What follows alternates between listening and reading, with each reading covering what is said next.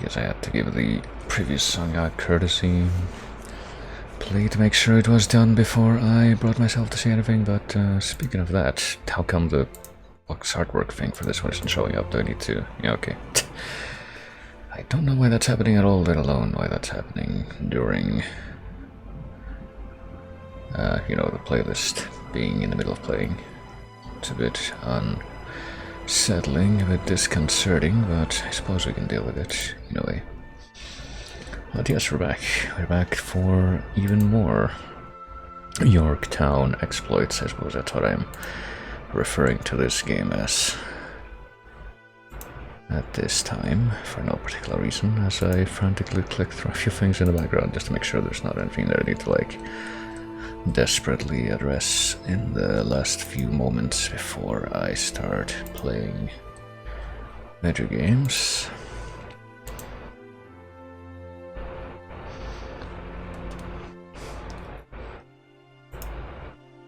And I don't believe that is the case, so it probably should be good to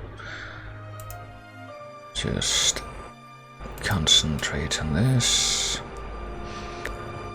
Actually, a little bit paranoid as usual about, you know, what are the VOD-mute copyright ID robots going to be on the hunt for today. I'm afraid that's like a horrible mind virus that I've just found myself unable to escape lately just because of the way they build those damn things.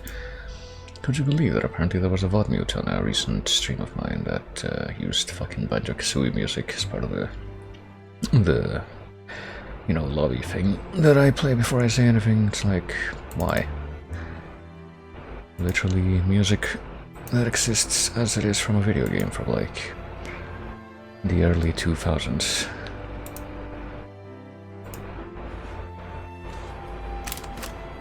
Maybe it's time to stop, but at any rate, let's see if I can stop focusing on that and maybe do something else that's gonna be a little bit less grim. But so yes, I'm here, and hopefully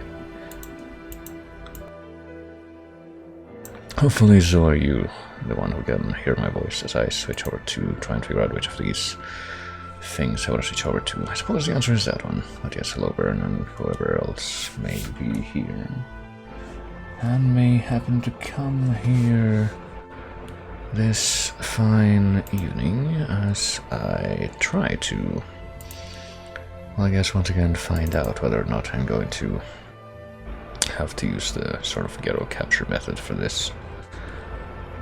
Probably should have, I keep forgetting that I probably should start this up a little bit sooner than... well, maybe what I need to do is like actually turn this up and be... yeah, I'm gonna try something a little bit different. Maybe this is what I did wrong before. No, I should probably have begun to prepare this a little bit in advance, because this does take a minute to start up, but that's fine. Don't know if we're gonna be getting to a part of the game where the, you know, previously on the investigation little FMV thing that we get is gonna be actually updated.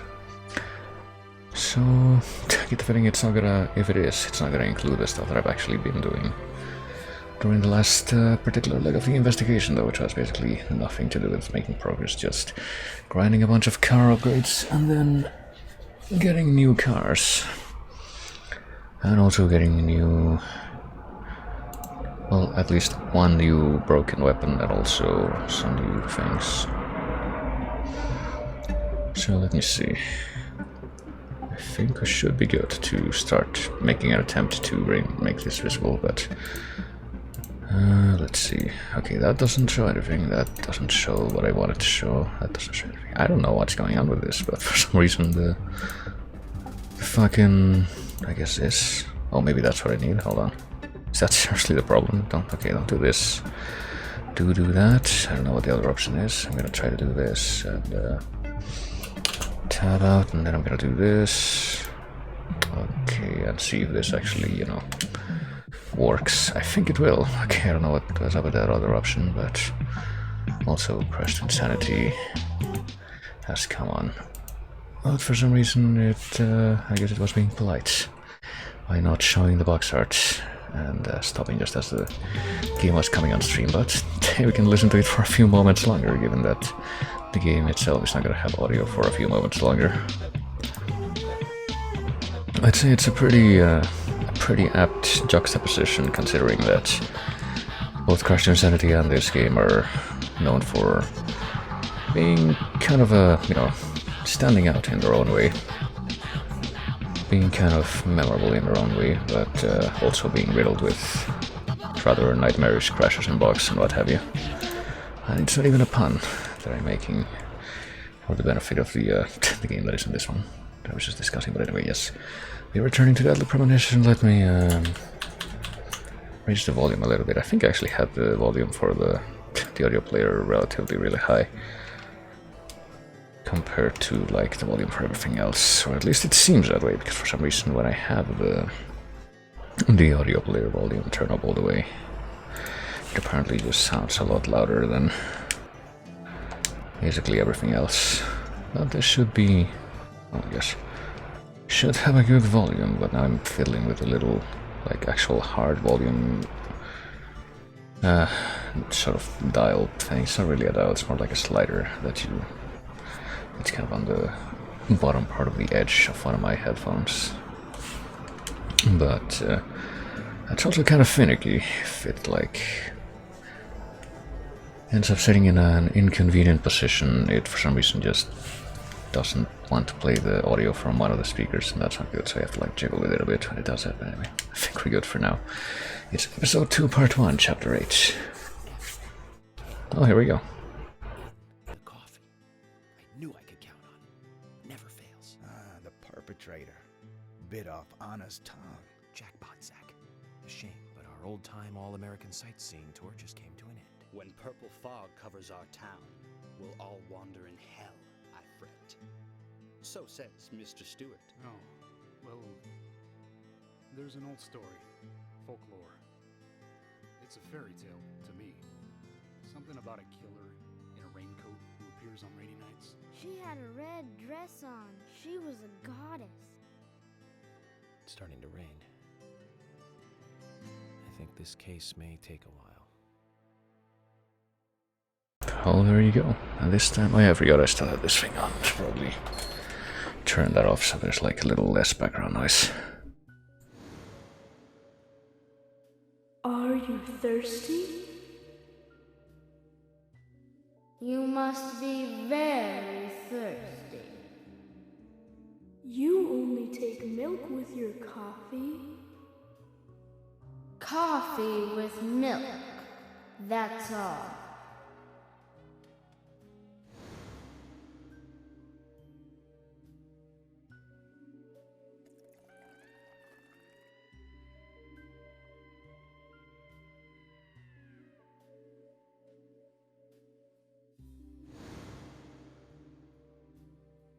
Becky? My name is Becky. What are you doing here? My name is Becky. Do you know where the exit is? My name is Becky. After your throat is quenched, you must do what you must do. Take a sip of coffee and go.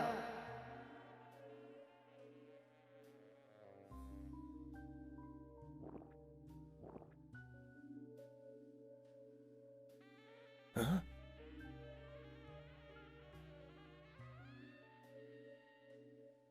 I wonder what her name is, Totes. Well, she did seem very helpful compared to how she was acting when we actually saw her in the town. During I'm pretty sure it was during the very first day of that we were doing stuff. But hey, well, now that we're able to actually advance from here, let's take a look. I just left behind that chocolate chip cookie.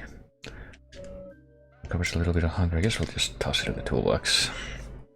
I don't think we'd need, we're like in too dire need of any actual recovery items. I guess we'll toss the lollipop in the toolbox as well. Yeah, it's not gonna fill you up very much. It might give you a bit of a sugar rush, a tiny bit, but... This door is locked. This everything else in this room is just not interactable. Except for this door, which is now ajar, which might be cause for concern. Looks like the door wasn't locked. I guess I do get a unique door opening animation just for this one occasion. What could there be here?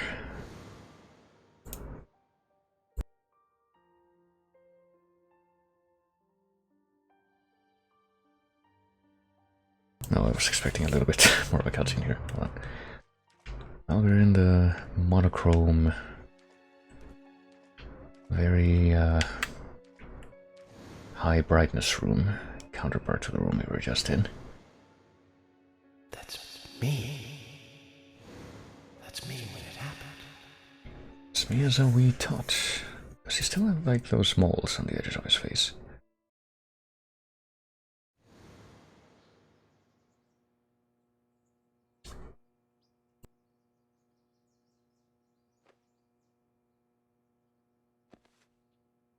Guess he does actually, at least the ones on that side.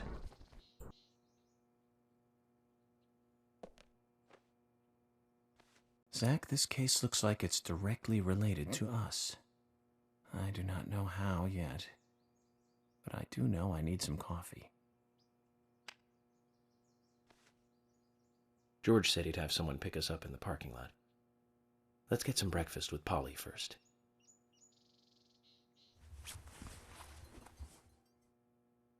Yeah, I think we actually need to be careful because I'm pretty sure that unless we get out of here, you know, we have George and Emily waiting for us, but yeah, we could change our clothes. We probably should at this point. It's looking a bit dirty. This suit look almost brand new, no problem. All of these suits are fine. I could go back to the classic look, but do we have anything else? Oh yeah, the green veil suit. Well, we did get this from, you know, completing the side quest. I guess we're gonna go ahead and clean this suit. Or completing the series of side quests that involve us taking the old lady Sigourney back to her house. I guess we're gonna go ahead and save again. Even though we've just begun. We can also shave. We've begun to build up a bit of a beard here, but I don't know, should we? I guess we can try. Not bad. I mean, we say not bad. Maybe we can stick with this look for a little bit longer. I don't know if that counts as like one of the things that gives you a penalty later on if you don't shave for a while. But oh boy. Did you need something? No, I was just passing by. I didn't think anybody else was here other than Polly. The door opening like that it surprised me, that's all.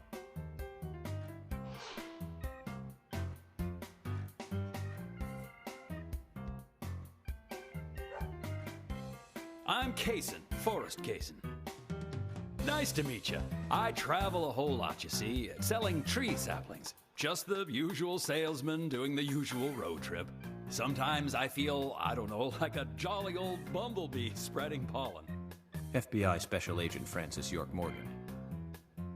I get it. You're the special agent Scarface that everyone's yakking about. Nice to meet you, Francis. Special Agent Scarface? I'd need a bigger scar to live up to that name. Call me York. That's what everyone calls me. What? You got it. York.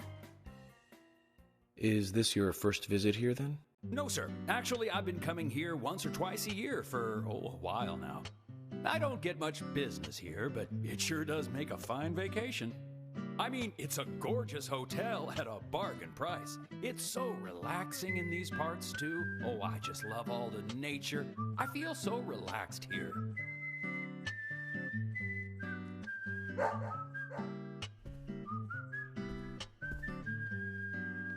Say hi to Willie. Oh, don't worry, he's a good boy. Do you like dogs? Hey, Willie. How are you doing?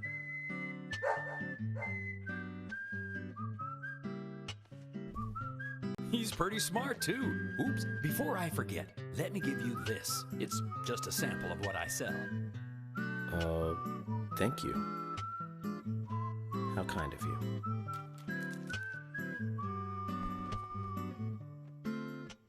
So, what brings the old FBI out here? Sounds like more than just a vacation. A murder, actually. The perpetrator is still out there. Try to stay indoors at night and during the rain. We want to prevent it from happening again, okay? Oh, it's a darn shame. Places like this used to be the safest in America. Could I ask you something? Do you know a lot about seeds? Seeds? Gardening, huh? You don't look like a green thumb, but let me tell you though, I'm pretty much the only one who can make those saplings sprout. There's a trick to it that can't really be passed on, you know? It's like, the secret of making a good smoked ham, something like that. But you know, once they sprout, you don't need to do much. You can leave it be, and why, it'll turn into a big tree no matter what happens. Kind of like those stocks that politicians buy that just keep growing and growing. Well, you just wait and see. This town is gonna love them. Right. We were just about to go take a morning stroll, so I'll get going. Good luck now with that case. Thanks. Zach, do you remember what the coffee said? Forrest Kaysen. F.K. This show has just begun. I'll see. Actually, I didn't even see if he, turned the corner here, or if he just kind of disappeared after he passed York and kept moving into the back, but anyway. After that interesting introduction, let me have a quick look at my note. Just make sure continue to be efficient. Who is here in the lobby? We got Polly. We got this, I guess, kind of perpetually empty bar/dining area. I think, actually. Do we get... see that Polly is here? Yeah, we do. I thought we might have ended up finding something else. Or somebody else, basically finding Kaysen again if we showed up here, but hold on. Just let me go into the big sort of dining area, restaurant area back here for a moment. Oh, okay. I guess automatically Breakfast looks as good as yesterday. have breakfast. I hope you enjoy it. I will, and thank you. I just met Kaysen, actually. Oh, good old Mr. Kaysen. Did he give you a sapling? As a matter of fact, he did. Don't tell me he gives one to everyone he meets. No, only to the people he feels comfortable with. He told me. He must feel really comfortable with me. He must. Is there anyone he hasn't given a sapling to? Mustard? Okay, I'll just get it from the kitchen then. No, mustard has nothing to do with it. I was wondering if you know of anyone that Kaysen didn't give a sapling to. Oh, too much pepper. I did think it might be. I'm sorry. Oh, Zach, I forgot. We'll never get anything out of her, will we? Forrest Kaysen. He's hiding something. You think so too, right, Zach? But no need to rush. All secrets are hidden until they are inevitably divulged. The powers of entropy. The world exposes everything and causes chaos. Just like this coffee.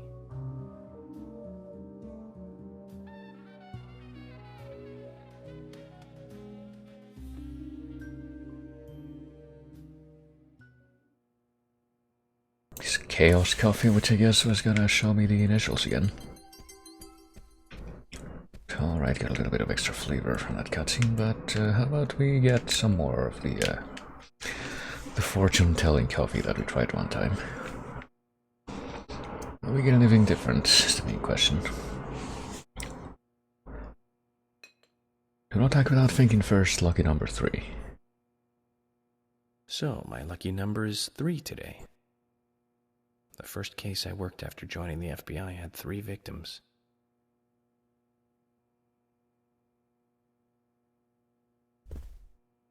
Wonder what that could mean, but yeah.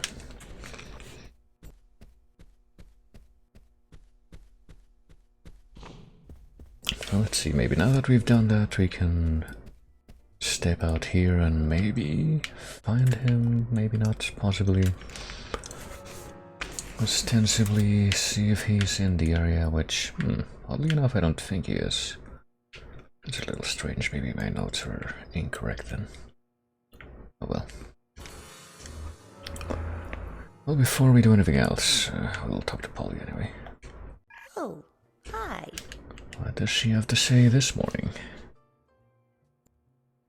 What's wrong, Polly? You look a little tired. I'm fine. Well, it's just that I was cleaning up my room, and so many memories came flooding back to me. Memories? Oh, my dear, Mr. Morgan, that's not the kind of question you should ask a lady.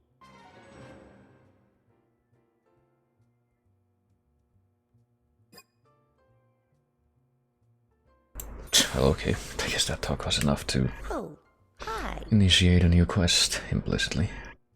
What can I do for you? That's all she says. Well, it may not be terribly evident, but neither, I suppose, would be the rest of the stuff that makes up this quest, but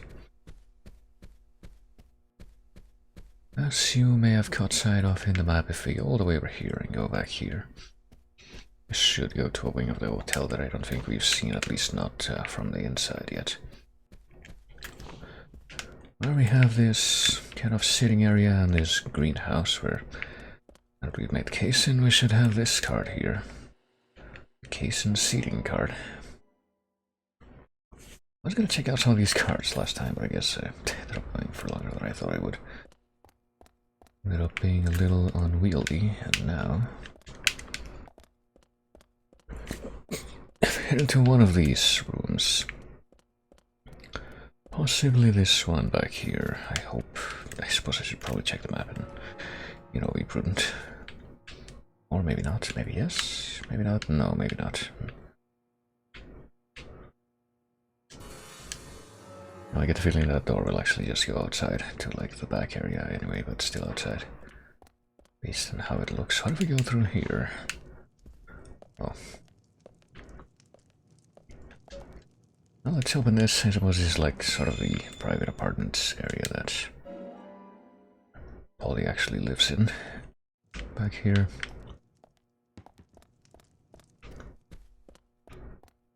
Or at least the kitchen area part of that.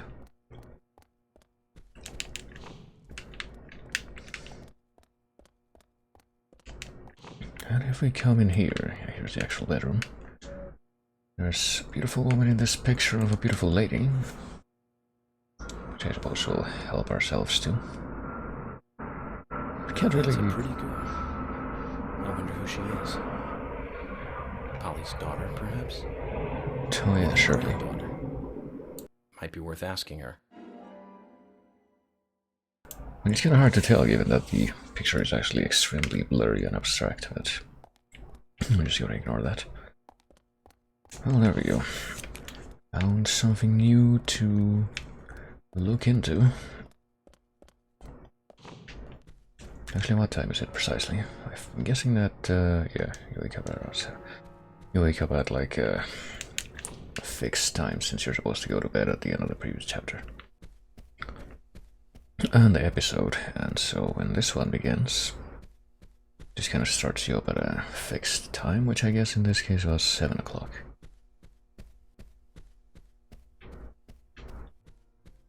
Well, I still don't see anybody else here in the lobby, so I have to wonder why the thing said what it did. But oh well. I mean, there's not gonna be anybody upstairs, is there, in that balcony kind of area? No, it's not. Oh, hi. Hey, Polly, guess what? I'd like to show you this very blurry picture. Polly, about this picture. Oh, that's me when I was young. Well, that's that. What about it, Mr. Morgan? Oh, nothing. Forget it. Oh, it brings back memories. There was a Miss Greenvale contest in town. And I was so young and daring. I entered the contest, you see. It's embarrassing just thinking about it now. There's nothing to be embarrassed about. You look beautiful in this picture. Yes, yes. And the food was just wonderfully delicious. So, Polly, where's the trophy? Oh, Mr. Morgan, I never said that I became Miss Greenvale. There were no trophies for second place. You mean this pretty girl in this picture was second place? So who won first place? Are you serious, Mr. Morgan? It couldn't be more obvious. It was Sigourney. Sigourney? The lady with the pot? Now, she was beautiful. All the men in town were crazy about her. Well, of course, aside from my husband, that is. Oh, you should quit smoking, Mr. Morgan. That's right, Polly. Well, thanks for bringing back such a wonderful memory. I can't give you this picture, but please take this instead.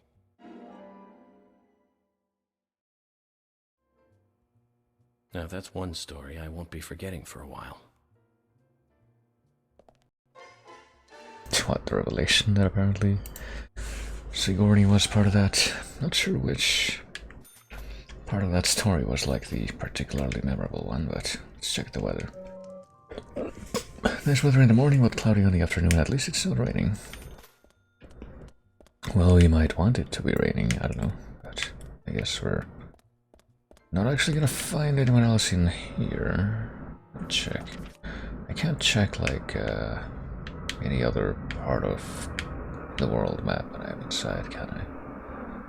Mission soon back. No, I don't think that's a possibility, but there's also the sort of surprisingly thorough furnishing of maps for like all kinds of areas, sub-areas that this game turned out to have. But given that I guess we're not gonna find anyone else in here, let me take a quick look at my notes. I guess one more thing we can do before we leave is take a look at what she's selling, and she's selling the rainy stripe, blue stripe suit. The design of the suit looks like rain. It's a bit pricey, but I guess we can afford it. Might as well go for it. I don't think she's gonna be selling. She sells stabilizers, which is a little surprising, and also some of these cigarettes. So I guess if we are lacking in those, we could come and buy some more from her, and also different types of bait, which are for some reason very expensive. I don't think we're ever gonna need that though. Well, let's go ahead and head outside.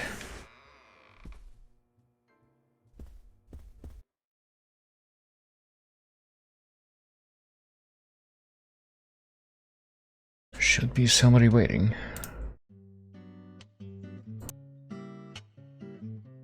Good morning, Agent Morgan. Did you sleep well? Morning, George. Dreamland was quite nice. You do look well rested. Oh, I was up practically all night doing paperwork. Thomas helped me out, so I was able to go home and get some sleep, but not enough. Diane got back into town late last night. We should give her a visit. Which means going to the art gallery, correct? She lives and works in the office there, so it's the only place to find her. The gallery is open from 10 to 1700. Time for some art appreciation. A cultural activity in such a small countryside town. Amazing, Zach.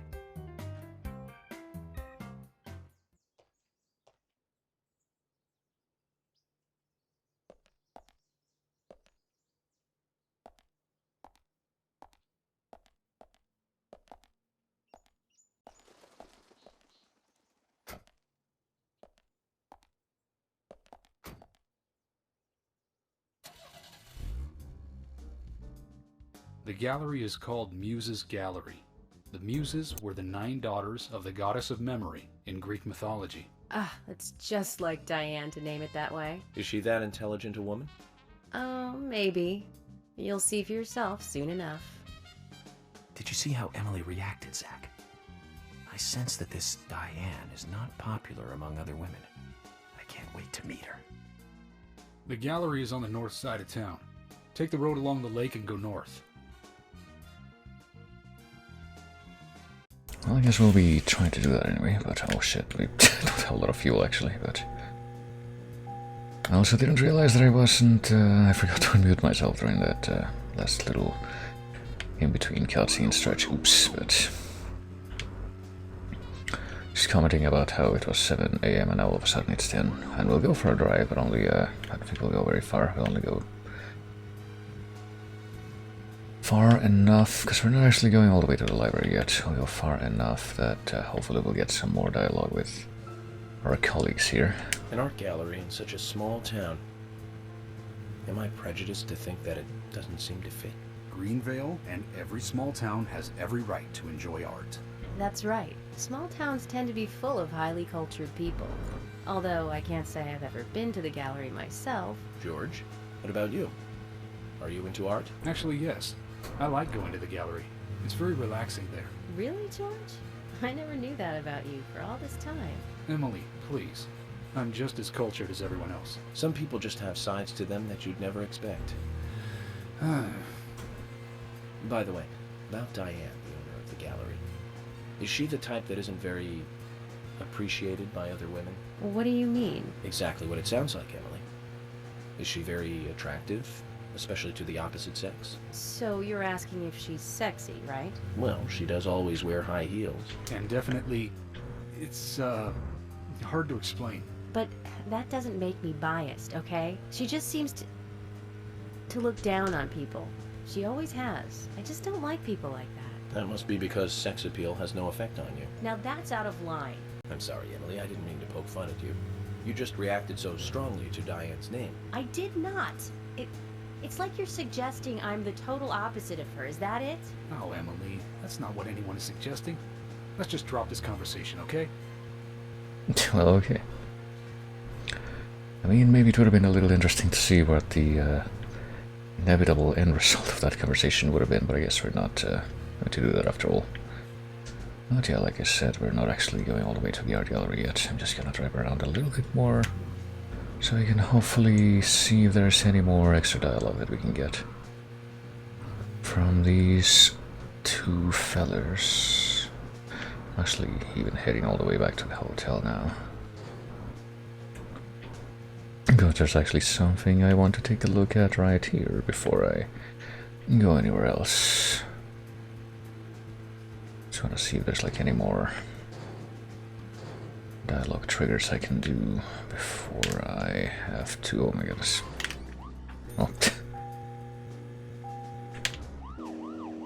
I get the feeling that I won't necessarily be able to trigger that while I'm here on the parking lot though, but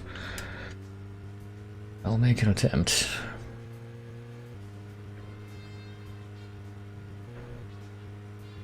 Honestly pretty surprised that this car that we got into ended up being like a car that only had like 40% gas when we got into it. Given that we weren't even driving these cars, I don't think. We're in the end of the previous timeline, but yeah, I get the feeling we're gonna have to go just a little bit farther to see if we get another dialogue trigger. If we go like X far enough, I guess, and we don't get anything new, I guess I'll just give it up. Oh, here we go. I wonder if Diane has anything to do with the murder. Diane moves on a whim and acts on impulse. We don't want her leaving town, so shut up and let's get to the gallery. Okay. Yeah, I get the feeling that we won't actually get anything more out of them, but I also feel compelled to confirm it, so let's go for another quick sort of impulse drive. I get the feeling that we're gonna want to find out what the dialogue triggers are gonna be when York is by himself again in this new episode, though. I believe we should have new ones now. So that's gonna be a thing, but first we are going to go far long enough Muffler Road, I guess, that we'll see whether or not we get them to say the exact same thing again or not. Except for a long distance.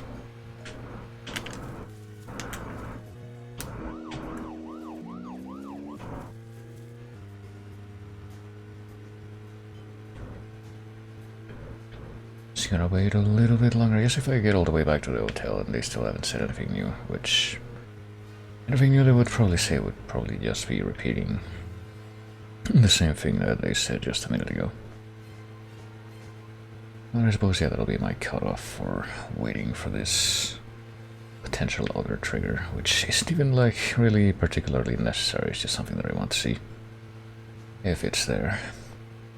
I'm also gonna want to go and have lunch at the police station, I think. I wonder if Diane has anything to do with the murder. Diane moves on a whim and acts on impulse.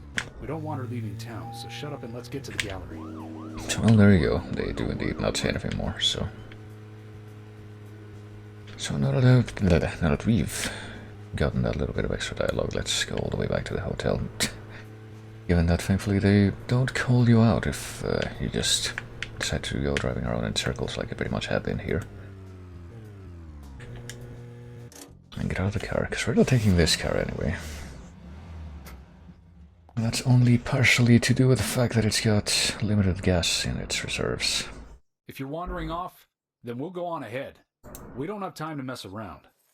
Okay, I'll meet up with you later. Agent York, the gallery is open from 10 to 1700. Please keep that in mind and don't be late. Speaking of the gallery, there's something that I should definitely do right now, because I think the settings for this are... settings are off. It's supposed to be on off, but I think it keeps saying when I start it up that it's on. I have to wonder why that's the case. Yeah, go ahead and change the settings now. It's supposed to be on off because this next part of the game, once we actually get to the end of this chapter, will be, unfortunately, one that's rather prone to nasty glitches. So I did make at least I think I successfully made a backup of the save data that we had for the game before the beginning of this to fall back onto should the need arise, but hopefully it doesn't come to that. So I do have a few guidelines to follow.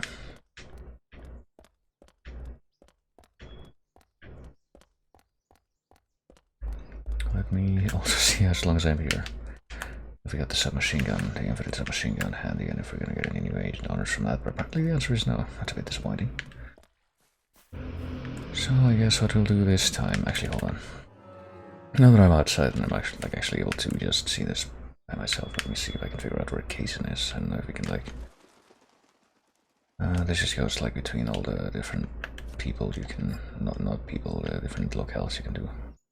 So Brandy and Soniac is there. Hold on, let's go to a place that's kind of close to the main town area. Let's see who's in each place. Wesley, the gunsmith, Sigourney's there. Sally, Graham, and it's in Richard's trailer. That's interesting. Quint is there. Story 65. Gina and Jack are there as usual. Let me see if I go. Who's here? Ari Stewart and Michael Tillotson are presumably driving down that street. Thomas is here. Nick is here. Forrest, Casey, and Willie are at the diner. Okay, that's what I was wondering about. I think we're gonna have to go meet them. But before we do that, let me head to the back of the hotel here. Where, if I'm not very much mistaken, there's something new. There should be something new that wasn't there before. That we should be able to obtain. Just gonna have to figure out where. I think I see it behind that other icon on the map. Yeah, here we go. I just had this trading card to my collection. It's Forrest Kaysen, which is now here, now that we've met the guy. And with that in hand, let me have a quick look at my notes to figure out whether or not I need to do anything else here.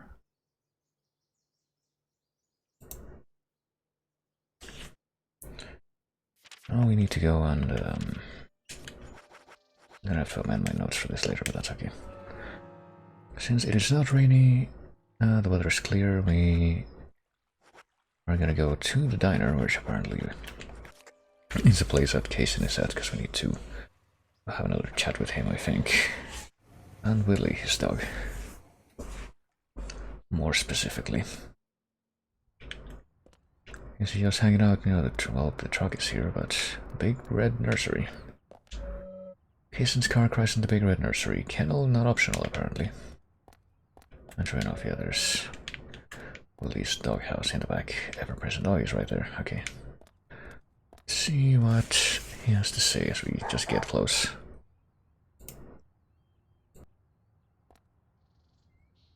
Willie, how are you doing, boy?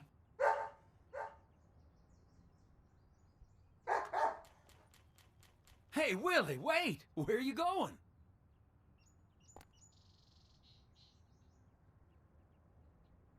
You got me, Cason. Willie just ran off with some bones I was carrying as evidence. Bones? I can't really go into the details, but I need them. York, that's not good. Willie loves bones. He's a dog. And carrying bones around with him is like, well, like throwing a blonde in a bikini into a boy's locker room. It's almost like you were asking for trouble. Sorry, but you're just gonna have to forget about your bones. I better run after him now. I'll see you later. Forget about them. If I gave up that easily, then I wouldn't be a good federal agent, would I, Zach? We're going to have to search his house, Zach. Let's get back those precious bones. Well, there you go. And rather conveniently, too.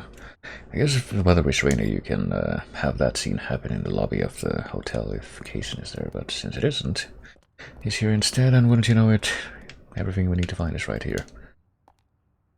Just a few Zach, steps I'm away. glad I don't need a warrant to search a doghouse.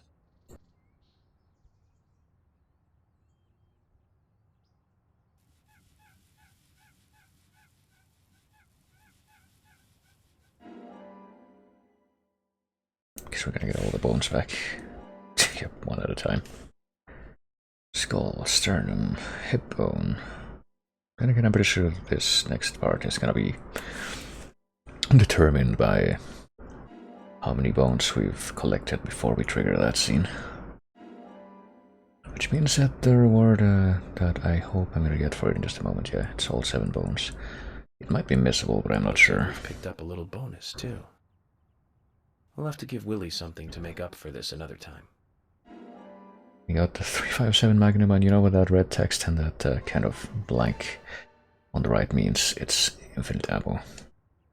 And I'm pretty sure the way this works is like the weapon that you find when you actually go to the doghouse after you had your stuff stolen is determined by how many bones you had on you when Willie stole them. So if you don't have all 7 bones, you actually get a lesser weapon. So yeah, getting that infinite magnum might actually be a missable thing that you can like restart your save to actually get, but fortunately we are quite good at this kind of foresight, so that was not the case. So let me take a quick look at things. I should probably get a different car, but filling out this car here. It's the same car we were just in, and the one that's gonna have like no fuel basically, well, a quarter of a fuel tank. I mean, that should be should give us more after all of the upgrades we've gotten for these Zach, generic police cars. But you want to check out? Well, the gallery closes at 1700, but there's no real reason to hurry.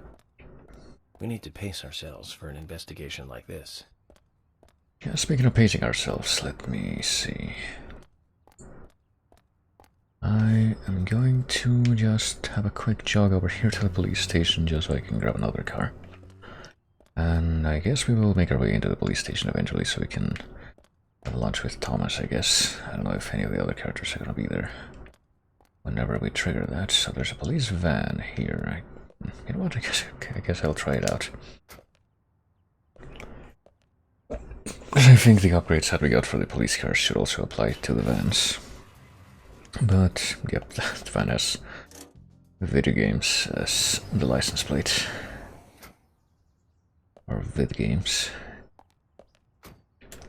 So I suppose there are 2 vowels involved. For some reason I thought it was just gonna be like that term without any of the vowels, but Now that we've claimed the van as our own, let's take the radio, let's hop over to the place that we've been to recently, which is at the very bottom of this list, Lysander's Junkyard.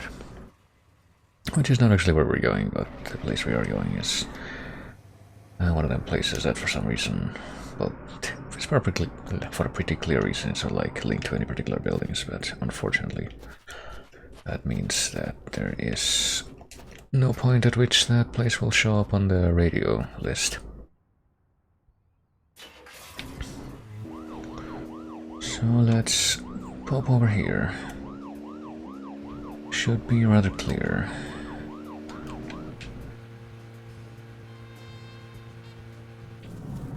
That it is in fact the graveyard that we're headed to. That we've had that other optional misadventure with the bones, which I'm honestly quite curious about. You know, if I were to do these things in the wrong order, we'll actually not be able to complete at least that particular side quest without... Oh, right. Don't you think there are a lot of good-looking women in this town? It's like heaven compared to the town we grew up in. Do you remember Liz, the prom queen? Elizabeth Scott Moore. She could be royalty with a name like that. But you know, she was like an actress from a B movie, wasn't she? Bleached blonde hair, too much makeup, clothes showed off her cleavage, and that mole by her mouth. Say, Zach, were you with me back then? You know, that mole was made with makeup, right? We happened to be on the same bus once. I saw her drawing it on with makeup. I wasn't surprised, I guess. Just impressed that she would go that far to create that image. Do you remember that movie we went to go see that day? I'll give you a hint. It was the fourth in a popular series, and was produced by Menahem Golan's Canon Films. Figured it out, Zach? Think it over then. Call it your homework until next time. Well, alright. Guess next time will not be right now anyway. Now that we had a little bit more opportunity to have some more of these kind of discourses pop out. So we can head over here. We already met Brian at the town meeting, but he's just hanging out here. He lives in town somewhere, but something about him feels different from the other folks. And I was killed at the lumber mill? That's terrible, so sad. Well, thank you for the information. Just your opinion, and also pointing at me, I guess. Also didn't realize you can actually move the camera a little bit while you're talking to people until just recently by accident. But there should be something somewhere around here that should be relevant to certain objects that we've been handling. Oh, and it's right here. Just kind of in the middle here. It is an open grave. Looks like someone else can't sleep around here. But why leave such a comfy grave?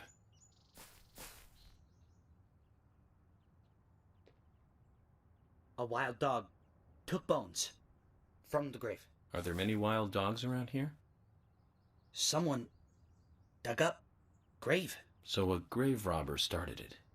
And then in comes the wild dog. Skull, breastbone, hip bone, left hand, right hand, left leg, right leg, 7 bones.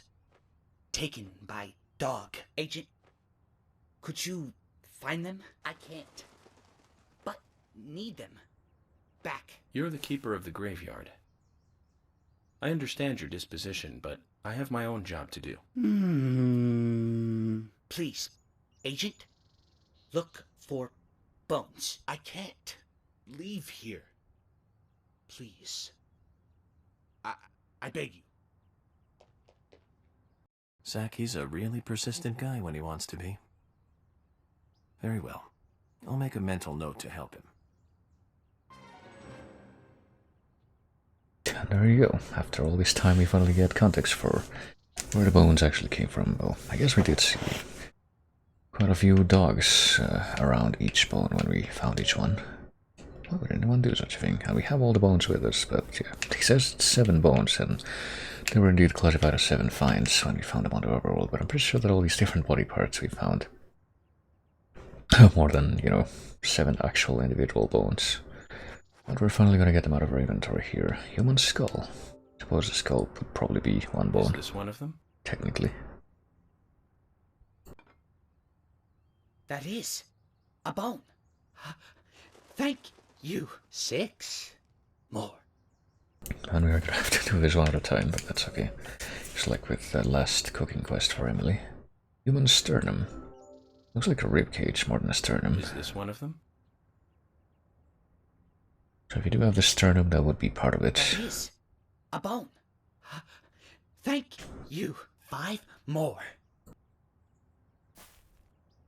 I think the ribs are technically classified as separate bones, and I don't know, would there be any part of the spinal column attached to that as well? There's a human hip bone, I guess maybe this would be 1 bone too, I don't even know. Is this one of them? That is a bone. Thank you. 4 more. 4 more. And then there's the right hand bone and the left hand bone, which, definitely have many bones within them. Is this one of them? That is a bone. Thank you. 3 more. Are you sure the ones on each finger are counted as separate ones?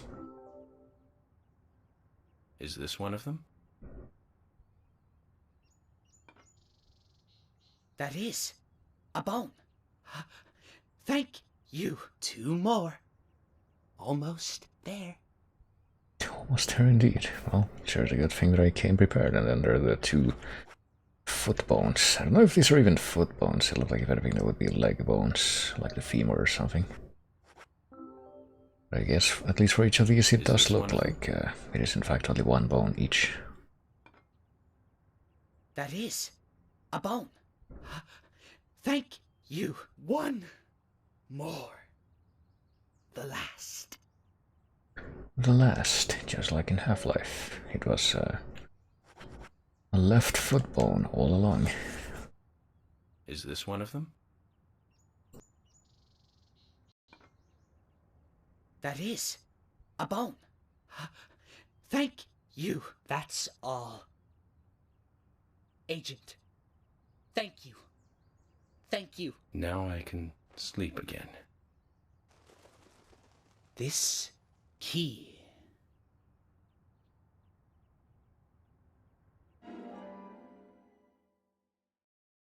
The key to my house. Key? For what? My house. Downtown. Big house. The door. The key. In my back garden. A treasure. Take it. Go and look. For yourself.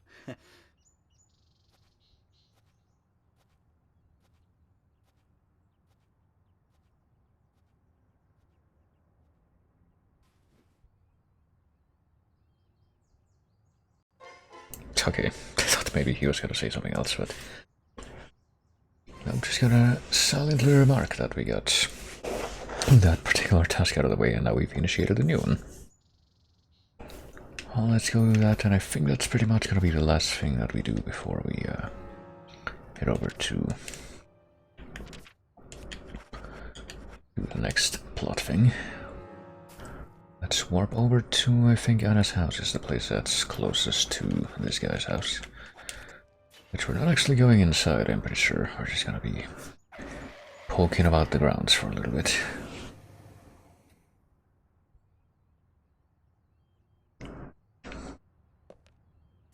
Here's Anna's house. I think Brian's house is the one that's kinda just a little bit north of here. We should probably drive to that way, it'll be a little bit easier to get to the other places we're going to. I think we're going to be driving a whole lot once we're done with this task, at least during this chapter, so why not?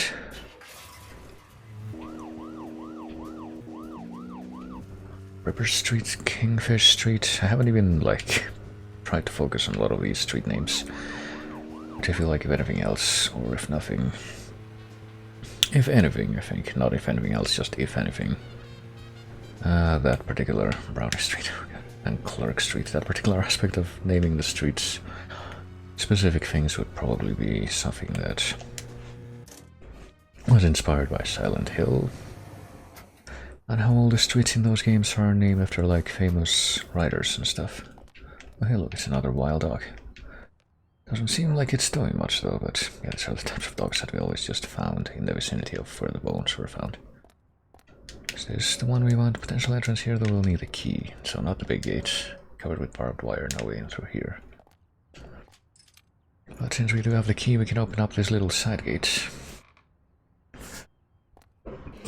Well, relatively, comparatively little. Could walk down the Gargoyle Boulevard here towards the Addams family house. Which we're not gonna go inside though, like I said. We need to find our way to the back garden. I'm just gonna poke around here for a bit. I think we can push the gargoyles. Only from behind though. Doesn't seem like there's anything back down there after all, but...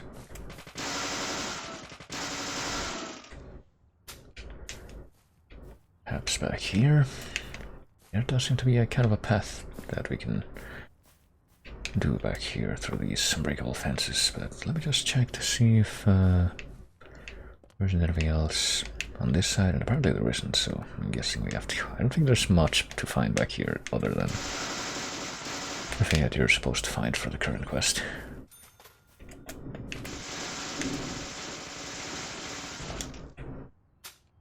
Which, if I recall vaguely, was one of the quests I actually managed to do when... or one of the side quests, I should say, I actually managed to do when I did like my first run of this game on the PC version. It's kind of a shame that one's, you know, not more stable, but at least we have the recourse of this one. Now we can find much more over there, maybe it's on the other side. There is another gate here, but I think it's locked from the other side, so yeah. Damn it, so maybe we do need to find something else there. Maybe we need to, like, navigate the labyrinthine hedges that are back there after all. Maybe we need to mess with that one gargoyle that we found a little more. Or something to that effect. Oh wait, there's a ladder here. Pretty sure this is it. Need to get up onto the balcony. Need to vandalize this dude's property who gave us the key to this place.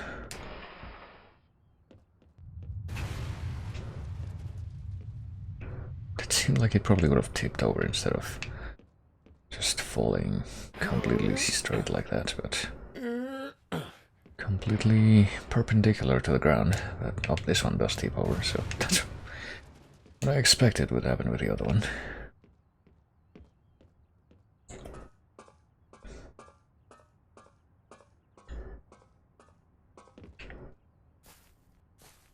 So we can open up that door so we don't have to do that again.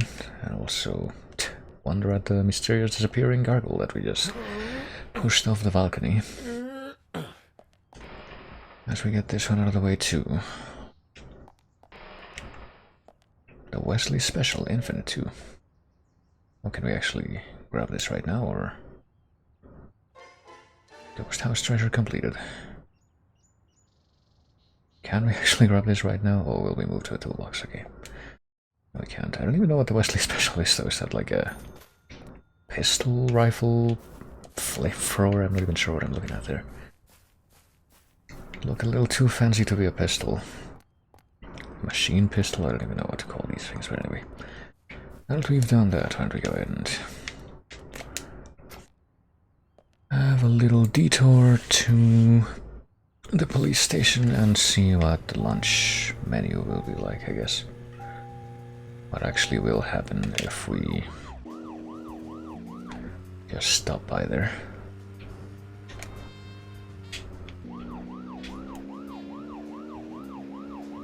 Hopefully don't trigger another conversation with York quite yet.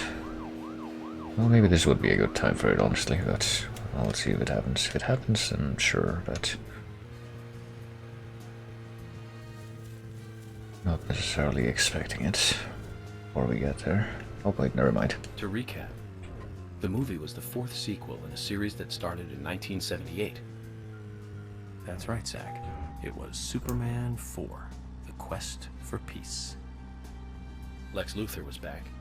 It was played by Gene Hackman. That alone made it a must for all us fans. I don't remember much more about it, though. I'm sure there was more trivia about it. Still, forget 4. Richard Donner directing 1 and 2. Now those two were great movies. And Christopher Reeve really shined as Superman. Actually, Zach, I've got a confession to make. Promise not to tell anyone because I'd be really embarrassed. I actually liked the first 2 Superman movies more than the first 2 Star Wars movies. I think John Williams did a better job with the theme song for Superman. But whenever I try to hum it, it always turns into the Star Wars song somewhere along the way. I know it's strange, Zach. I know. So, Zach, which Richard Donner film do you like the best? No need to hurry. Take some time and think it over. Yeah, probably a good call, given that might be a little bit difficult to come up with a quick answer for that. Well, there you go. Guess I can't really comment on that comparison too much, given that... Well, the gallery closes at 1700, but there's no real reason to hurry.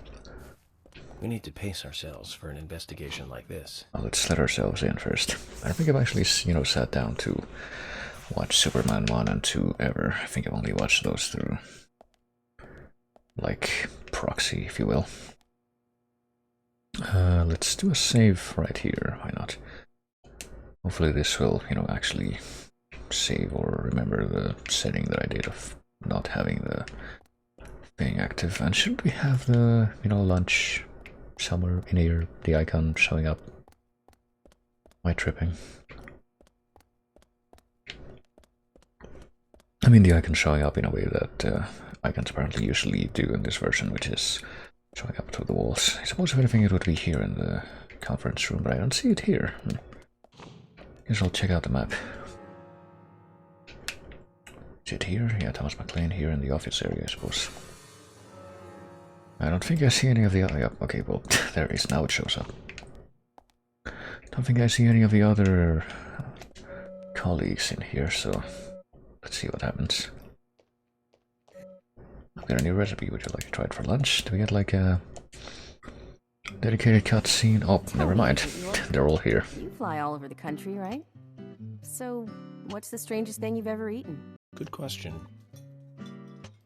Well, this country isn't really known for bizarre cuisine, so I can't really think of anything that would knock your socks off. But the soft-shell crab I ate in Williamsburg was pretty good.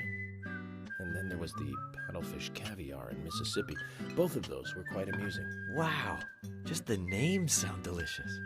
I'll have to pass if all you can say about them is amusing. Emily, I've eaten some pretty strange things myself, You, George? Such as? Fried cicada. Cicada? As in the insect? Of course. It was pretty good, too. The cicada population in these parts tends to explode every 17 years or so.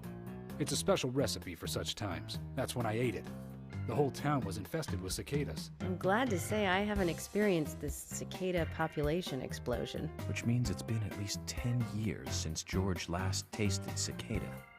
Let's hope this population explosion doesn't happen while we're here, Zach.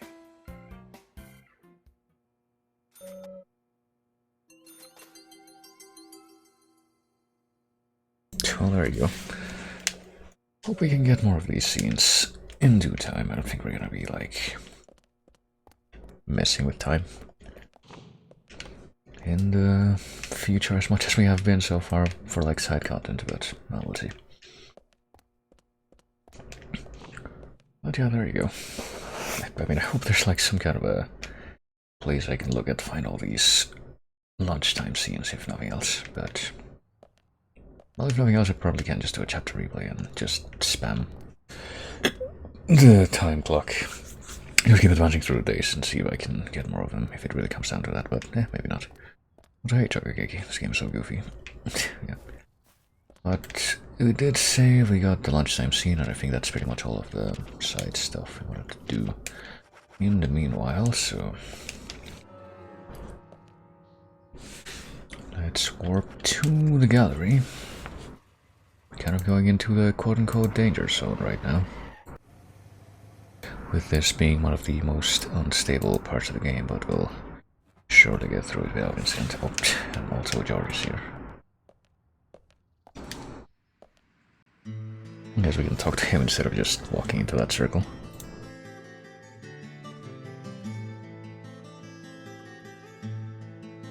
Emily, Mr. FBI agent made it here all by himself. George, Emily, sorry to keep you waiting. I'm going to talk to Diane alone. You two just wait out here. What the hell are you saying? I know, it's very rude of me. I know. But also very important. I always make sure that I meet with the important ones, one-on-one. Otherwise, it's difficult to sense the subtle reactions of the suspect. This is just how I do things, and I'd appreciate your understanding.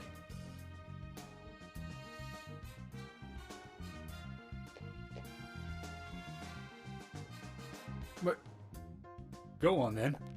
You're not gonna listen to us anyway, are you? You're starting to understand me, George. Well then, Zach, let's go and meet Lady Diane.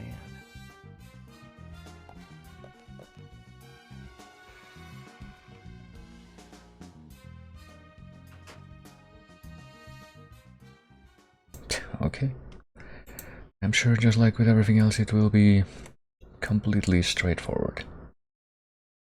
Hello? Hello?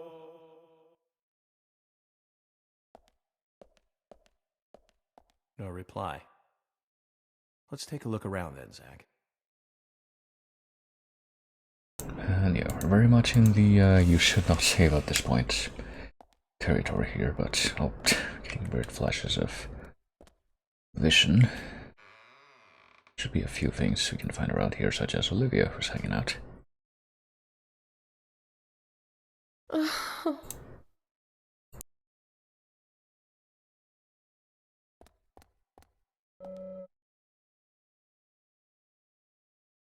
Hello, Olivia. Do you like art? Yes, I do. Well, I mean, I like trees.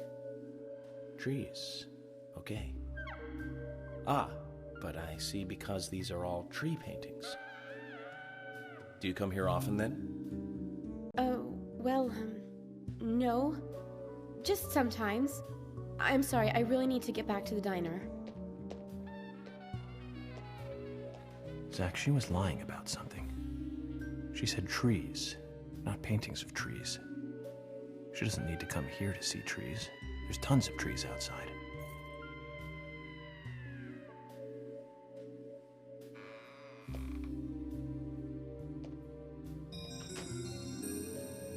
She also very conspicuously dropped this stuff over here. Olivia's memo. A tree at sunset, B red leaves, C dancing butterflies. Pass to the office number of red trees from the special exhibition room.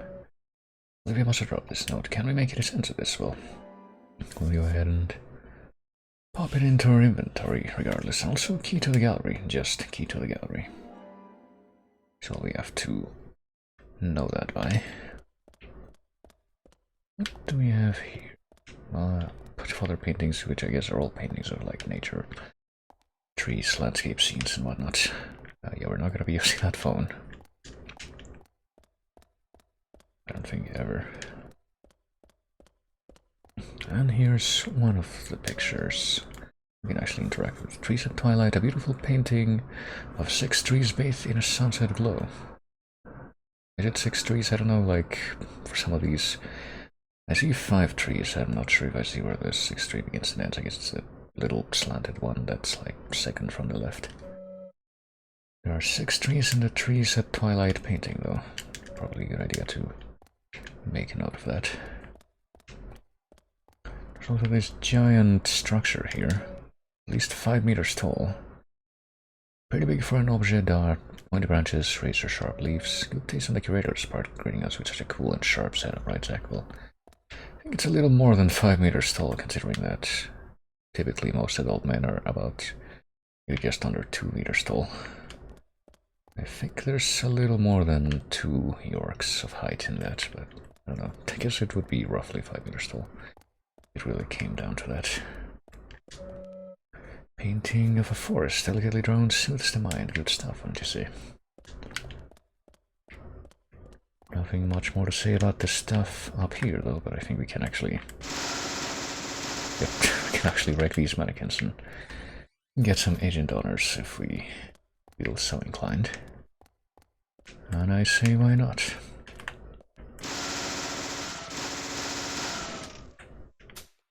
Well, at least if the agent honors actually spawn in.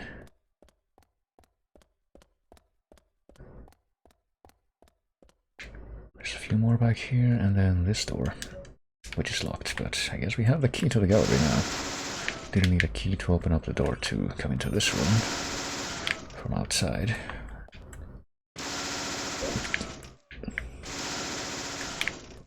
So this is probably what that key's about.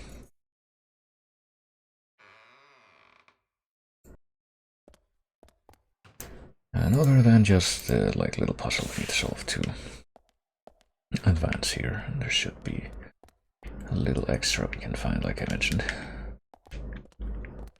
If we get over here, I guess there's a bunch more paintings that we can probably not look at for the most part. Except if any one of them is especially marked.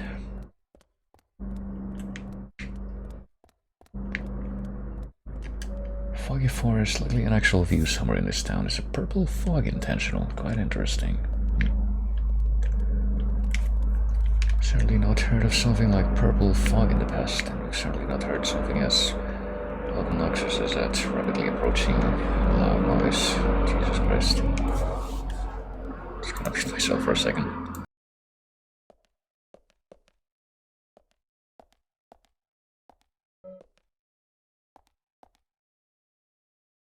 Okay, that should be better. And there's that little room that we just passed by, but let's take a look at what's in here first. I guess there's this very conspicuous frame painting, but I guess we don't have anything to say about that one either. There's a missing painting here.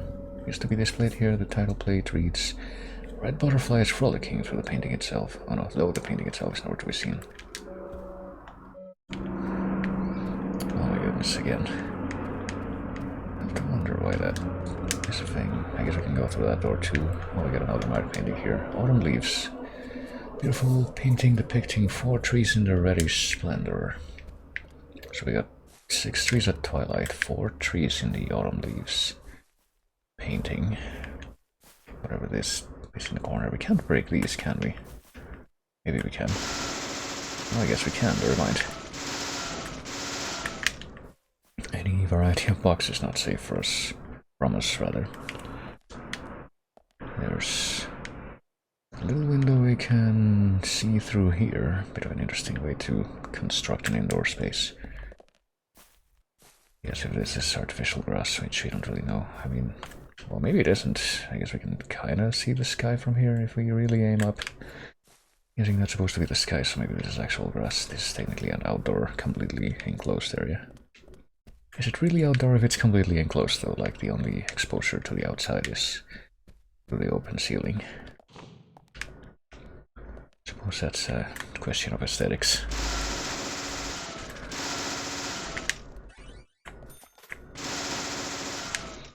Here's a question for the types, like, you know, like that one Banksy painting that apparently, or whatever it was, that got auctioned off to like a bunch of people, and then when they won the auction, as soon as they had it already there, they just activated a shredder and just destroyed the whole thing. And that was when the real art happened. I wonder if anything like that could be said about destroying these mannequins. If you shoot the mannequin many times with a machine gun, if the mannequin was art before, is it still art? Here's a painting of a tree with its branches reaching out toward the left. Looks somewhat unbalanced. None of the branches grow towards the sun, but why did the artist pick this particular tree? Interesting taste. Well-balanced painting of a tree, branches reaching out both left and right. Tree in this one has branches growing in both directions. Strange that an artist with such unique tastes would draw something so mundane. You say that even though it's clearly sandwiched between these other two ones. Why this particular tree? Interesting taste.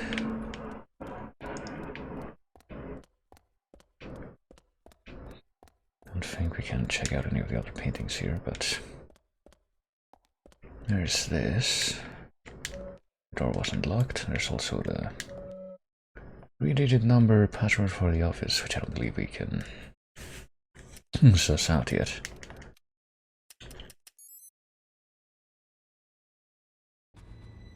Zach, something is still missing. We need more clues. I can't believe it.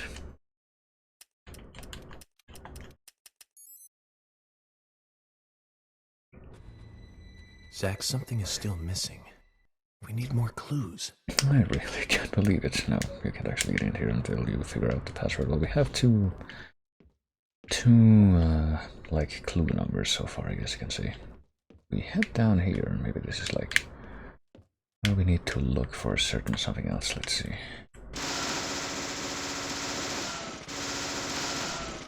And also further the destruction of these things which are just lying around. For the sake of minor profits.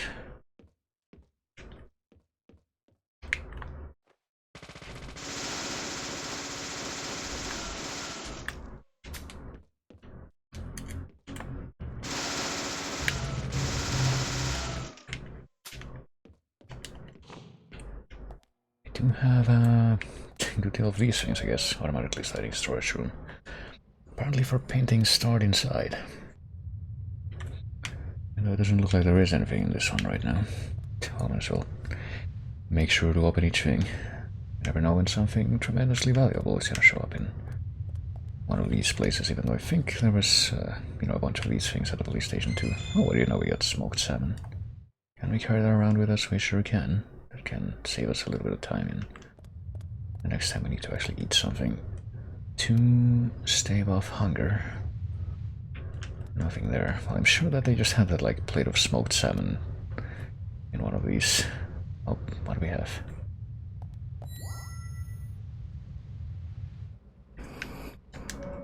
Red butterflies frolicking. Large tree and red butterflies. It almost looks as if it's burning, if you say so. A large tree and red butterflies though, so I guess what we're supposed to note about that is that there's only one tree in the painting, so I guess that gives us the... It's probably supposed to be the final clue for the door code, even if it doesn't necessarily speak to what order you're supposed to input those numbers in. It's like 461. We're not quite done with exploring around here though, I don't think. Let me see if... Well, we could just, go do that immediately to the door code, but I want to take another look around first, see what we got here. It's locked, let's look somewhere else. Any door that looks like we can interact with it, I feel like it's going to be a particular suspect for what I'm looking out for. Maybe I can... Oh, there's this. We already came in here, didn't we?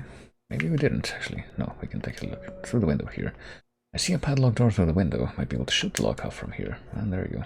That's where we need to get into. It was actually that simple. Only an FBI special agent thinks like this, after all. Maybe I need to shoot the padlock through the window to get in here.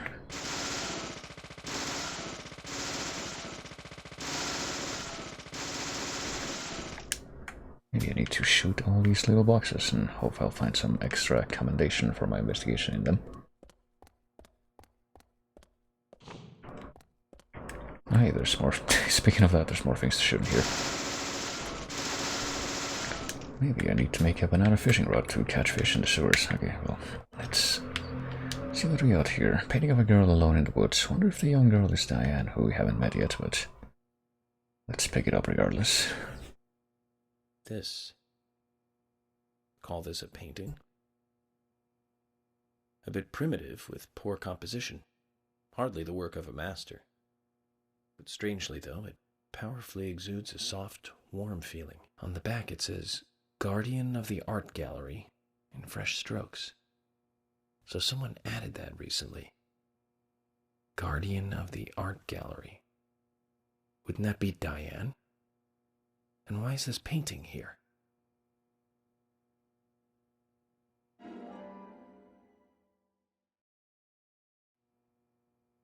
Well, I guess we just don't know, but new painting acquired and also a box switch. Keep dry. Oh, I'm gonna keep it very dry, alright. Dry it right up.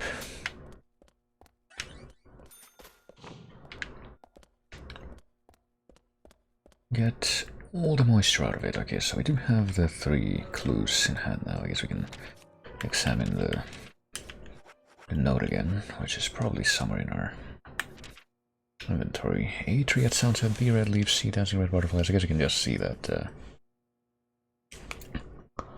order in which these letters are mentioned, and use that as the potential order for the things. Didn't it say something else though? Oh. Oh, whoops. Oh, okay, never mind. I had locked up, but no. Just meant that I can scroll through this now. Pass through the office, number of red trees from the special exhibition room. Okay. So let's see, tree at sunset, red leaves, dancing red butterflies. It's either 641 or 461, because dancing red butterflies is the one with the one big tree that we found in the basement. Let's act on that.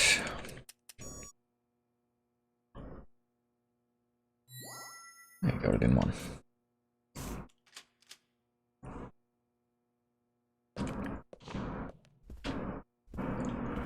Let's take another look around. Like I said, there's no point in you having this. I can put it to far better use. I'm taking it with me, okay? That's fine by me then, as you wish.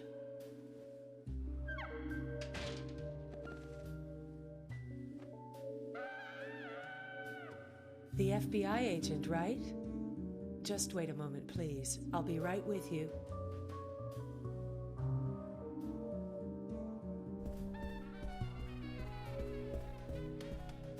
So there's no way you could have been at the scene of the crime?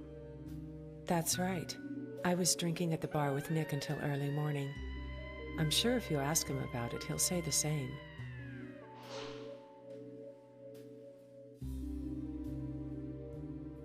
Very well. I'll be sure to do that. One other thing. That argument with Carol just now. She's always like that. She thinks of me as an enemy, always bickering at what I say. Is there any reason for that? Perhaps because someone she liked ended up with me in my bed? That would explain it, yes. If I may be so bold, who was the lucky man? Oh, I sleep with anyone I wish. Anyone I prefer to sleep with. I guess she had her eye on one of them, but I don't know who it was exactly. I could sleep with you, if you like. I'm flattered by your offer, but I don't think that would be appropriate. You're exactly the kind of woman a man in my job should never get involved with. Isn't that a shame, darling?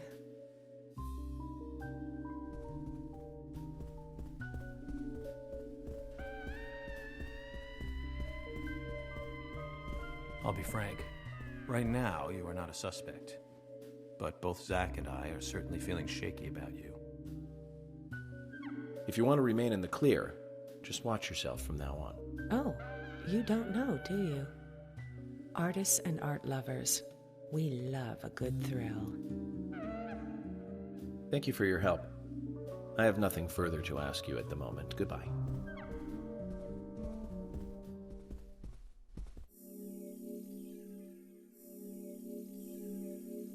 Anyway, time to end the chapter. Let's also... I'll have to get a little payment here. A little extra from blowing a bunch of shit up. Let's not save the game. It's can be important depending on what we may be about to witness here. I had a chat with Diane. She said she was at the bar drinking with Nick at the time of the murder. We need to confirm her story.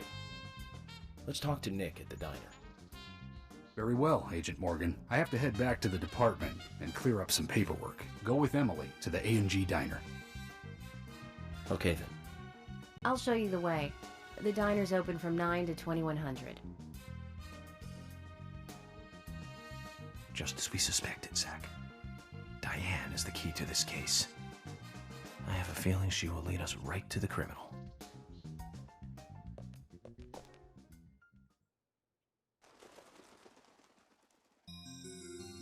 That's Kaysen. Looks like the show has just begun, and it has an all-star cast. Alright. Well, let's hang out with Emily.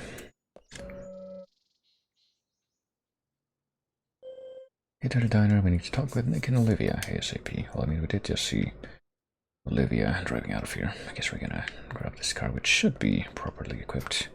I don't think I saw, like, multiple police cars just being here before, I don't think. In this Emily, particular do you know a man named Forrest Kaysen? Location. Kaysen? Yes, I know him. The sapling salesman, right? He always uses strange comparisons when he talks. I'd like to know more about him. What does he do when he comes to town? He's a salesman, so I guess he sells things? Maybe he comes on vacation. We haven't seen many tourists recently, but he comes pretty often. Is that all?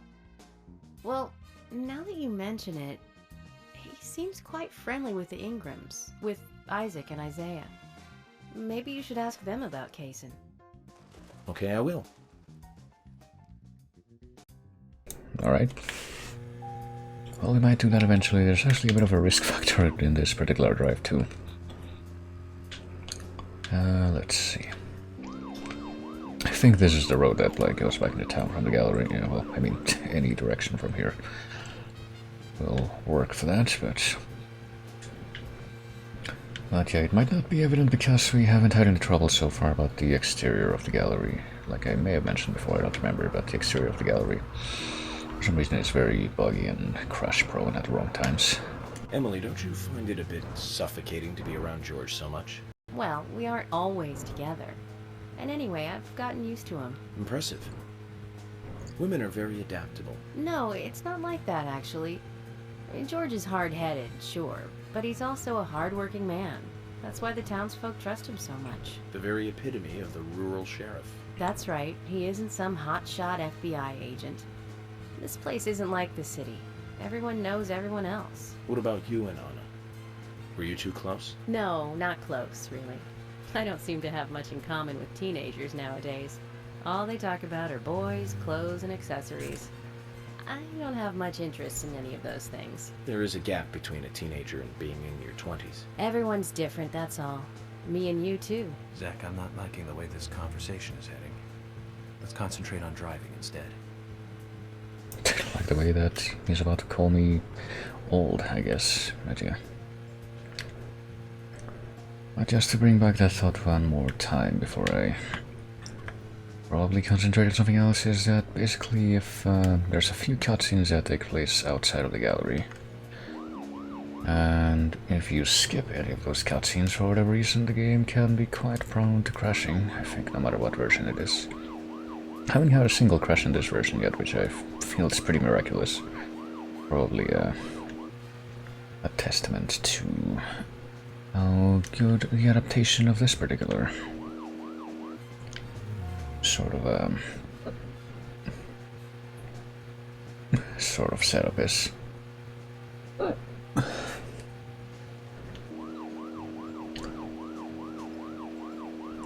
I can tell you out of experience that I probably couldn't expect the same thing out of the PC version. Even if I did manage to beat the game in that version once, it's like just a massive crapshoot, just a big old mystery. I don't know if that'll ever not be the case. I feel like someone would have to work the engine from the ground up. I don't have any hopes of fixing that, but well, we're getting into the part of town that should have a bunch of stuff in it, including the diner, which is not very far from the police station. How far are we gonna have to go to actually get to it, though?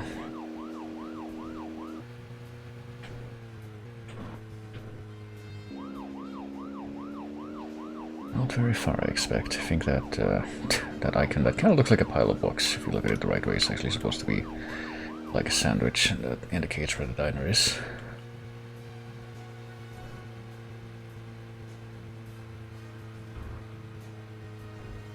And here we are. Hey, made it without incident.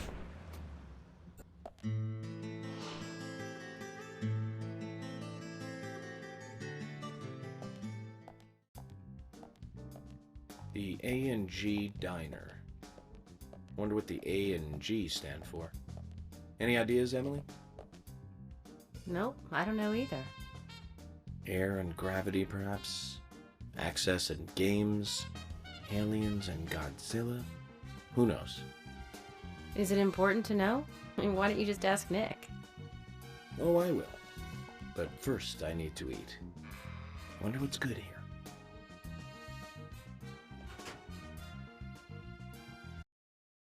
Which I mean, just let myself in and not hold the door for you or anything. Welcome, Mr. Agent.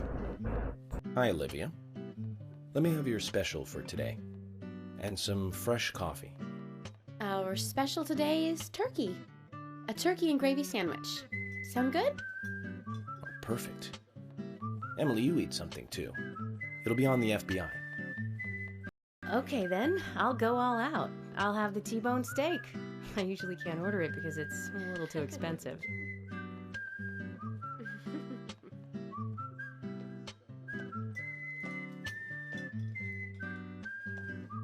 Mrs. Olivia Cormack, I am here for Mr. Stewart's lunch. If it is ready, I'd thank you a bunch. Yes, of course. Just a moment. Here you go. The usual. 1 turkey, strawberry jam, and cereal sandwich. Sounds like the sinner's sandwich. Self-inflicted punishment to atone for past sins. He's setting an example. Mr. Francis York Morgan, you should try this wonderful lunch. It's more than a delicious, tasty crunch. So says Mr. Stewart. No, that's fine. I've just ordered my own lunch.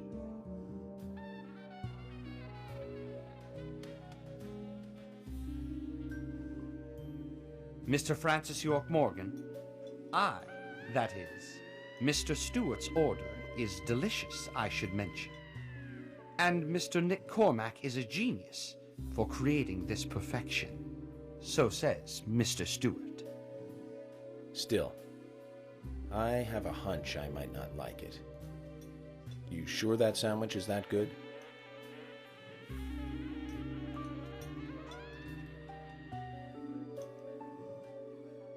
Mr. Francis York Morgan, making decisions based on intuitions is always a sign of bad FBI agents. So says Mr. Stewart. Harry, you're right. I'll give it a try.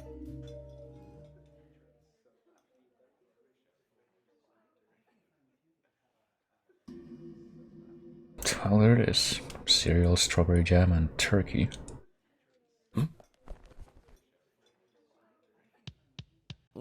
I can't believe it. This is fantastic. It's really good. Olivia, I'm sorry, but can I change my order? I'll have what Harry is having. I like it so much, in fact, I will summon this track.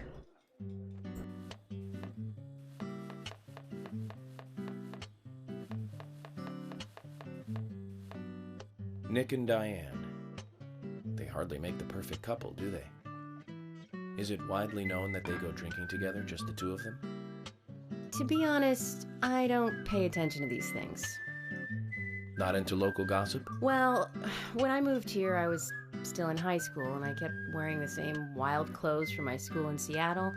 I was young back then. And before I knew it, there were rumors all over the school. She'll screw anyone. That's what they said. Totally unfounded, of course. Anyway, after that, I just sort of chose not to really trust gossip.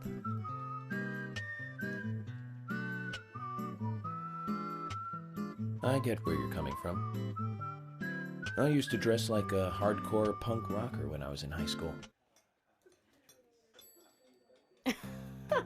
You? A punk rocker? Is that really that much more surprising? Even when I had good grades, people rejected me just because of what I wore. I was young back then, too. Even still, I just don't see you as a punk rocker. And you laugh? Look at you. No makeup on, dressed in uniform, eating a steak for lunch. Okay, back to work. Let's talk to Nick. It's really that weird to eat a steak for lunch. I mean, when are you supposed to eat a steak? And so we got our full hunger bar, of course, courtesy of Stuff and Carol's here smoking inside. That's a bit rude. I'm going to come here alone, so you're gonna bother me here too. Well, spraying into other people's private lives, part of your job. Well, at this time, probably. I'll do whatever it takes to get the killer. Then go and pry away, I'm just going to ignore you. Well, I'm getting info gathering bonuses, so the joke's on you, clearly. Good coffee. That's all I have to say. There's also the regular patrons, nameless, not involved in the case. And I guess just kind of are here to populate the place. Is there anyone else here who's, actually named? There's certainly. We're off to talk to Nick, but Olivia's here too. I was wondering if you could tell me what the ANG stands for. It's apple and gravy. I figured after some of the stuff that they mentioned that gravy might be the latter, but my husband has always been proud of his special gravy made with applesauce, so when we were setting this place up, we used it in the name. Nick's father suggested that we put something we're proud of in the name. Well, that's one burning question answered. I'd like to ask you a little about Nick too. Little is okay, like what? Nothing major, just a few things about him and Diane. Nothing that would be upsetting to you, clearly.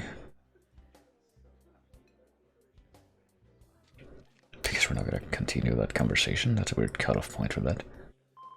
Have a chance to talk with Nick? Well, not yet. Is there something you don't want me to hear from him? No, it's nothing. So I'm gonna be using this expression of surprise as a cutoff point for our little exchange here, though.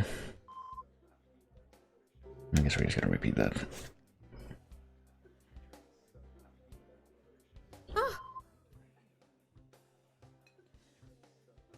No, I guess we're off to talk to Nick for real. Now, we talk to him through the counter. I guess looks quite friendly and he's a good cook to put. Well, he looks quite friendly, though you remember how he treated us the last time that we were trying to come into his kitchen, which I guess we're gonna do again here. Hey, I'm working here. You can't just stroll into a chef's kitchen. Then perhaps you would give me your permission to enter. No, get the hell out of here. Zach, everyone has their own sanctuary. Let's leave him in his. So even though we're specifically trying to talk to him, we still can't step back here. It's just the same cutscene from before.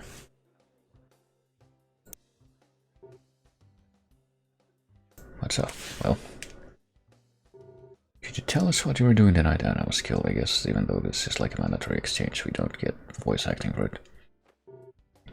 I was at the bar with Diane. What did you two talk about, Nick? Rembrandt and Turner, is that a problem? No, no problem. You think Diane did it, you're wrong. No, that's not it. Oh, so it's me you're after, isn't it? You're wrong again. So much for the FBI, huh? That isn't the case either, Nick. I think there's something both of you are hiding. You can tell when people are hiding something by their reactions. Eye, tongue, and hand movements, sweat, dry lips, neck angles, and such. I'm working here. If you aren't ordering anything, get out. Gonna invoke my own eminent domain, I suppose. Can we get anything more out of him? I've already told you what I can tell you. Don't make me say the same thing twice. Well, I guess he will do. He will say the same thing twice if we press further, but what does Olivia have to say about that? silent exchange. There's something I'd like to confirm with you, Olivia, if that's okay. Yes, well, so long as it doesn't take too long. First, what were you and Nick doing on the night of the murder? I was here in the diner.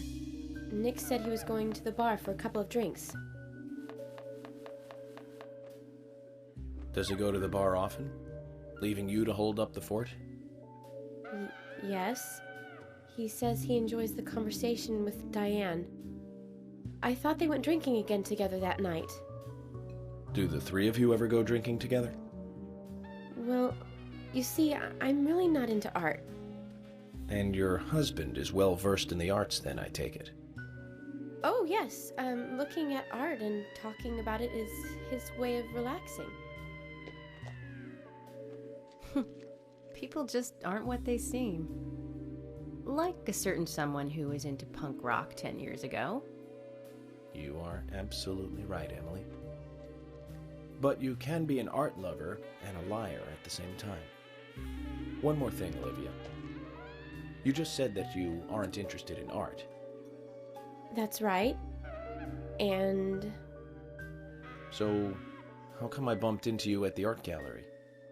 Didn't seem like Nick brought you there. You were there alone. Well, I like trees, is the thing. That's why I went there. Surely you'd be better off in the forest rather than an art gallery then. I think you went to the gallery not to see trees, but to see Diane, right? You don't want to answer? Or perhaps this isn't the right place to ask. Meet me in the backyard. You can get there from the parking lot. I'll wait for you there for an hour after we close up.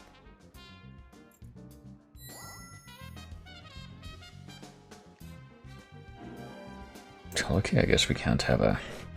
They close at 2100. Should we get something to drink and wait?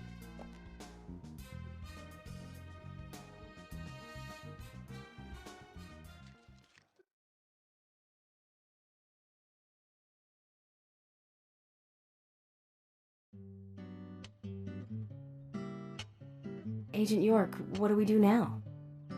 I want to hear what Olivia has to say. Let's kill time until the diner closes. Okay, then I'm gonna make a trip back to the department. I'll see you in the backyard later. Okay, sounds good. See you later then.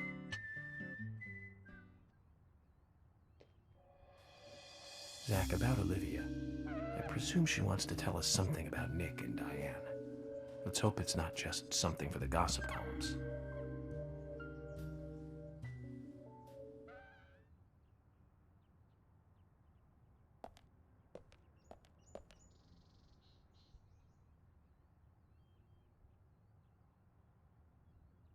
Alright, sorry. Save a little bit of time myself, but... yeah, we can only get that information when it is actually 9 PM, or just after 9 PM. Which, as you can tell, there's gonna be quite a while before we reach that moment, so... let's... find a better way to... First of all...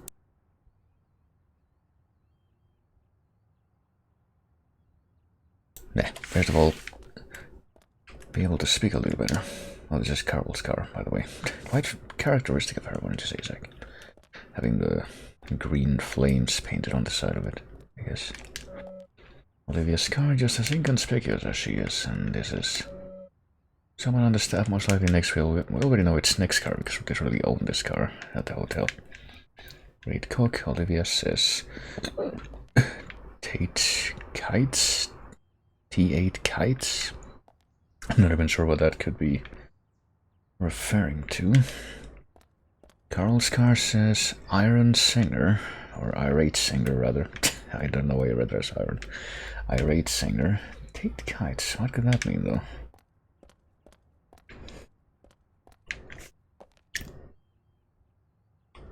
Something we'll become a little bit more privy to in just a little bit, but... something we can do in the meantime. Seems to have a little bit more money to burn, but probably not that many more things left to burn it on at this point. We can go to the milk barn, which is a place where I believe we can find a few more kind of optional cosmetics. And we should be able to take a look at now on, hey, what do you know? Okay, so apparently came here too. The big register. I didn't look at the license plate on this, did I? Alright, a 2-re. Which is interesting. There's spy fiction on the car. I've already seen that though. Whose car is this? It's Keith's. There's quite a lot of customization under this one's code. No, it's apparently Richard's car. I guess we had seen him around. Richard's car has this very 65. Late, I guess. That's fitting since he actually owns that bar. What does that say? 1E6 sale? I6 sale? Who's this? Keith's car, okay.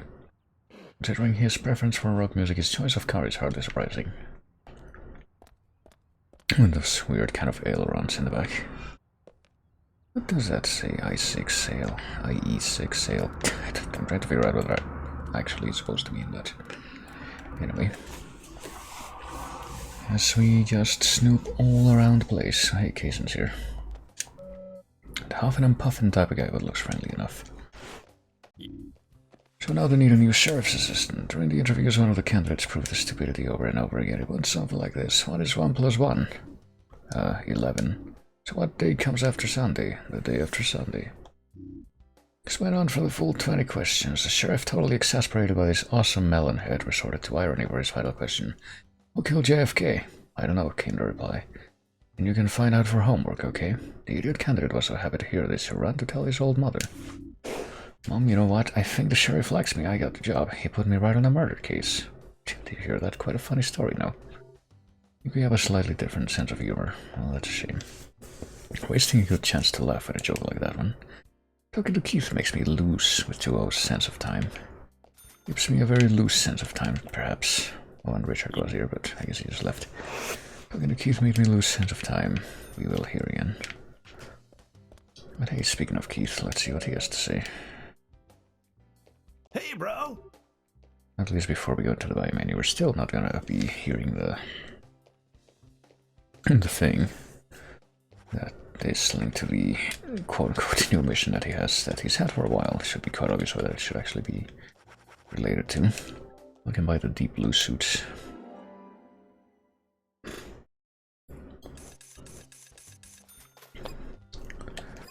Quit shopping. See if Lily's around here somewhere, because maybe she's also gonna have something else in the inventory that he doesn't. I'm not seeing her. So maybe she isn't. We got Kaysen and Willie, and I also got, I guess they just let Willie run around inside the shop. That's quite accommodating of them. I guess Lily's not actually here right now. We need to put everything in the thing right now. We have the 357 Magnum Infinite and the Grey Couch. I think we're going to be holding on to these things that we have for now. I guess I could put away this thing, the root beer. Other than that, though. Wait, do we still have country ham? I thought... I guess we did, by probably 2 country hams. So we already used one of the country hams, which I guess we got 2 of, to complete the final Emily cooking quest and the egg and hollandaise sauce. I guess we're gonna be putting away the root beer anyway. That seems like the least useful out of all the things we have right now, potentially. Just make a little bit of extra room. Wesley Special. I kind of want to take out the Wesley Special just so I can try it out. Would be kind of tempting fate to do it now, but you know. We're putting what away? The root beer away. I thought, yeah. We're not putting this away because we already have too many of them in the stabilizer apparently. We're gonna put the Grey Couch away for just a second so we can take out the other thing. There's also the Panda Bear option, which I hadn't even seen until now. Does that mean you can just like buy gun stuff whenever you want? What is this? Custom burner made by Wesley himself. Unleashes a brutal, damaging fire. I was wondering about that. I guess Wesley special. That's why it's called that. Well, at risk of getting a penalty, let me see what happens if I take this thing out and try it right here. On the shelves, perhaps. Well, that's what it looks like. Okay, it doesn't seem like it would be particularly... Oh, fuck. I was afraid of that. Doesn't look like it would be particularly... What's the word I'm looking for? I guess snappy with its effects on the enemies, so we'll keep it off our hands. And I think we want to keep the Greg Hutch in our hands for now, at least. We don't have any other infinite weapons that we unlocked recently, do we? I don't think so. Just have the Wesley special, the infinite wrench, which we don't need anymore. What's with the panda bear option? Do we just like... I guess it just gives us an option to buy stuff like a saber. It's like the only new addition to the inventory since last time. I thought we were gonna be able to find Lily here too and maybe buy more from her, but I guess not. Well, I guess what we'll do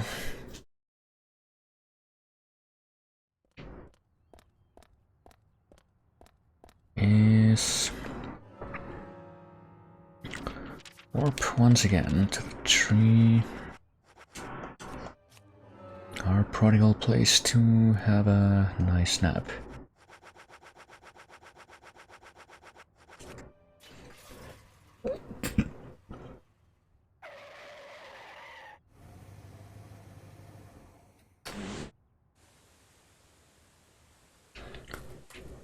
And we will in fact have a nice nap if we nap for about well, if we nap for about 9 hours we would overshoot, I think.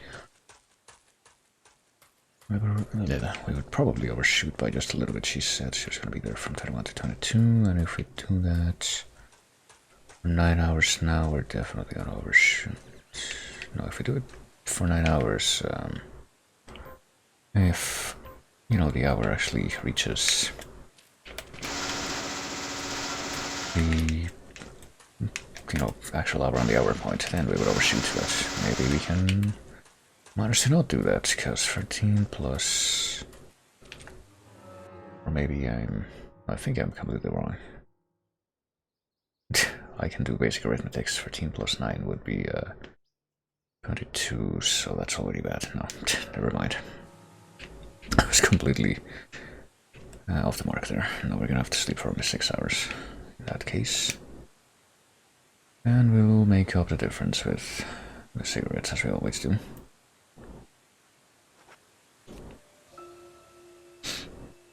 Let's see.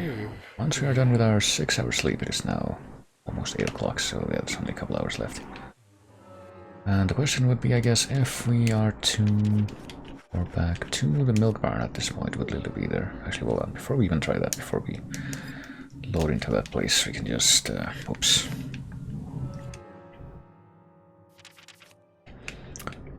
Get there, or go through these locations and figure out if they're in there. I guess not. It might already be closed because there's no one in there. Where are Keith and Lily and all those people hanging out? Well, I guess the store's not open, so there's not much of a point in thinking about that right now. Now we're gonna head over to the diner and we're gonna kill the rest of the time that we need to kill before the next scene.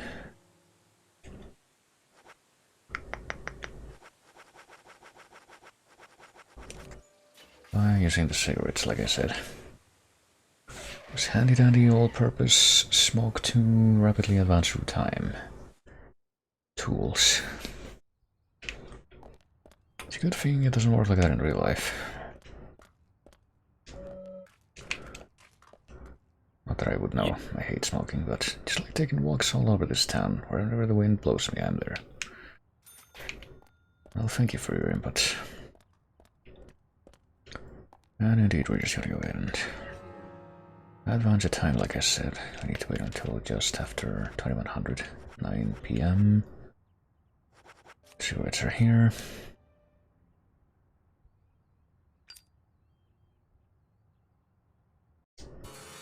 And there we go. Just like popped for a second, or what did I just say? Popped for a second. Stuttered for a second, I guess the frame rate did. But we're gonna go ahead and eat something moderate of your hunger. Let's eat the counter ham now, I guess, and see how much hunger we get back. It's not quite optimal, but it'll do. It's good enough to synchronize the hunger with the other thing anyway. So we have the key that lets us come back in here. I think I also saw an agent on her back there. I wonder if I can get it now or if we're like too late for that. Oh boy. Might be a little late for that. Well, Nick's here. He's gonna just conveniently ignore the fact that we're hanging out here too. Maybe we can try and have a chat with him if we just force our way through this gate. Hey, what's up, Nick? We're not doing anything suspicious, you know. Trying to talk to your wife behind your back.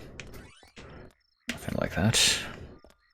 We're not gonna do this exact thing while you're in front of us watching us come to this place.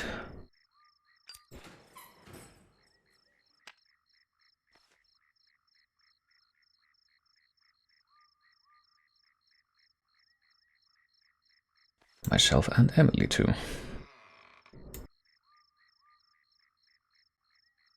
Well then, Olivia, talk to me.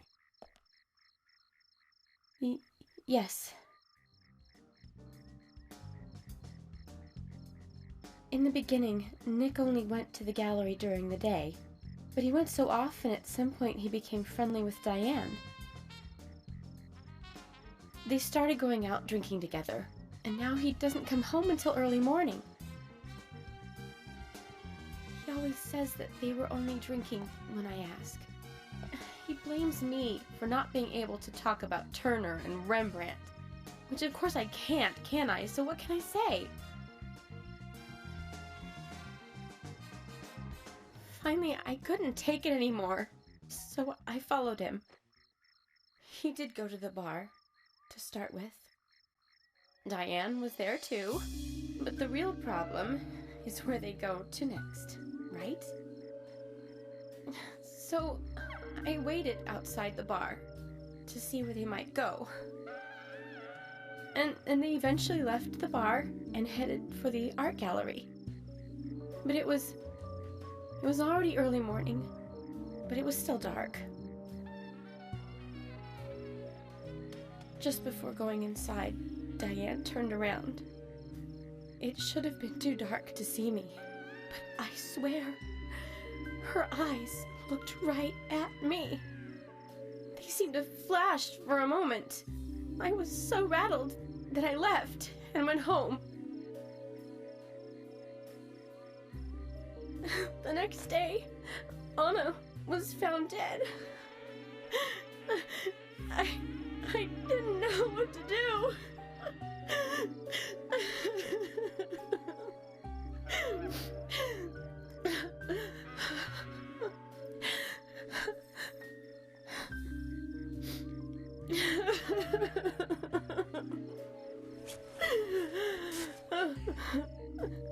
I went to the gallery to talk with Diane about it, to confront her. But once I was there, I couldn't find the courage to go through with it. Then I saw you there, and I just felt I had to go home. Nick has been seeing Diane every night recently. He just left for tonight, too. I really don't know what to do.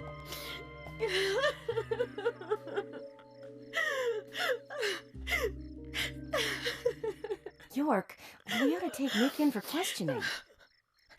No, not yet. This alone isn't enough. Emily, answer me! This is Emily. Agent York is with me, too. I've just received word from Thomas at the Sheriff's Department. Something has happened at Becky's house. He was called in by Quint, but he wasn't making any sense. We have no further details. I've sent Thomas over there. Can you go back him up? Yes, sir. one other thing. It sounded like he said, Raincoat Killer. This may well be related to the murder case. Take all due precautions. No! It couldn't be! Nick? Oh, please, no! What can I do? Nick! Oh, Nick! Olivia, calm down. Emily, take care of Olivia. I'm heading over to Becky's. She lives in the big house over by the lake. Hurry!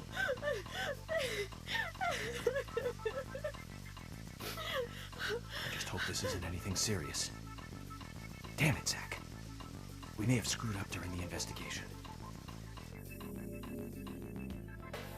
Well, we'll be heading over there momentarily. First, we need to have a chapter break. But hey, happily it looks like I didn't have any issues with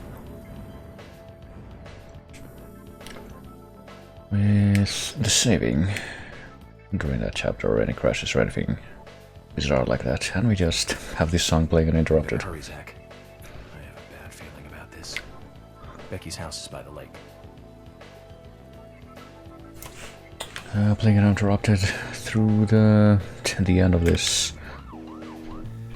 What should I call it? This well, the previous chapter and into the beginning of this chapter. It continues to drive as we as we drive to the next location, which is Becky's house, which I guess must be in this direction, the northwest. He's gonna have to figure out what the fastest way of getting there is gonna be. Okay, if we take the curved street here and go up Vale Way and turn left at the lake, that's probably gonna be the most straightforward way of getting there, so we'll do that.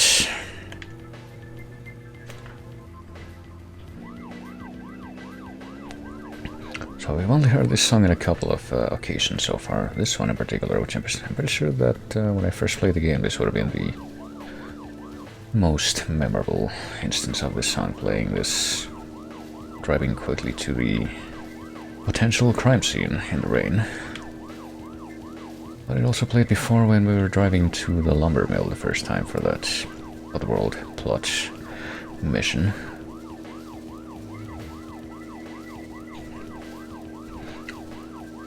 Yes, apparently something might be going on with Becky, who we had some timely dealings with during the first leg of the game, if you will.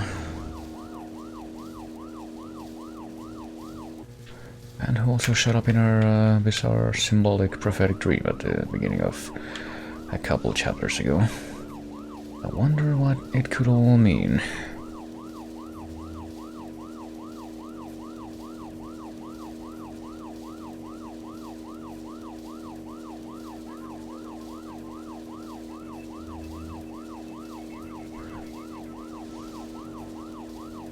Guess we don't even get any particular introspection thoughts dialogue during this drive either, even though I'm pretty sure this would take quite a bit longer if we didn't have the car upgrades that we do now. I guess it doesn't matter. We're given, you know, infinite fuel, infinite car durability for this, so I suppose the game assumes that we're gonna make the best possible use of it, independently of what our potential is, if it's fully realized or not, with whatever vehicle we have at our command. We're still perfectly able to fill up the pulse meter, though.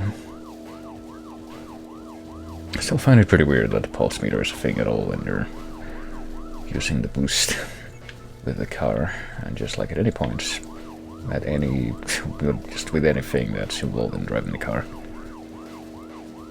And not just stuff that you do on foot, but guess maybe we just wanted to find more uses for it.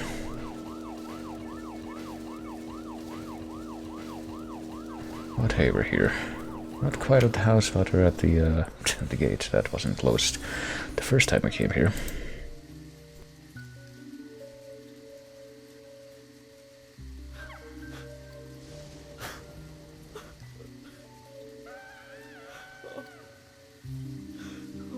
Becky!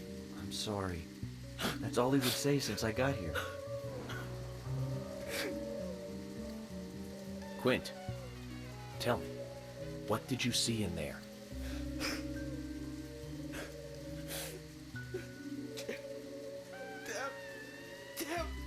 she the raincoat killer?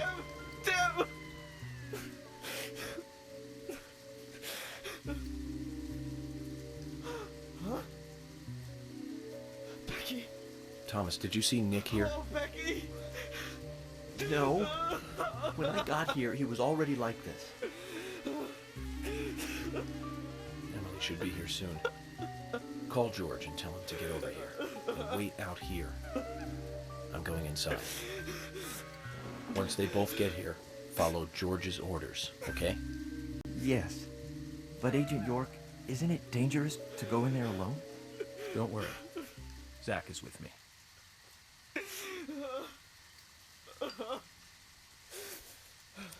Zach, let me smoke one first.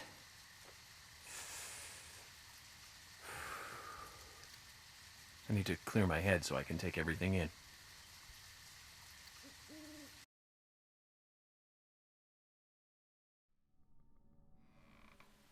Well, here we go.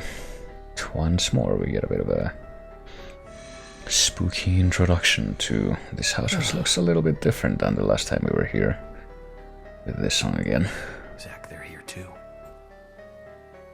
I had a nasty feeling about this. Let's hope it's not a big welcoming party. Well, now that we're logged in here, it's gonna be a party anyway. Just gonna have to deal with it.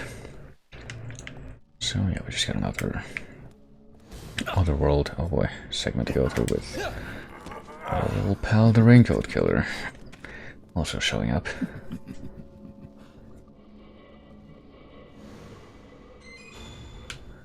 Look at that guy. Who does he think he is? Sonic? But these only existed in cartoons. We could open it. I've really never seen one like this.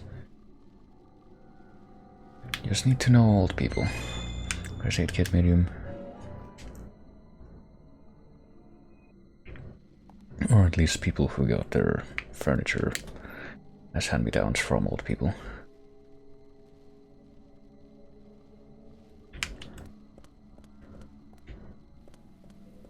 Alright, let's just make our way through here, I guess. There's nothing more, not much more we can do.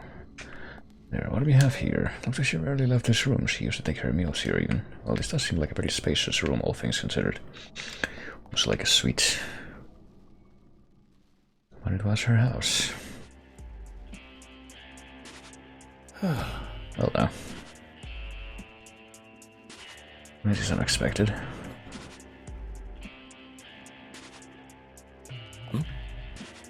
Zach, that's a strange coincidence. Look. Red velvet. Just like the place where Anna was murdered.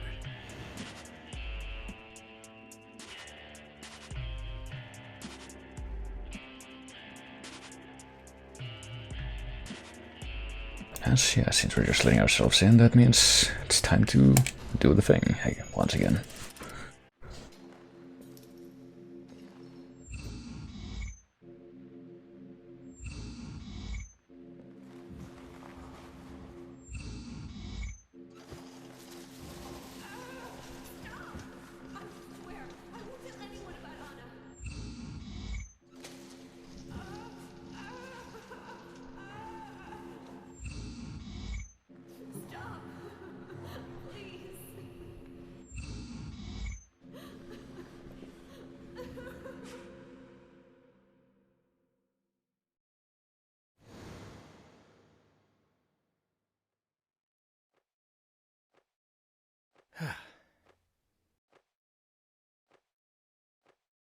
Too much noise. We're still missing a vital piece of the puzzle. Well, I guess this big strip of red velvet that initiated the whole, profiling that we are doing now did not count as a piece of that. Yeah, I don't think we need to mess with what's in our stock too much right now. It might be time to change into a new suit, though. Let's see. I should probably do that before I save them. Hold on. Oh, we got a cherry pie here, by the way. I'll satisfy a moderate amount of your hunger. I guess we can take that with us too, just so we can have it. Cherry pie and some nice coffee. I wonder what that could be about. Surely never heard of a combination like that before. Starting to look like it's getting dirty, this green veil suit, but we do have some shiny new suits here. We have the deep blue suit and the rainy stripe suit, which looks pretty interesting. Pinstripe and deep blue. If you want to be cool, looks almost brand new, no problem. We'll change it to this one right now. Why not? And we'll send this one for cleaning, even though I guess we won't be able to actually get that to finish being cleaned for a little bit longer than we might have expected, given that time is not going to advance while we're in here. I doubt this door leads to the haunted house, but this one's locked. Well, we only have one choice of which door to take for now. Haven't found a single actually. Oh, never mind. Here they are. Fortunately, we're still quite properly equipped for these encounters. I couldn't help but notice that there's like, you know, these black blotches on the ground here. Oh, spooky music box. Which is supposed to be like places that these guys spawn from, but I don't see any of them spawning here.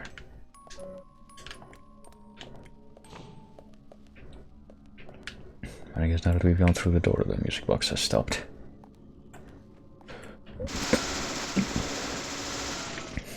And this time, we're actually completely justified in breaking the mannequins because they're actually just in the way.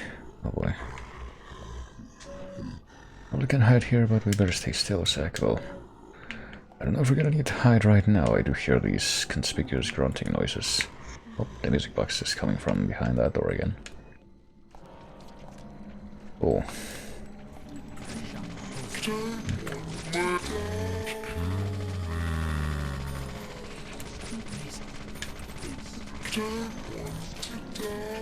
Well, there's plenty of these black blotches all over the floor here, and the walls, I guess. I wonder if we have to clear them all out. Do we want to... Can we even able to interact with that door? See, it doesn't look like it's overgrown from the other side, so I thought that maybe... I get the feeling we'll continue to hear that music box throughout this here stage. Oh boy.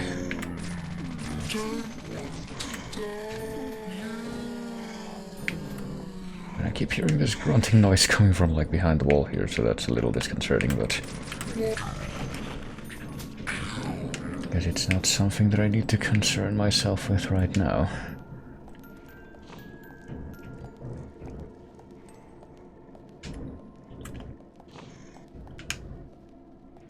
Ooh.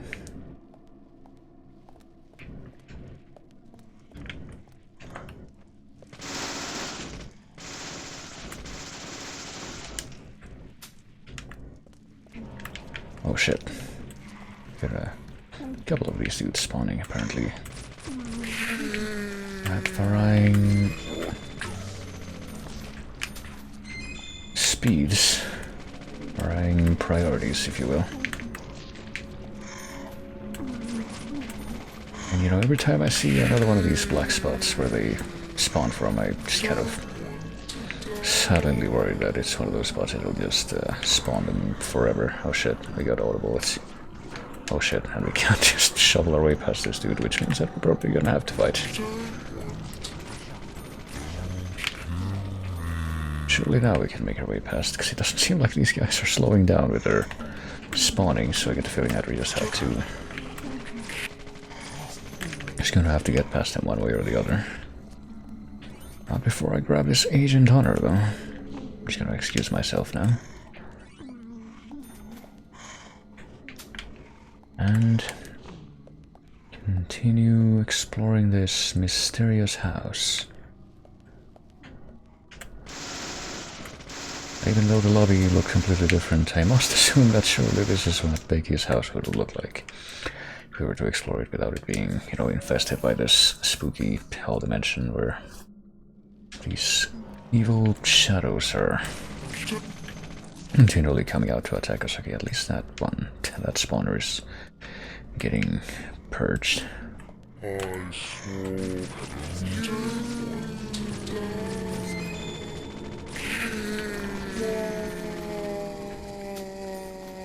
think you know why.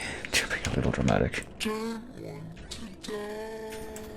All we rarely do is this, one of those infinite spawn points for food, lollipops. Yep, I guess so. It does seem to be the common one to find in these spooky red otherworld stages. Is there anything back here? I guess that... Well, I guess the other thing that's back here is just a door that we're supposed to go through to advance here, so...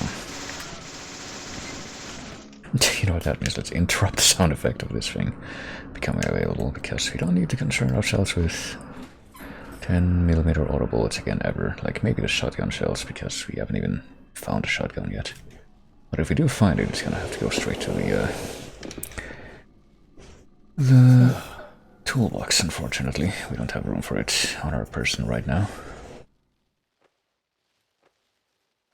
Huh?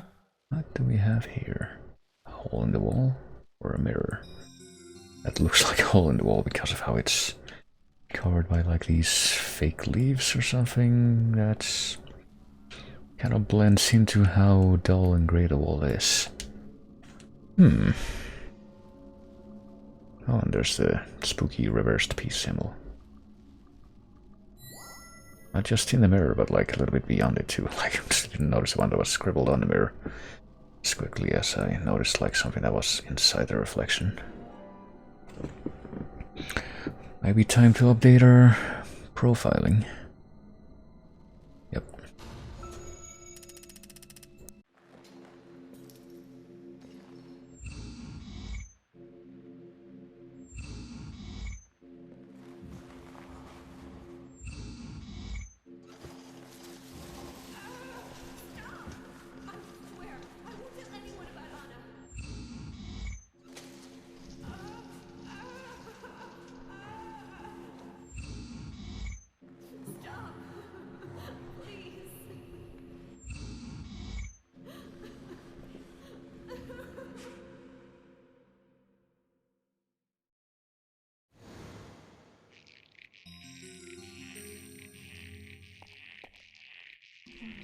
I think all we really got out of that was some kind of additional clarity to the notion that the Raincoat Killer was here, which we kind of already assumed that was the case, I think.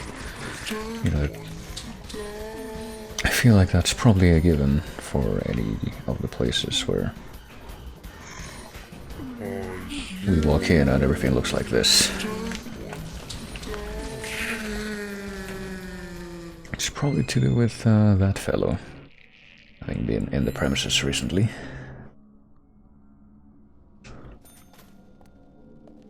Can't send this to a toolbox, let's just put it in our pockets. Hope we don't end up getting like you know, enough stabilizers that we straight up can't carry anymore in the toolbox or in the pockets, so we're just gonna have to bide our time with those until we get to the point where we actually do a side mission that's related to why we need them, or why we maybe not need them, but want them anyway. Frame without a picture looks creepy without a picture itself. I guess maybe a little bit. Might end up looking creepier if there was a picture in there. It was a spooky picture. What do we have here? It's a music box sound again. And I guess just one of these big dressers. Music box sound is coming from inside the cupboard. Should we open it and look inside, really? Okay, that was a very seamless set of doors. There is indeed a music box and also a red seed, which I guess was what we wanted to focus on instead there. There are indeed quite a few red seeds underneath that thing. So what does this tell us, though?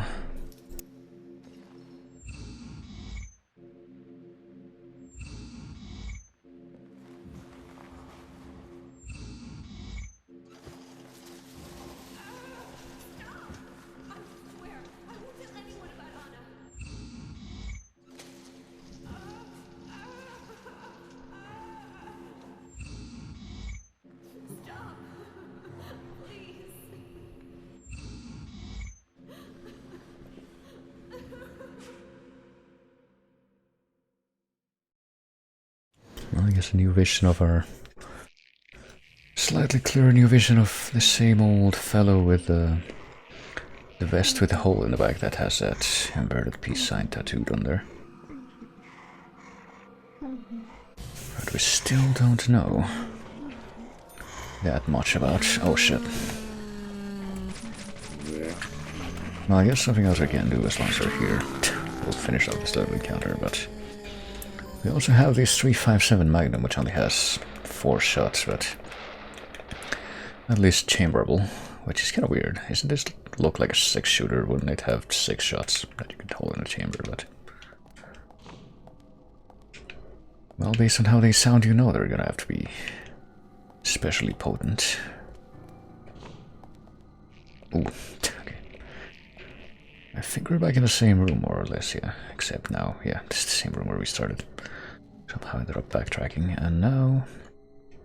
I'm gonna do another quick save, and we can go here, where our old buddy pal is.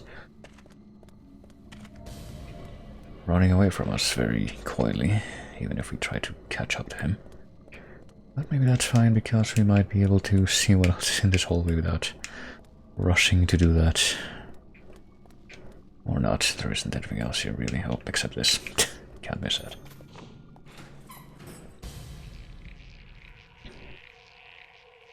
Huh? Hi. See you. Oh boy, is it that time again? Might just be that time again.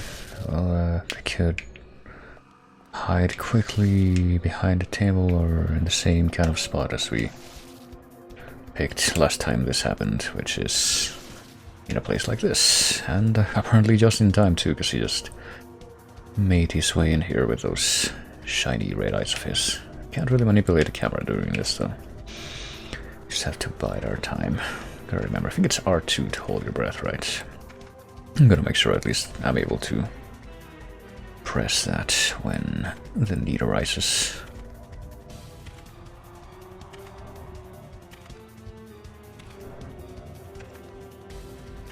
Where are you hiding? You'll notice too though that our pulse meter is slowly going up even when we're not doing that.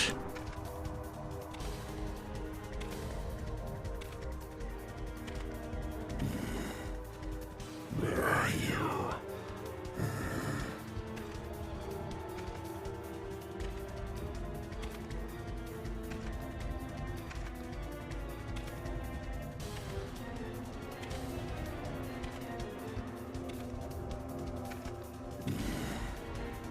Where are you? Where were you? I don't know. Definitely not under the bed or anywhere like that. Oh yeah, here we go. Hold your breath.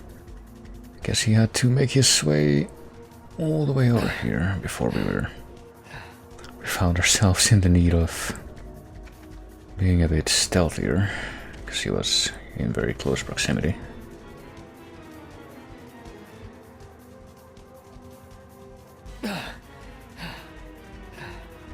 It's honestly a bit surprising that he doesn't hear our little exhales when we're done holding our breath. Oh, here he comes.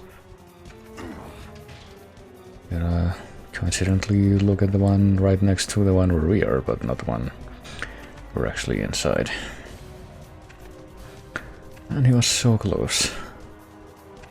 It's a bit tragic, really.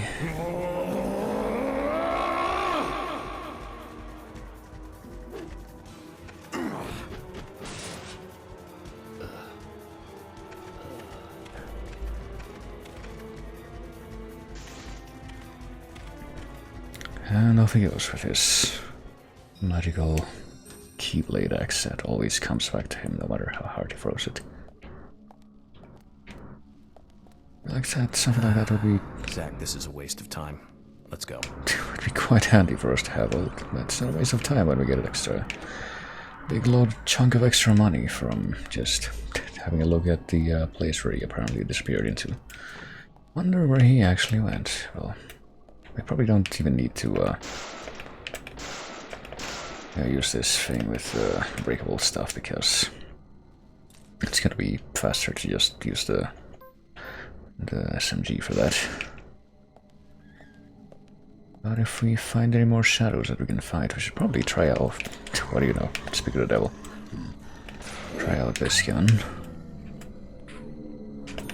Did that guy say what do or what dude? What dude? I don't know. Well, I mean, rather predictably, it seems like this thing is gonna kill these fellows in one shot, but well, I think with these guys at least, I'm pretty sure there's a more sensible application for the Magnum in just a little bit, but for now, let's take this to the toolbox, why not?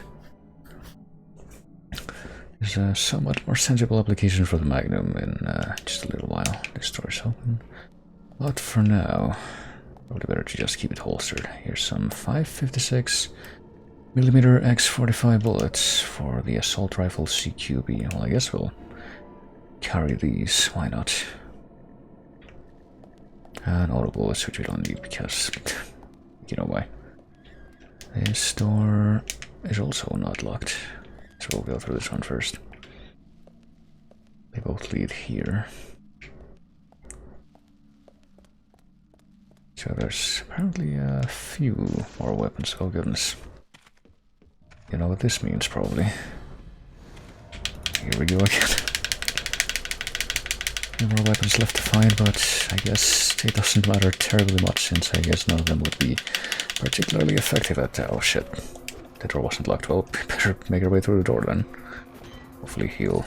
oh, he'll get his axe stuck in some invisible wall in the geometry so that he isn't able to just throw it at us. But, or he will just make his way through another door. This is just the silliest thing. Why would you just... need so many different inputs? Oh shit.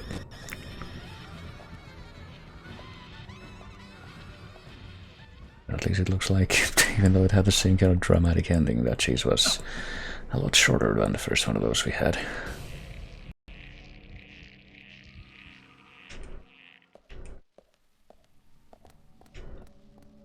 Root beer, well, we don't know, we're just gonna send that to a toolbox. We don't need to, like, replenish our tiredness right now, do we? Nah, we're in pretty good shape, all things considered. What are we gonna do? I guess we can pop all of these mannequins out of existence, even though I don't think we need to as much as we did some of the earlier ones that we found here on this map that were actually in the way. We get an extra $10 out of that though, so why not? Dear FBI, can I have 10 extra bucks? I shot a bunch of mannequins today.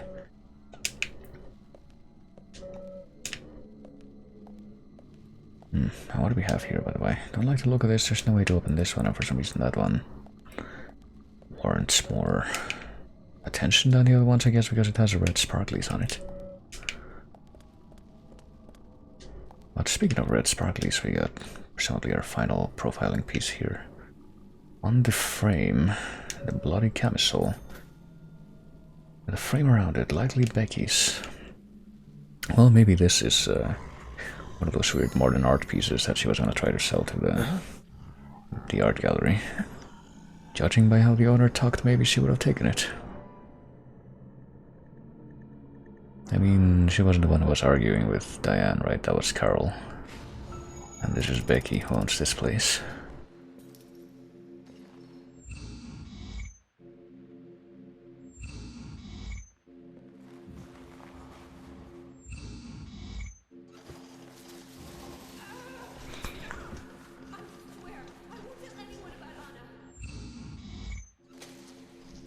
I guess our mysterious assailant just came in here while she was sleeping. And yet he was able to get in here without resistance, apparently. And this one last frame could not be revealed without this last clue.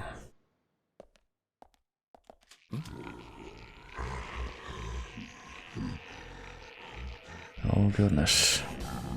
And we already had a chase and certain confrontation, but no, apparently we don't have to be quite so worried, I would say.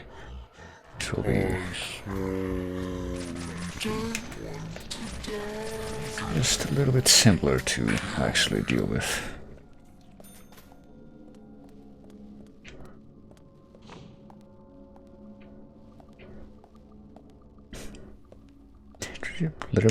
Legitimately did think for a moment there that this was close 2 minutes ago. I have a bad feeling, Zack, that just Mr. Big Evil Raincoat Killer was gonna come through that door instead. Isn't this the same door that same room that we were at the beginning? I guess not, because now we're back in the bad. Very bad. The non-evil world. The Raincoat Killer gave Becky a visit. Hold on.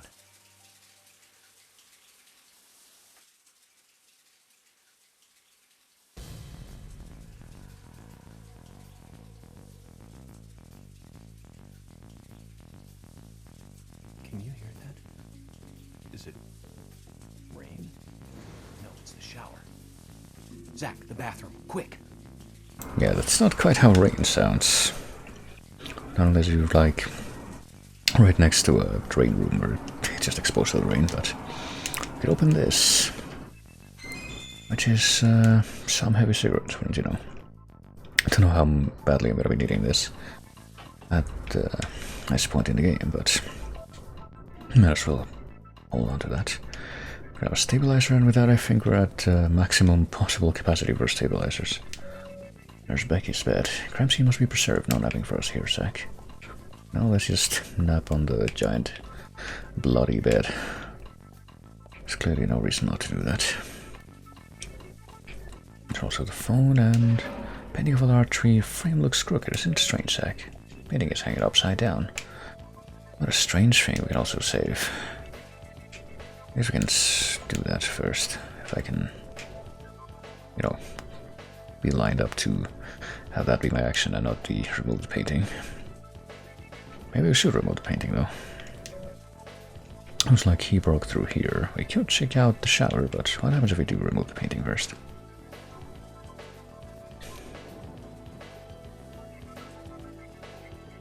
Oh, what do you know, we have a safe. No mention it would be without its hidden vault. This one is covered with a wood grain pattern. Get a key here, Zack. Which I guess we just don't have. It's not like one of those combination safes or anything like that. But this door is also locked.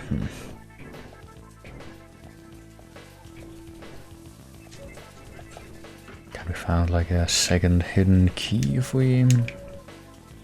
Oh wait a minute, what? No, okay, no, never mind. Apparently this is like the place where we came in, and this is like the actual shower door. You can hear the shower in the back. There is no doubt it's here, Zack. Alright. Let's find what we will find here.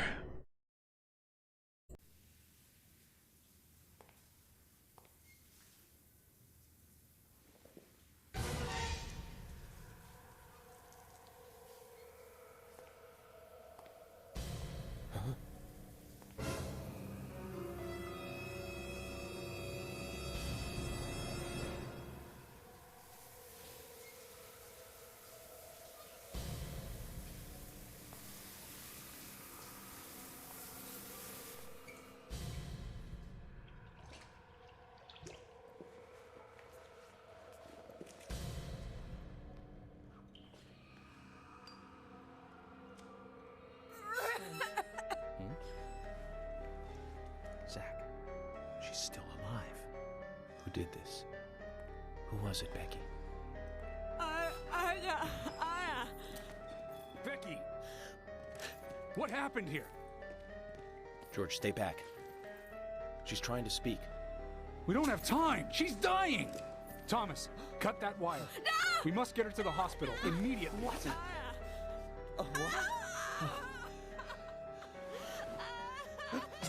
What are you doing? Get out of the way! I'll do it! No, don't! George, stop!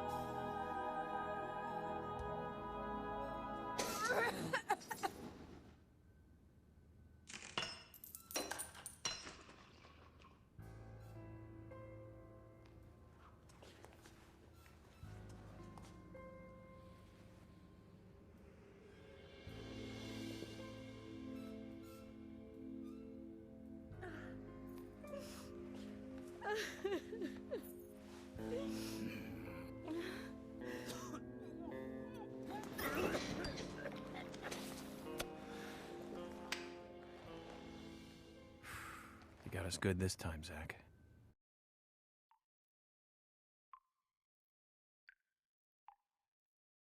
After that rather monumental scene, the wooden key holder on it, I think I saw a similar pattern in her room. Oh, the key for the safe that we saw in her room. Now that I guess, well, there she is.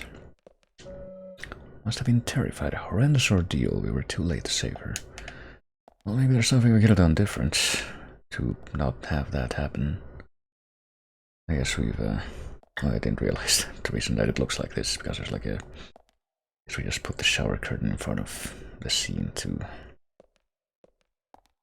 not have it be directly exposed, so now it has this like monochrome effect. Well, what does George have to say about all that? What the hell? Then Becky has been killed. First Anna, then Becky. Well, let's grab the key first, I guess. This key to the safe. How much for opened there earlier? We don't want to look inside, do we, Zach? I mean, he probably flushed. Unless that would have been considered part of the crime scene as well, in which case I guess he wouldn't have. I mean, I guess we have to step on some of these bloodstains just to be able to go back and forth. So we're gonna make some new bloody footprints. All these two are just hanging out back here and still retching from that. Becky. Oh, whoa. Yeah, I guess we don't have a lot of words to contribute to the situation right now, but we might have something more to say if we decide to find out what's behind this little locked door.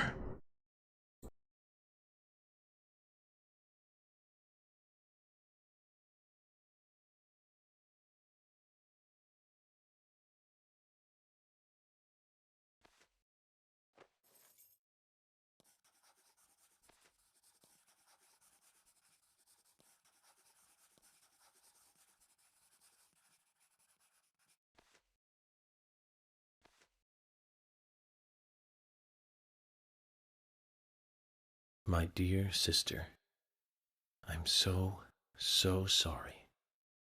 I was a fool to fall for a man like him. I don't have the words to apologize to Anna.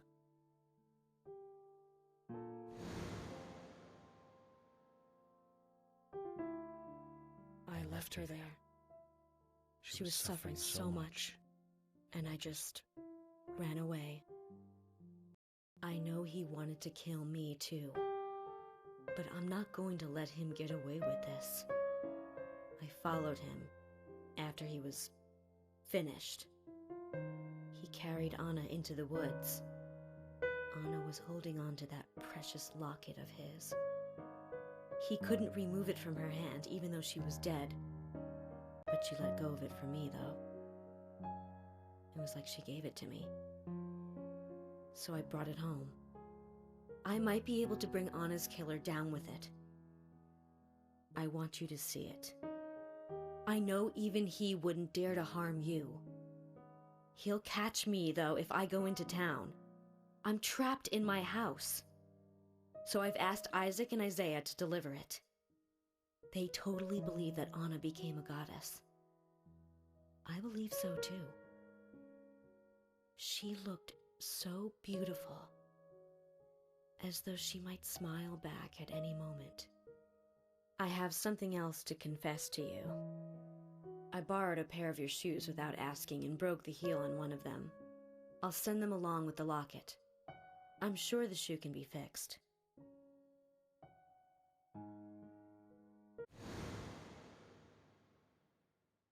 So Becky is Miss Stiletto Heel. And she gave the locket to the twins. Must be the special secret Lily told us about, Zach. We'd better go and see her first thing tomorrow.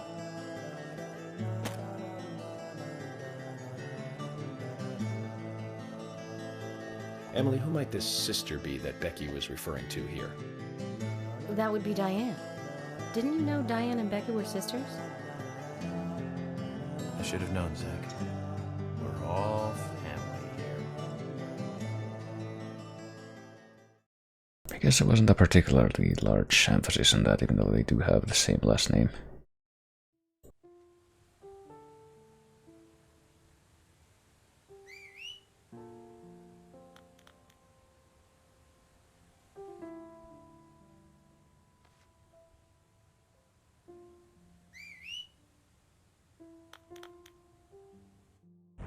Meanwhile, these people are just hanging out together, with this very melancholy piano music playing over all this.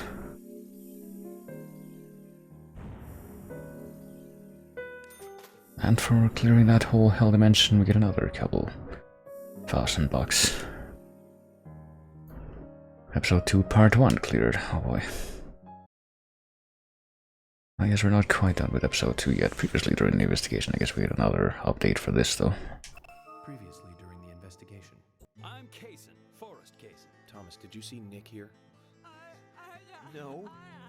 When I got here, he was already like this. What are you doing? Get out of the way! I'll do it! George, stay back. She's trying to speak. No! It couldn't be! Nick! Oh, please, no! You got us good this time, Zach.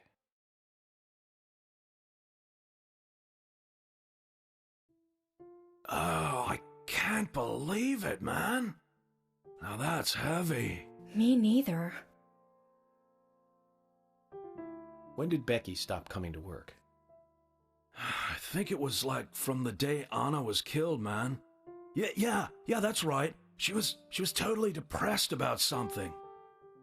Quint called for her to let us know she wasn't coming in for work. She must have been totally in shock, the poor thing. So you took the twins along to cheer her up. That's right, hun. If only I knew it would be like this, I'd have spent more time talking to her. You told me about a special secret between your children and Becky. Yes, of course. What about it? It seems Becky handed them an item before she was killed. Any idea what that might be? Now that you mention it, they had a box about this size which they said was very important. That's it. I'd like to talk to them about this in person. Where are the boys now? They went out, actually, with Mr. Kaysen. They said they were going to visit Greenvale Forest Park today. They were going to take Willie for a walk, that dog of his. Kaysen? Do you know him well? Oh yeah, he's a good guy. He always brings us gifts from his road trips. The kids love him, so we let him take them out every once in a while. You know, for a little quality time with the missus. Okay, I understand, but the situation calls for urgency. I'll go and look for them myself, and if they come home without running into me, could you let us know? Sure, of course. I'll contact the department.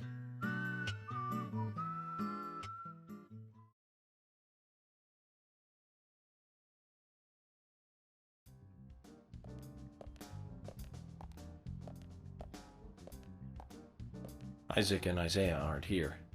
They're apparently out with Kaysen. Let's go look for them. With Kaysen? Sounds like a long story. Any ideas where to start looking? Lily told me where they went. No problem.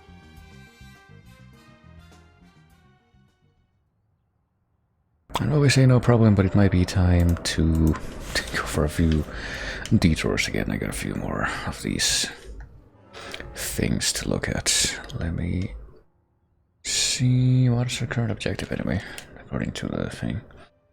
Greenvale Forest Park, must find the twins and talk to them. Well, we could do that. I guess we can do that before 7 o'clock, but before we do that, why don't we also have another warp back to the police station and have lunch there. Might as well. Or not. I guess we're not allowed to go there. Hold on. At least not while Emily's following us. It's fine, guys. Can I say and talk to them? Okay, so we're supposed to go there first. Or go there with her anyway, so we can adventure story. But I don't think we'll be doing that for a good while. Yeah, there's actually quite a few chunk of things that we're gonna have to do before we do that, so don't think we're gonna be going there quite yet, or maybe we are. I actually don't know what the better option would be right now. Having a quick look at my notes. I think what we're gonna do is we're gonna head over to the police station first. Guess we're gonna be going with, or driving with Emily for now at least. And today we're stuck here having to search for lost children. They're not lost. We're the ones who are lost. And so we are, Emily. Zach, we may as well have fun if we're getting lost. You sure know how to take your time at a time like this. Well, that's actually quite relevant because we're not gonna be looking for the twins at least anytime soon. I'll check out how slow Carol is backing out of the driveway here. If only she had stopped by the general's place. Got some upgrades for her car. Maybe things would be different, but I suppose that was not to be.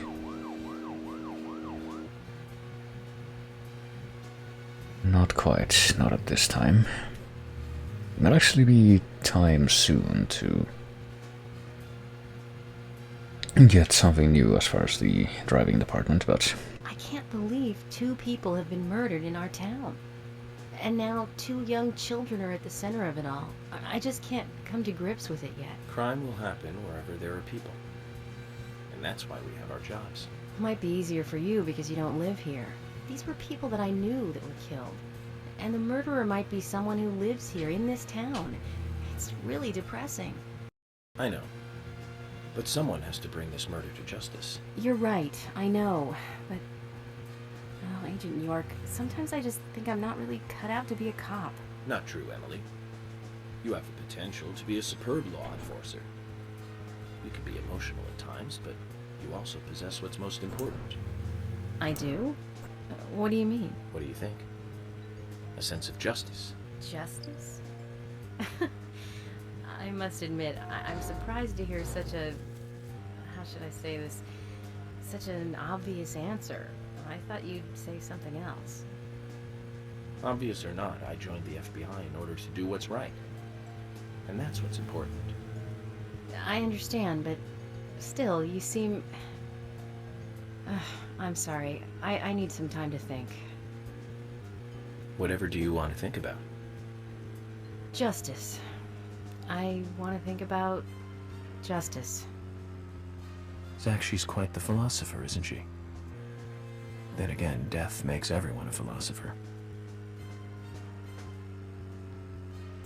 I thought you would be the kind of guy who wouldn't say that, but who would say something odd and vaguely philosophical to try and make himself sound unique.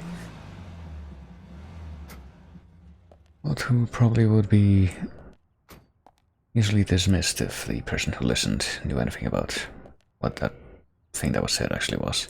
Is there something you want to check out? Well, yes. Well, either way, it doesn't matter. I can see you won't be rushed. I'm gonna go ahead, okay?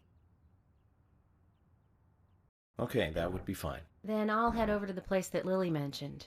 Don't take too long before you catch up, okay? Oh, unfortunately, we're gonna have to take our time, even as much as we would have liked to spend the whole day with her. But instead, well, I mean, we're gonna probably see her and George show up for this if we get another lunch scene. Which, why wouldn't we? This is the place for the gathering, and what do you know, Thomas is actually here this time.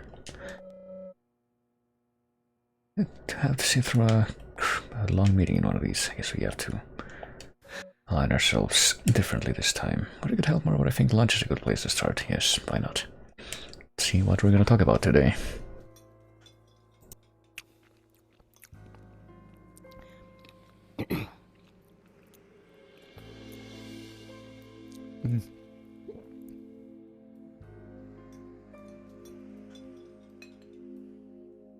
You know, this doesn't taste good today.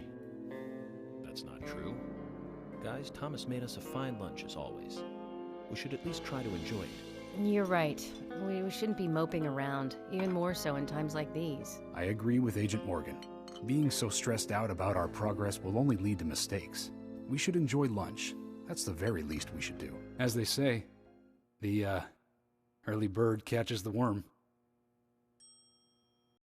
Sheriff? George, you probably mean laugh and grow fat.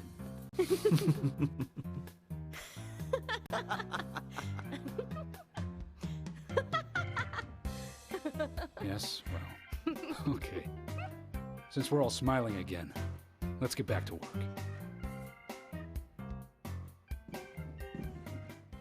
But our giant burger is still at the table. Oh well. Well, back to the investigation. Now we have that little scene. Well, the mood certainly changed quickly there, just by someone bringing out a completely incorrect adage into that whole thing. Okay, so what are we doing now? We are going to pop over to the gallery.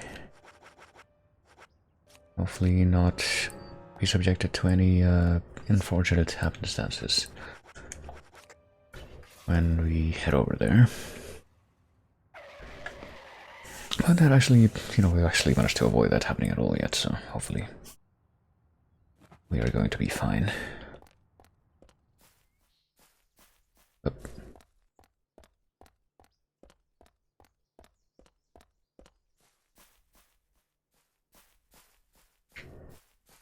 Head over to the back. Let's have a 3-hour nap, I think.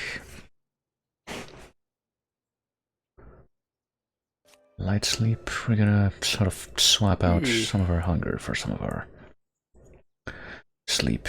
But now that we're here, or now that we've done that, rather, I guess now would be a good time to get some of these onions out of our inventory. If we have them, which I believe we do, yeah, 2 onions, why not? And now we don't have them anymore. But we know where to find an infinite pile of onions, so it's okay.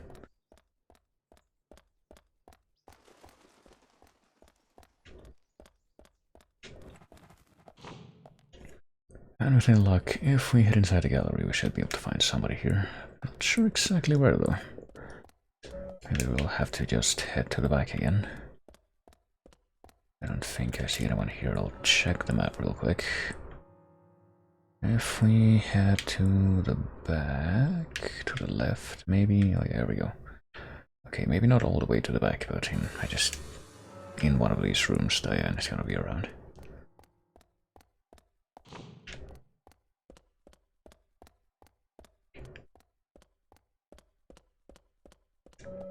Looks like a real career woman, the kind of person who lives for work, and she has something to say, I would presume.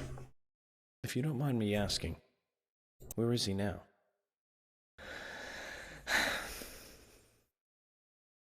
This is all ancient history. The woods, the pure little girl, my respect for my father. Okay,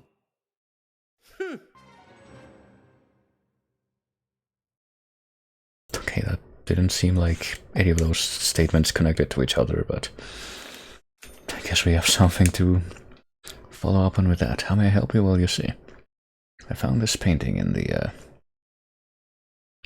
in a secret place in the gallery, so I guess we're gonna have to ask you to check it out. To ask you about this painting.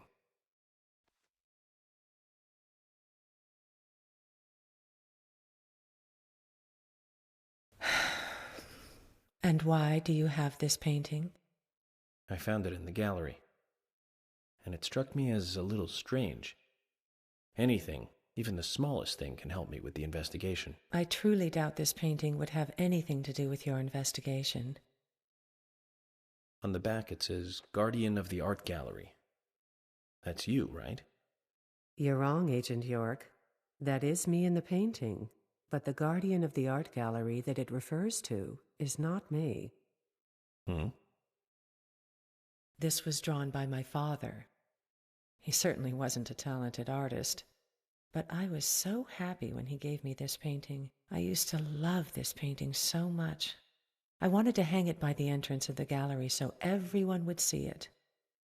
That way this painting would, in a sense, guard the gallery. But it was locked up in a small room. Not a nice way to treat the guardian.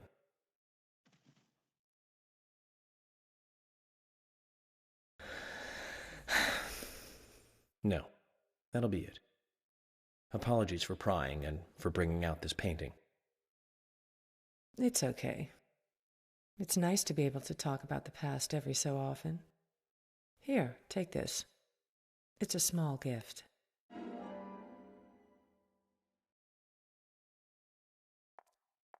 Zach, they say you have to look at the big picture. That was a painting of a little girl that was locked up in a gallery filled with paintings of trees. She'd be Alice if this was Wonderland.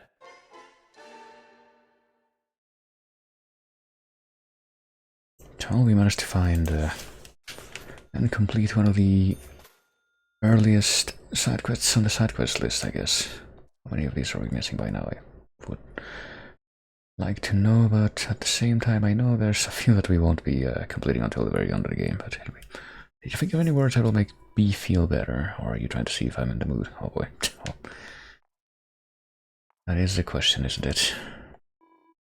And she's doing the same, like, rest one elbow on her other hand and wag her finger animation that Emily has all the time. That's a bit unsettling, actually. So, well, now that we've come and done this and found this little extra flavor for that one character, let's set something else in motion. Let me open up my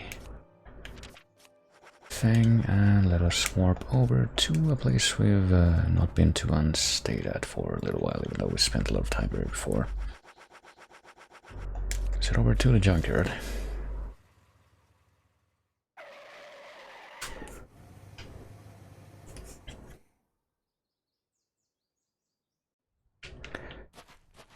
Let's talk to the general. You come at a good time, son. Well, I wonder where that would be. Actually, what if we go into a shop menu? Oh, we can actually buy a lot more cars, goddamn.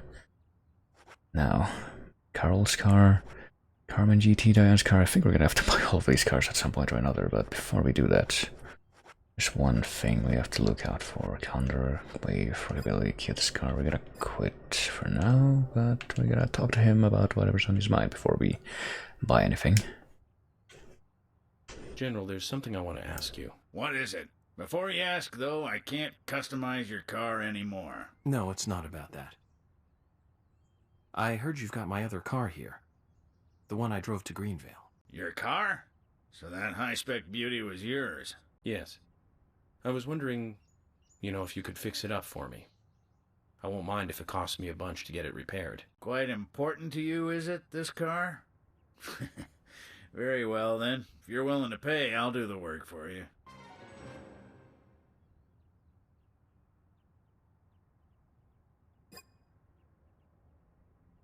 Well, I suppose now that we've had that information, or that conversation, rather,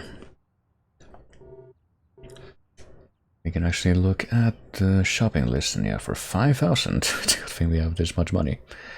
We can pay for fixing the car. It's a little bit expensive, but considering the distance I have to drive, it's not too bad.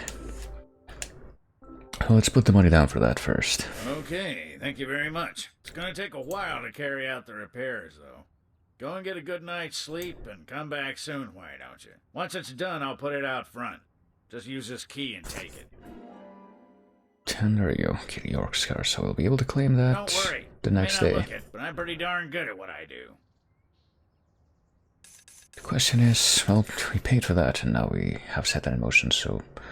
I gotta figure out how many of these cars we can even buy right now. 1, 2, 3, 5, 6, 7... No, wait, 6. Well, we know that 6 times 6 is Wait a minute. 6 times 6, why did I say that? It's not 6 times 6 at all, it's 6 times 2400 or less, so never mind. So if anything, about half of the money we have, I think, is what it would take to buy all of these cars, so maybe we'll buy a few of them, I don't know. Not all of them. I mean, we would still have a good chunk of money left if we were to buy all of them, so maybe we'll do that with a little bit of time. We just bought Diane's car, we can also buy Carol's car, but we can't do that until we get Diane's car out of the way, so I guess we're gonna have a little showcase session here with trying to figure out what happens when I get into each one of these cars. I hope it doesn't turn out to be that each and every one of these cars has Life is Beautiful play when you get into it. That would be a little cheap, but... Oh, this one doesn't. This one has... fucking... Chopin, isn't it? It's the... oh god, I forget what this is called, but... my god, this is like a very famous song. It's in a bunch of video games, but I can't remember what it's called right now. Hold on, it's kind of bothering me if I can't actually think of it right now. It starts with an R, it's like Renaissance or Resurrection or something like that.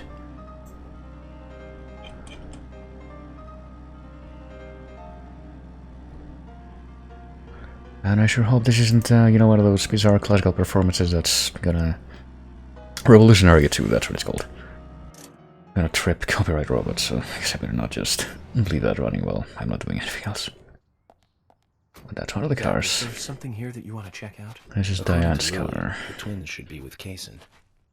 Perhaps we should try going to where she told us they might be. I'll get there in a second, York. I'm trying to read this license plate though. First though, it's GAOF6EC. GAOF6EC. I don't know what that means, but okay. See, some of the weird jokes in these license plates are easier to understand than others, but well, let's dump a little more money into, you know, these cars. Let's get Machina Carl's car next. And we're gonna be buying a few more of these cars right now. I think we can afford them all, but do have to test each one at least a little bit before we can just get all of them. So what are we gonna hear when we get into this one? Is it another one of those very quiet classical pieces like with George's car? I think so. Oh, wait a minute, this is the song that she sings, that Carol sings when she's at the bar. You even hear her voice, but it just seems like incredibly quiet underneath the car sounds.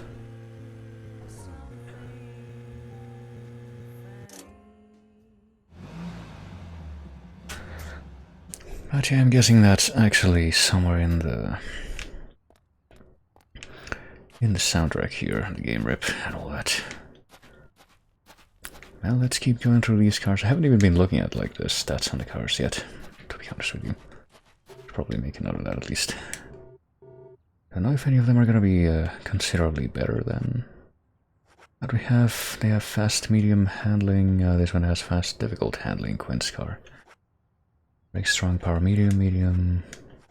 Apparently none of them have better than medium power. Well, let's get the Mesger 600 Usha's car next. Which I think is also one of the more expensive cars in here.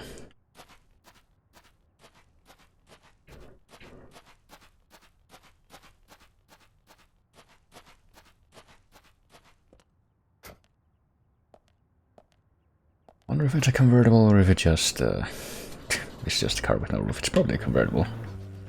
Oh boy, there's gotta be at least a few songs in these cars that I don't recognize, I would expect. But just this one. Can't say it's not an interesting song though. And this is supposed to be Usha's car, so what does the license plate even say?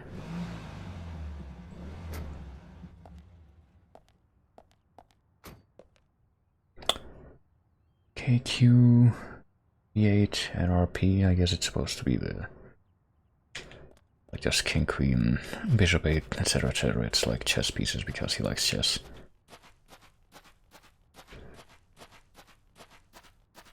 Not quite as snappy as some of the other ones. For 50, the prices on these are not increasing, are they? Well, I guess. Maybe the Wave R2000 would be worth driving Usha's car or Diane's car. Maybe we'll try Diane's car. To like drive away from here, but right now let's get Keith's car. Got a couple more to buy after this one.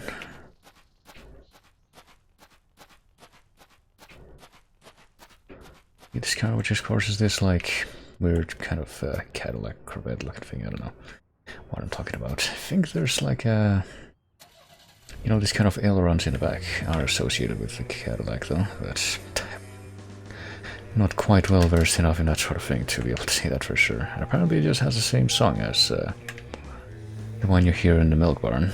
I suppose that's quite fitting.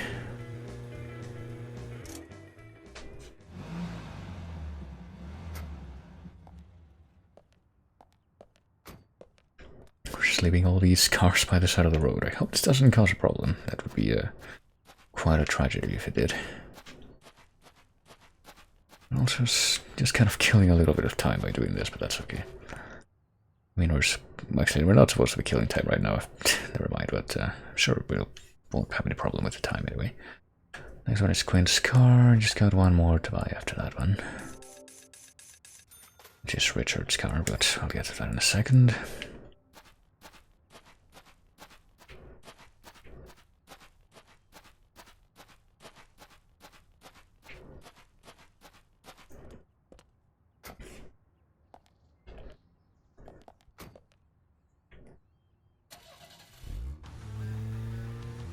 Okay, I definitely don't think I've heard this song in game at any point in the past, but this one might be, oh god, one of the better cars to drive away from here with.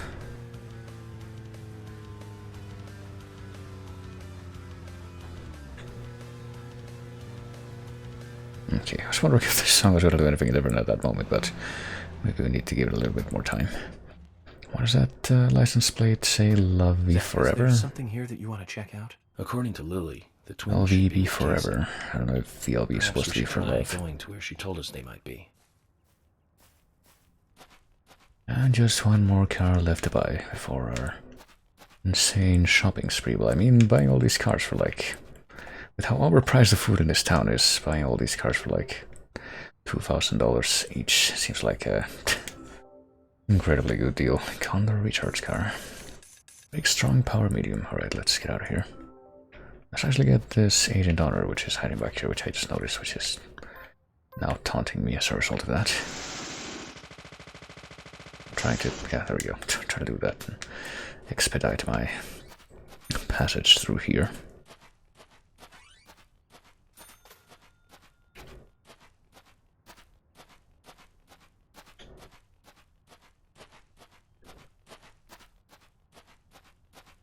So let's see though, this is the last of the cars that we're buying right now. We're just kind of leaving them all lined up in a row on the other side of the road. What does this one sound like? Is it the same one as the other one? No, not quite. And this one has the Swear 65 license plate, which we had already seen before though. I don't know, I'm tempted to just drive away in this one, but I'm not even sure if, like, wherever we're going next is a place that I'm supposed to drive to, or if it would be easier to just warp. No, we're gonna warp. So we could stick with this, but, I don't know, I'm feeling a little cheeky, so I think that maybe, just maybe, we'll get in this car, and then stick with this car from here on. This is the car that plays the revolutionary etude.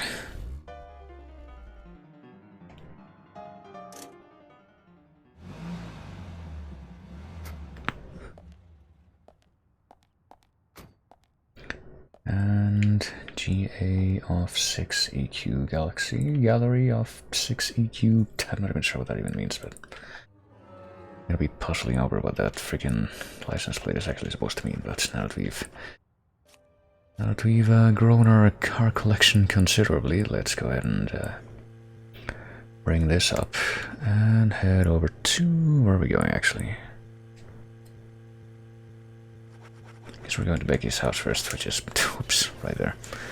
Also, I haven't acknowledged at all the fact that there's, you know, the thing at the top of the radio list. There's My Sweet Home, which I'm pretty sure is the thing that you unlock if you have the Greenvale Real Estate DLC thing. So, in order to do the other world replay for this place, which is definitely the order of the day here, that wasn't sufficiently clear.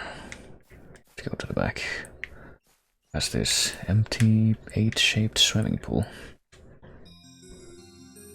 Let's try again. And much like with the other times we did this, it's gonna be to find one of the other cards that we're missing. And get a little bit of extra money, which I guess doesn't really have a good reason. Hey, but you know it's right there, but we can't get to it from here because we can't climb over waist-high objects.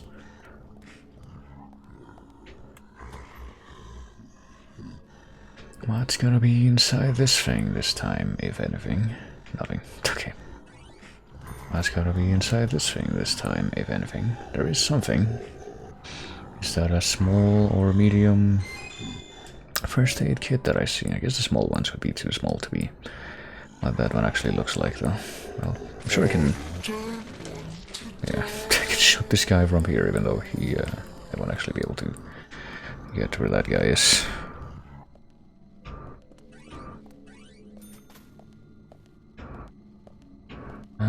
Can we... I guess we can't save during the other world replays, actually. Can we go here first? We have to, like, go to the other place first.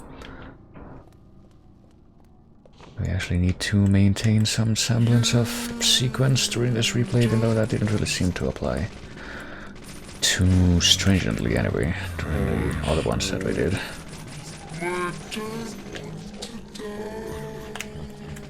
Oh. Yeah, I'll have some nice serenity in this little sequence, thanks very much. That goes for you too, mannequins. How dare you stand in my way? You must surrender your delicious silver agent honors to me. That is your purpose in this world. Well, give me 1 second so I can...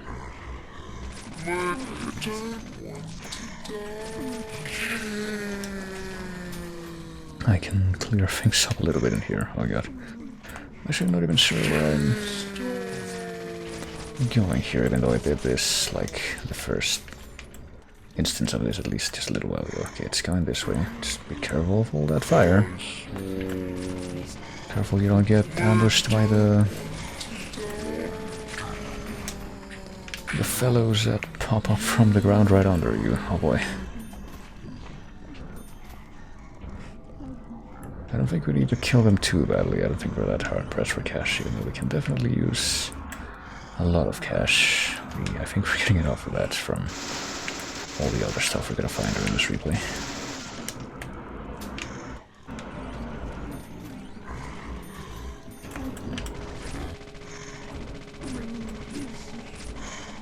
Right. Yeah, please stay still, sir, so I can actually shoot you in the head. And also, please don't spawn right here. I would like to be able to get past this. Thank you. There we go. Were we able to open this fridge before? Maybe we were, and I just missed it. But yes, we can nab some extra cola for our toolbox that we're probably not going to use, but that's just fine. At this point, York is becoming more of a feudal lord than the one he likes to portray George as. Look at all these riches that I'm hoarding in my item box. Oh, speaking of riches, here's the stabilizers, which we literally can't hold any more of, whether in the toolbox or in our pockets. Well, just as well. I think the time to use them is fast approaching. It could be right around the corner, but I'm not 100% on that quite yet. I haven't read that far ahead on the script quite yet, even though it wouldn't be hard for me to do so. Goodness. Okay, so...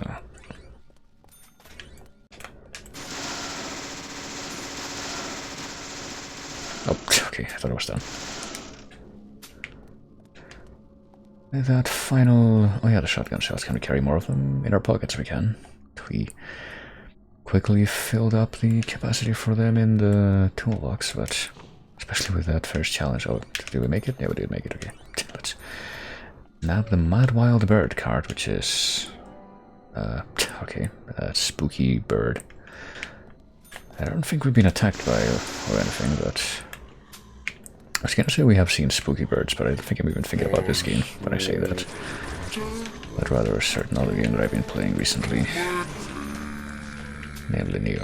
I guess there's no need to be coy about it since I was literally just talking about it at length last time I streamed this yesterday. Okay, well we could just leave now that we've got the card, but I guess we might as well go a little bit farther so we can grab this stuff. Totally default. Welcome to the very spooky world of very loud fellows. Okay, wait, what?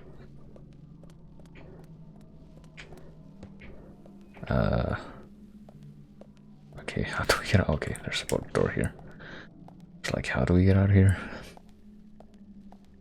So we're gonna backtrack into this room, go beyond into this door and see what else. I thought for a moment that we were already at the end of the, you know, whole extension of the level, but I guess not. 12 gauge shotgun shells, we have too many of those, And we literally can't, well I mean we can expand them if we really want to, but why would we? Those 10mm auto shells.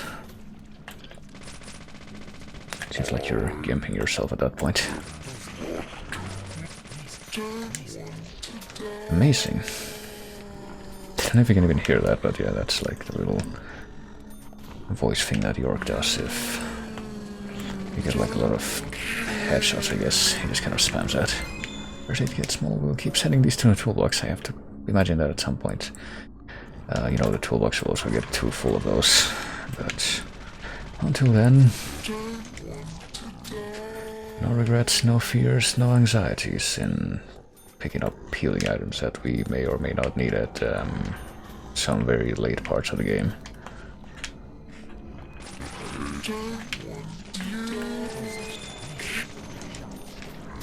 Well, we are getting a good chunk of change from killing enemies, so I guess I should spend a little bit more time doing that. And, well, as I say, spend a little bit more time, not really as in I want to stop and do that for a while, but rather just don't avoid doing that. Who knows, there may be another giant collection of cars that I may want to grab.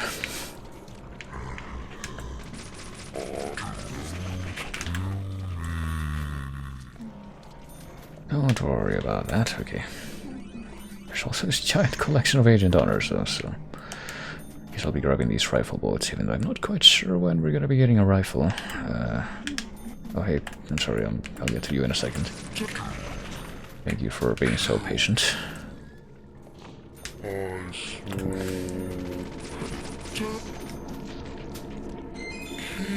Is this a stabilizer? Yeah, no, you're just taunting me by offering more of these stabilizers to me. Like, you know I can't grab anymore. Why are you being so mean? Oh gosh. And you, sir, you should be standing in a place that's a little bit more convenient for killing you purposes. Don't worry about it. Oh god, some of these guys are armed. Pretty sure. Oh gosh. Okay, yeah. Probably don't want to stand right in front of them when they're in the process of making their gun very shiny, which means that they're about to try and pop you with it.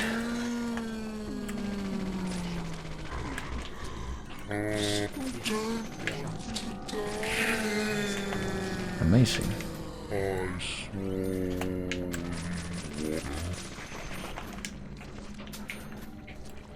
Okay, well now at this point I feel perfectly justified just trying to make my way through a little more efficiently.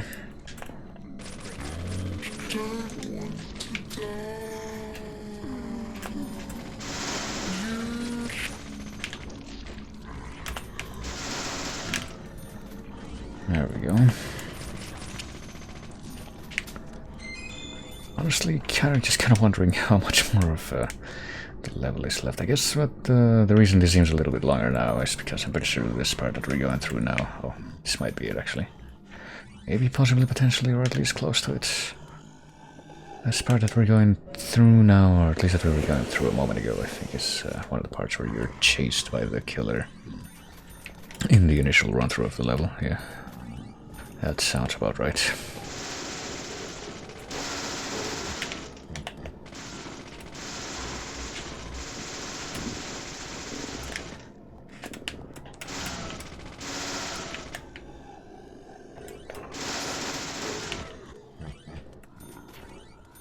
Let's see how much more is left, though. I don't think there's that much more, if any. I mean, there's this, the final piece of the puzzle, and then this door, which would have usually left to the end, I think. No, I think we actually did get to the end. No. There is, in fact, nothing left, so let's just get out of here. Got what we came for, which was the new card.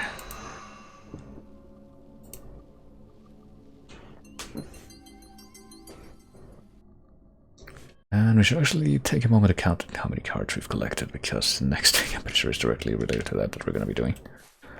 Let's pop over to the tree. Our favorite spot to sleep. Or we could go to my sweet home. Let's actually go to my sweet home. Might be a little bit more convenient right now. Only because we haven't actually, you know, come here yet.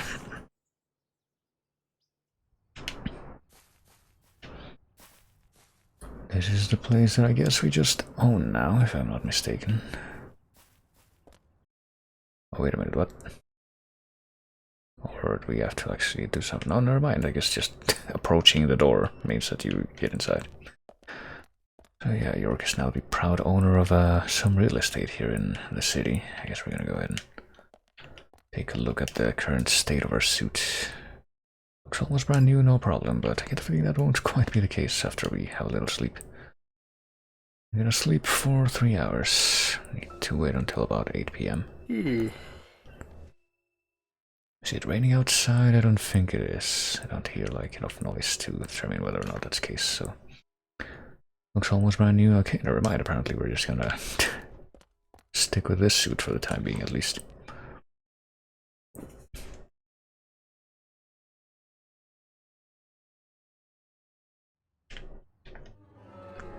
Let's pop over to the weapon shop now.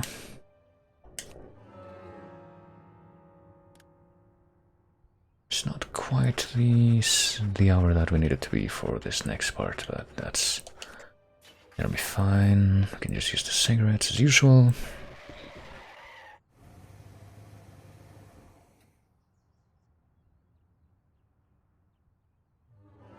But before we do that, let's have a quick look at our trading card list. I need to do a quick head count here. We're missing surprisingly rather reduced number of them so far, but we can check out each of these cards. Francis York Morgan, main character. Known for his surreal demeanor, he talks with his dual personality named Zack during investigations. There's Anna Graham, the first victim. This beautiful 18-year-old blonde, which that's not quite the right conjugation for that adjective, but was curious about the real world, which led her to joining a dangerous and secret club, which we don't really know much about at this point. There's Becky Ames, who joined a secret club with Anna. She runs away right before Anna dies, but later returns to take Anna's locket, as we learned. There's Diane Ames, the third victim. Oh boys, we're gonna be spoiling things, I guess. Maybe we shouldn't be reading all of these after all. She collected paintings of trees in her gallery. She always wore tight skirts and high-heeled stilettos. I mean, what is the next?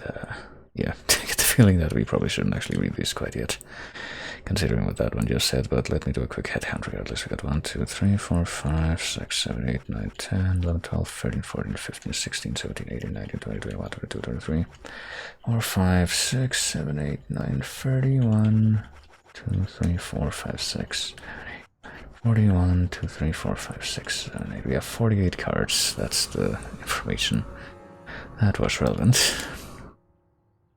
Oh yeah, and this place isn't open yet, but we do have 48 cards on hand, which is the important part. Let's smoke for just a little bit until it hits the hour. And now,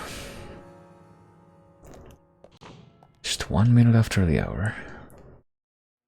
Let's see what Wesley has to say. We will actually speak to him now. Instead of just being all business. You've got quite a selection here.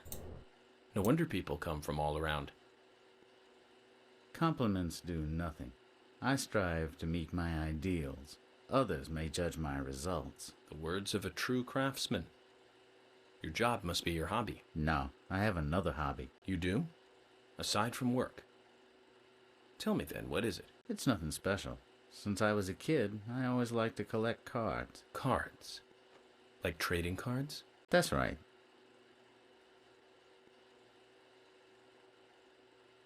That reminds me. I got this one after I came to this town.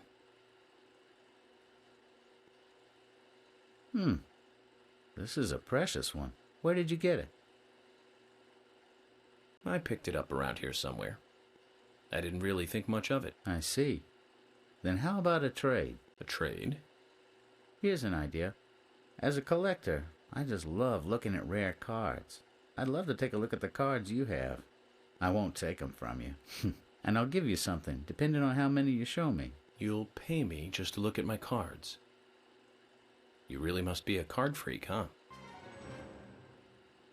Well, here's your other main motivation other than just personal want to collect the cards. Show me your cards?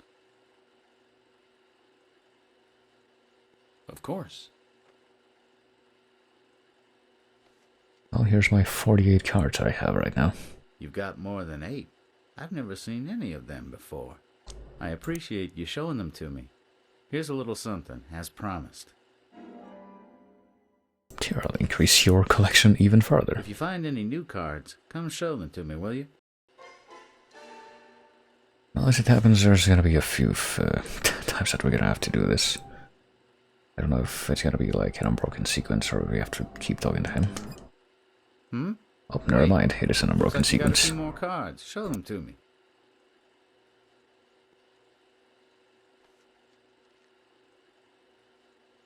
Looks like you have more than 16 here. That's very impressive. I appreciate you showing them to me. Here's a little something, as promised. Hold on to it, okay?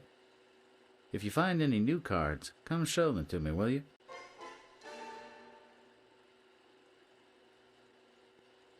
Well, that other card that he just gave us wasn't a trading card, it was a discount card for this place, but now we got more of the other types of cards still. Hey, hold on. You got more cards.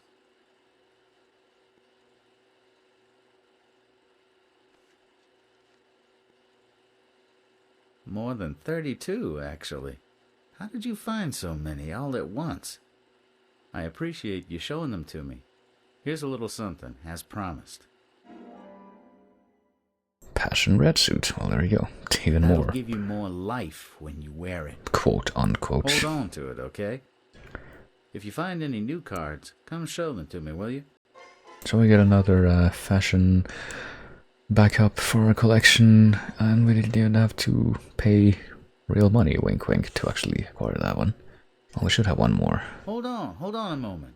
You got more cards.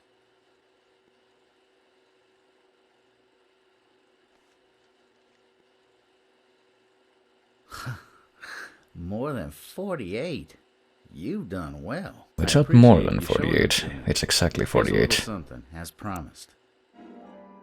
And now we got the dancing all night suit. I'm pretty sure this one also has with your heart rate when you wear it. Hold on to it, okay? If you find any new cards, come show them to me, will you? The heart rate suit, which I think is actually one of the most useful suits in the entire game. Well, I don't think we're gonna be advancing this further unless we get like all the remaining cards that we're missing now. So let's see. What else does he have to say? I guess we can talk to him more about the cards, but we don't have anything new to show him. Failure is not an option when handling guns, because failure means death in most cases. Okay, thank you for that wisdom, and also for giving me all that stuff in exchange for my cards, and also for this extra cash that you just have for me lying around in your shop. Okay. Let's actually head back to our sweet home, why don't we? There's a few things we ought to do, I think. Yeah, it's time for that certain something that we've been hoarding all those stabilizers for. I mean, we can only carry 3 at a time, but... let's head off to my sweet home. Definitely the easiest place to pop over to do some stuff. I honestly forgot this was an option for most of the game. You can just come here if you want to, like, change your clothes or access a toolbox. It doesn't have to be the hotel or the police station or any of the other places that may happen to have those options. It can just be this place. It's just always open. It's not even, you know, related to any story events. Actually, the toolbox is here, right? Yeah, it's in the other room. You can also save if you really want to, but...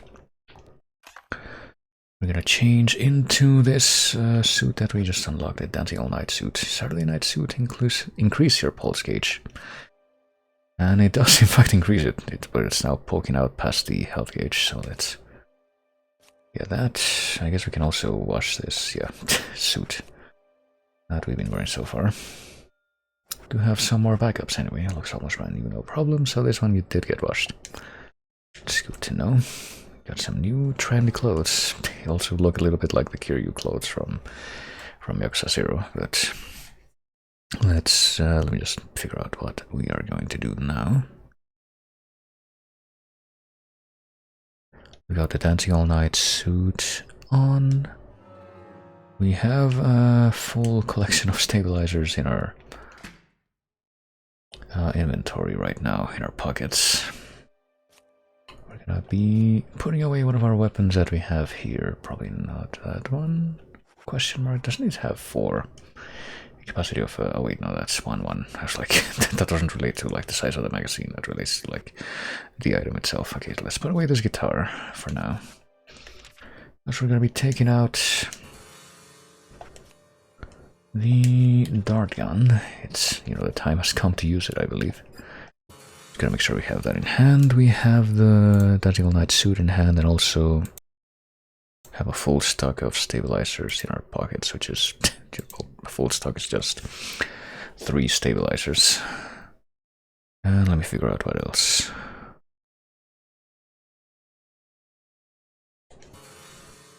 I think the only thing that's left to do at this point is to save, which hopefully we'll be able to do in here as well. Will we? Can only hope. Okay, wait a minute, we not have the ability to save in our own home. I guess that's one thing that we're lacking. After all, oh, that's unfortunate. But we will need to save, I think. It's gonna be the only way. We can head in here to where the toilet is. That way I can also listen to some, if you really perk your ears up, some very bizarre noises coming from unknown sources. But anyway, yeah, I guess there's just no phone in here. That's just weird. So we're gonna have to go somewhere else. I guess we're just gonna warp to the next location and save right there. With the dart gun in hand, which has just infinite darts, I guess. Never even tried it before. Wonder what happens if you try to like fight the enemies with this thing. It probably doesn't do anything, but we're gonna go ahead and take our handy dandy radio and warp over to Sewer 65, which is the bar. That's on the, I guess, eastern part of town. I don't remember which one it is that has the milk barn and the gun shop and all that stuff, but doesn't have the other stuff that's technically closer to the center of town. The part of town that has a bunch of stuff in it, but which is not really the downtown part. This part of town. Okay, let's save. Let's expend $1 whole doing that. And let's get in here. Actually, I have no idea how this is gonna go, but we can turn on the jukebox while we're in here and hear this. That's not the same song that we heard while we were driving Usha's car, was it? I don't think it was. I don't think there's much more to this song that we're hearing right now than what we've heard already, though it's a very short loop. I guess we'll just pop that off so we can hear the other song that we can hear while we're inside. Hey Richard, do you have anything to say to me right now? Do you want a drink? Well, I wanted to kill a sunrise. Make Jagger's love affair, yada yada yada. I'm pretty sure we've heard all this before, so... Here's your Quint's menu, yes. It's the same as in the milk barn, where one of them has a different menu than the other one. Quint, something, Becky. Damn it, I shouldn't have skipped that. He was trying to help her, but still she was killed. It's such a pity, those two girls. They were still so young. Did Becky give anything to Quint? I don't know. He's never said anything like that to me, at least. Just want to let him be for a while, you know. Well, there you go. That seems like a sensible way to go about it. My son has his own way of seeing things. I just want to give him some room right now. I guess that's why he's not around. He's just like taking time off. But yeah, you might be able to see why we came here at this time. Let me try to figure out what exactly we're going to be doing and make sure we have the weather doll to the right setting, which I think we do. Otherwise the health bar wouldn't be green, I don't think. I think we can pick any one of these dartboards, but also made a few notes. You can play darts here too. Now, where did I put that dart gun? Well, in my pocket. Oh, hey, and you get your own song when you're playing darts, I guess. This is one of the... I think this is, yeah, one of the songs I was playing where we were driving either Quint's car or Richard's car. You get a prize each time you achieve a high score. You have to pay a game fee of $50 to play. Of course you do. Well, let's check the counting rule again, even though I'm pretty sure we got this before. You can fire 3 darts per round. Your score is a total of 8 rounds, means you get to shoot 24 darts. Those numbers on the outer rim, that's how many points you get when you hit those areas of the board. An outside double line is worth double points, and inside triple line... An inside triple line, rather, is worth triple points. Bullseye is worth 50 points. So the most points you can get with one dart is 60 on the 20-point triple line. Did you get all that? No, I think we got it. So that's terrible, because it's like, do you not want me to repeat all that again? It's got a team kind of energy. I'll give you a prize if you can get a high score playing count-up. You want to give it a shot? Well, let's give it a shot just like that and see exactly what we end up. Press R2 to focus your mind and aim. Pay attention to your pulse gauge. Aim with the L, shoot darts with X. Concentrate with the R2. Well, here we are. We can't actually do the thing, can we? Oh god, oh, I don't think I see the marker here. We can concentrate with the R2 instead by doing this. And there we go, triple 20.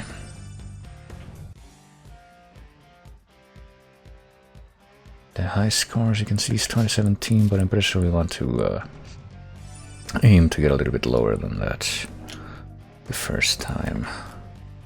Oh boy, and yeah. Oh shoot.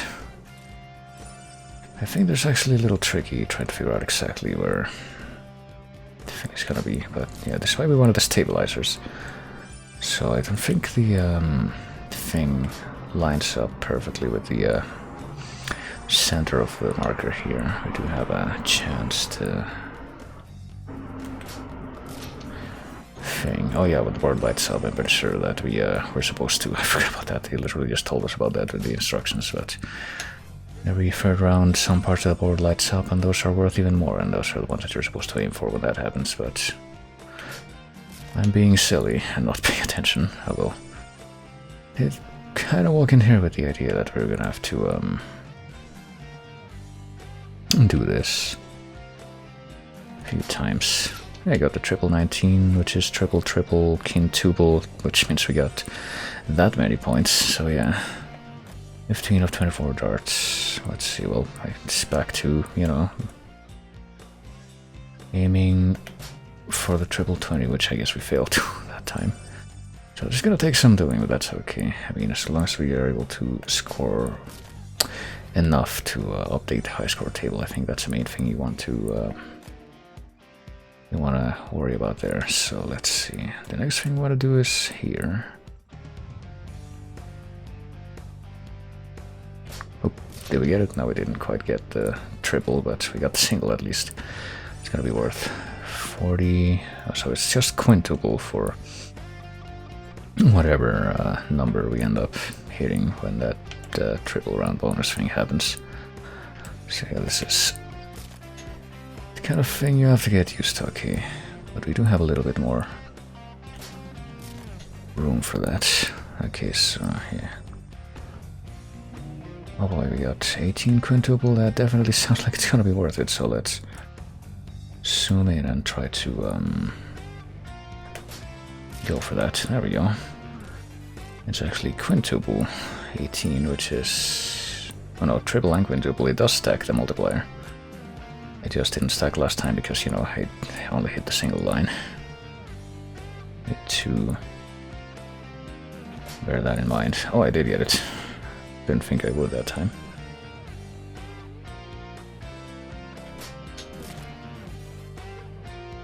Well, this is why the Dancing All Night suit is a boon for this minigame. Oops. Because the freaking pulse thing just keeps on going up this entire time. Well, we got 6 darts left. Don't think it's gonna be enough for, you know, to let us beat the high score, but even if it is, I don't think we want to do it like on the first go, like I said. Let's see. So I think there's actually a reason why we don't want to do it on the first go. So 60, we're gonna get like 120 more. So we can get like, I don't know. We're gonna see what the next set of triples is that we can get here. Oh my god, okay. We're gonna fucking tempt fate by actually doing it, or going for it. We do, okay, 20 times 3 times 5 equals 300. Okay, yeah, I think we need to... we might need to throw at this point, otherwise we risk something. Let's hit just singles, why the fuck not?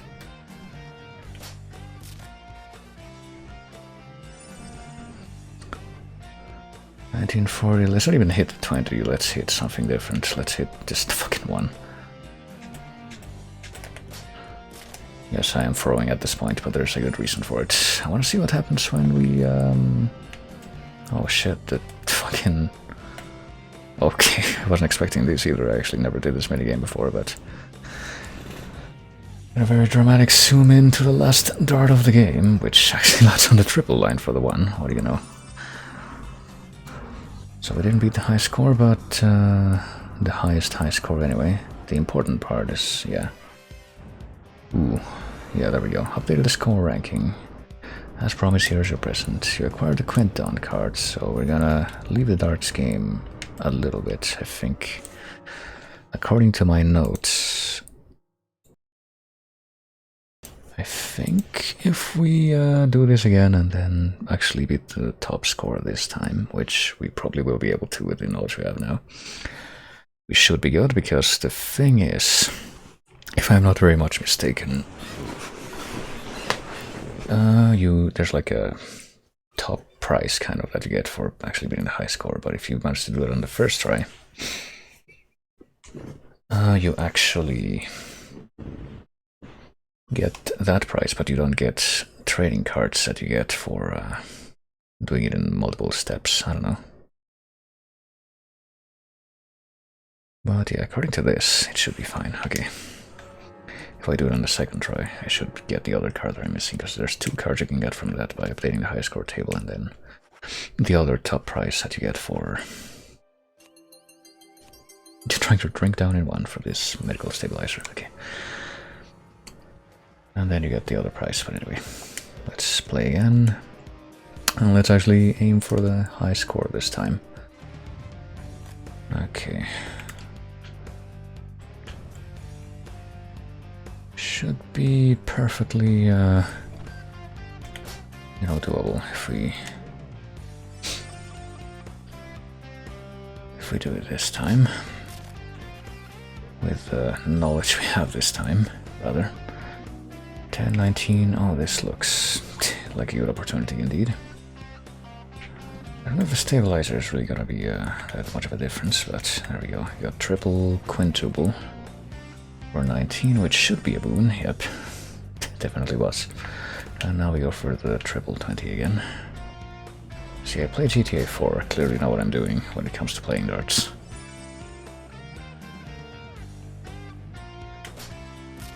There we go.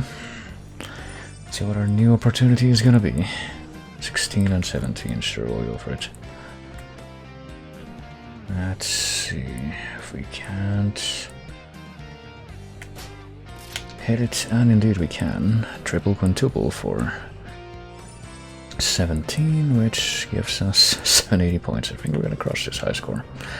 Just a thought.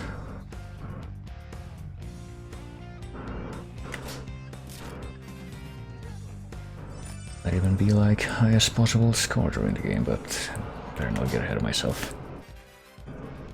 Let's see what our new opportunity is, because we're not even half done with our darts, and yet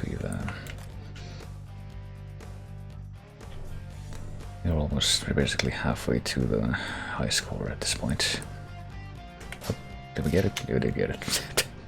Getting a little iffy with some of these alternative angles, but it's fine. 210 points. Okay, go back to it. I kind of forget for a moment that after we do the special triple quintuple round chance, we just have to go back to getting triple 20s.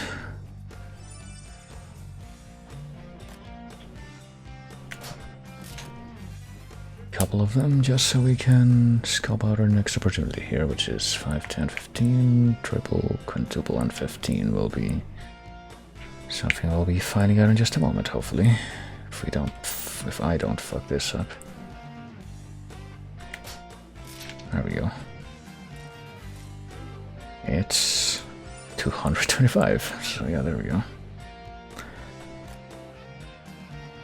See, it's pretty pretty interesting because the topic came up of how York kind of looks like Kiryu in some of these suits that are mostly whites on the outside.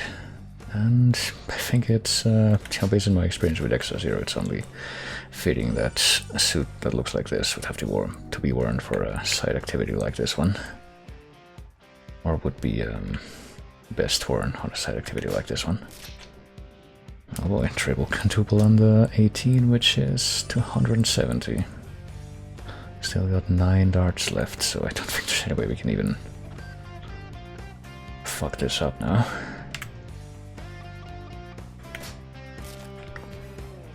We still have not hit a single dart though, that isn't, optimal.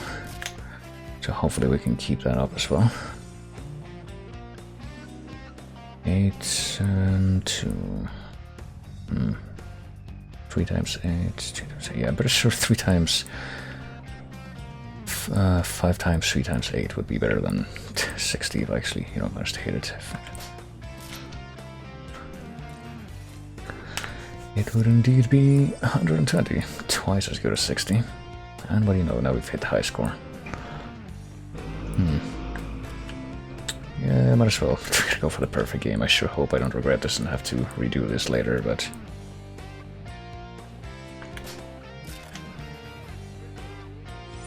because once we're unable to update the high score table again, hold on.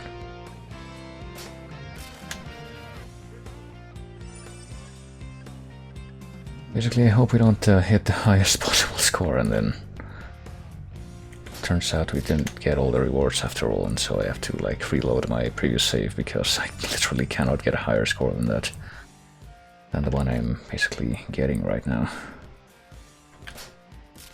Ooh, okay. Oh, and we're also getting like little voice clips here and there that say triple and stuff when we actually...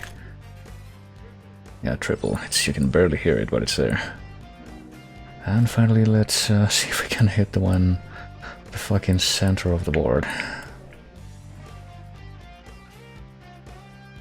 Right in the center. Very dramatic.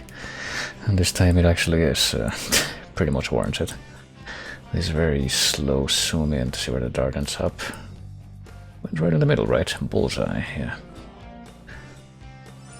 Times 10, we went over 3,000. I'm pretty sure that is legitimately the highest possible score that we just got. Oh man, that hasn't happened for a while. We're starting this quest that we just completely crushed, I would expect. Did I do something bad? Well, yeah, bad for me, but good for you, lucky son of a gun. I'm not sure that I follow you. You just broke the record I set a few years ago. That's so. Hey man, show a little more excitement, will ya? Are all FBI agents as stuffy as you? Anyway, I had no idea you were so good at darts. When did you start playing? I started when I came to this town. Since you came to Greenvale? You're kidding, right? The thing about darts, you know, is that it's 20% technique, and the remaining 80% is all in the head. You need a powerful mind that's able to concentrate for long periods of time. You see, humans can only concentrate on one thing for so long, so you have to really stay focused. Concentrate on the moment you release the dart. You must have a very powerful mind. We went through mental training at Quantico. Hey, here's your prize. What's this for? For getting the highest score. You won't see many of these around. Take good care of them. A pack that will let you hold more weapons, by the way. Okay, we should have gotten another card along with that though. Let's see if we actually do.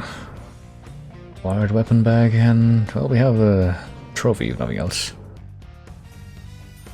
As promised, here is a present. You acquired Richard done. Okay, nice. We got everything from that, so we don't have to undo our literally unbeatable score now. There we go. Let's actually celebrate that by an accomplishment, which is quite an accomplishment, by saving one more time. And now that we've conquered darts in Greenvale, we become the absolute king of darts. Let's go someplace else. Well, there's a toolbox right here, isn't it? Isn't there, rather? We're not going to be needing the dart gun again, so let's go ahead and put that away.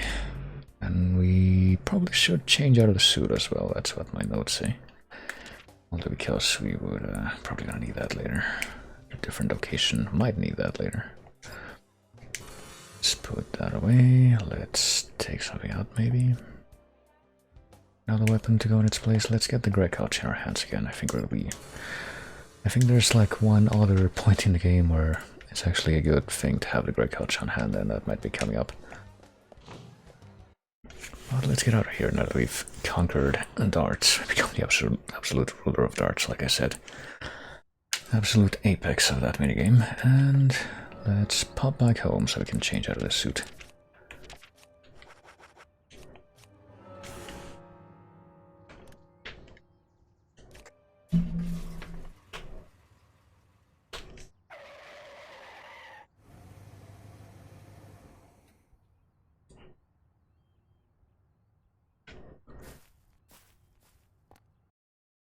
We didn't even have to interact with the door, just need to get up close.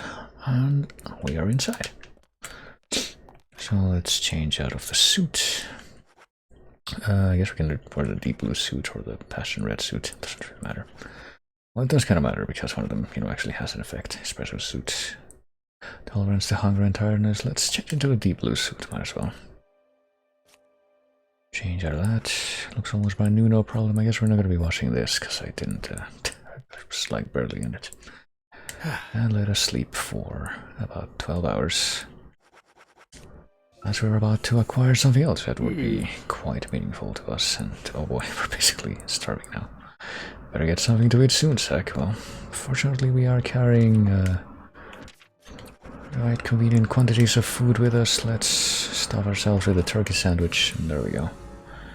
We are no longer starving, and we freed up an extra inventory slot, so that's cool.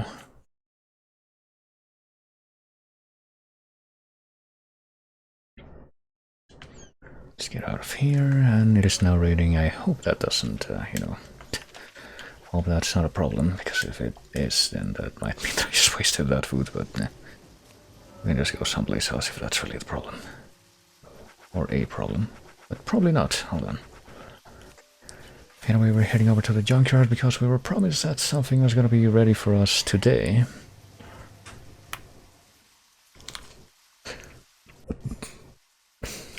And if we have a look around, then maybe... Yeah, the dude isn't around, but... If we head out here, what do you know? It is right here, after all this time.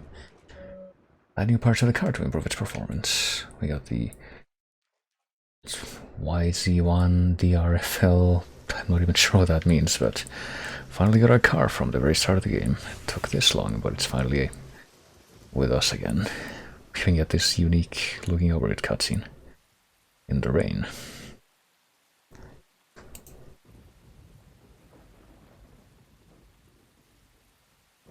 It feels so great to be back in my own car, Zach.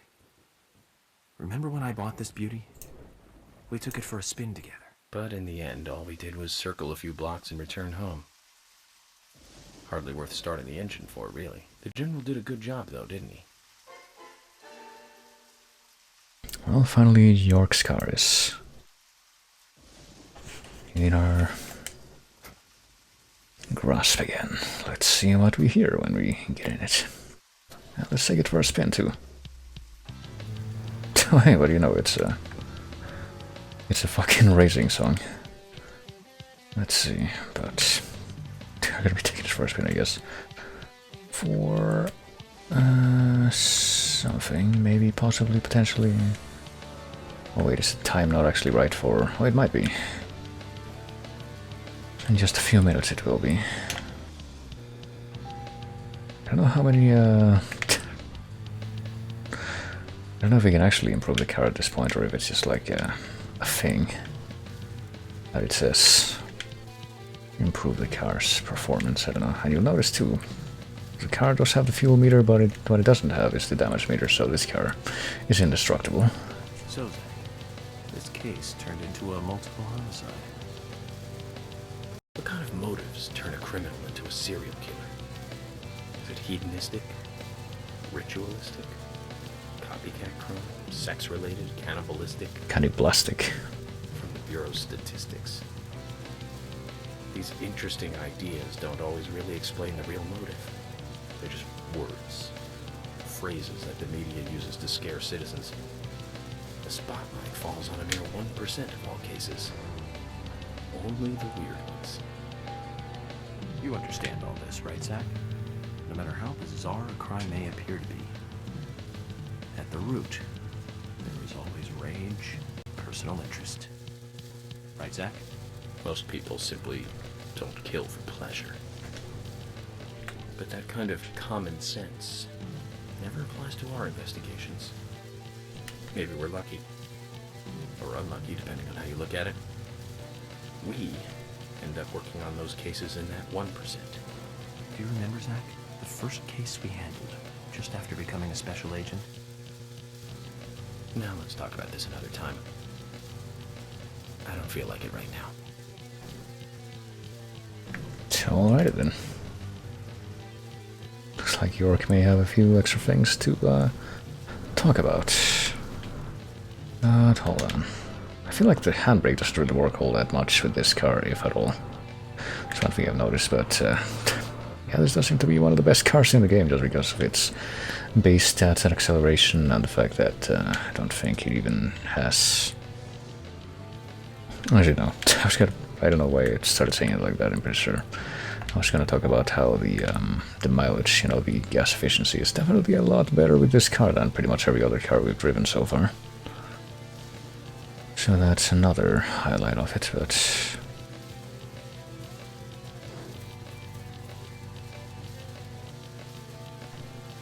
Yeah, strangely enough, one weird thing about it is that the handbrake doesn't really seem to be doing much with it. When I try to turn quickly, it just kind of doesn't kick in at all. So it doesn't allow for super dramatic turns, like say the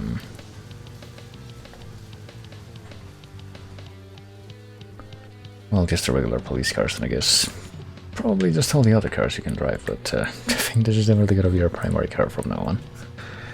And now that we are here,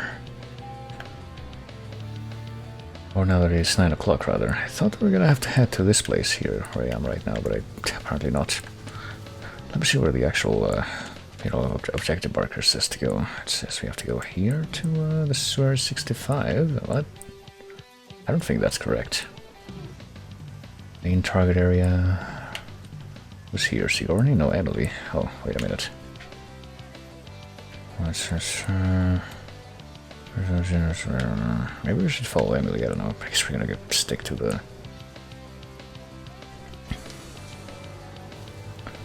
where the actual marker is.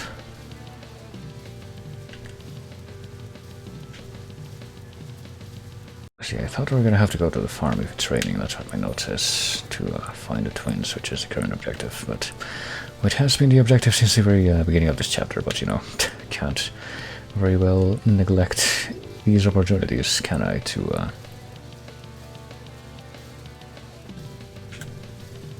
go to these other interesting things in the meanwhile. Wasn't Emily along this road? Did she like already pass through here? No, she's over to the left. I wonder what she's doing. Isn't she supposed to be, you know, going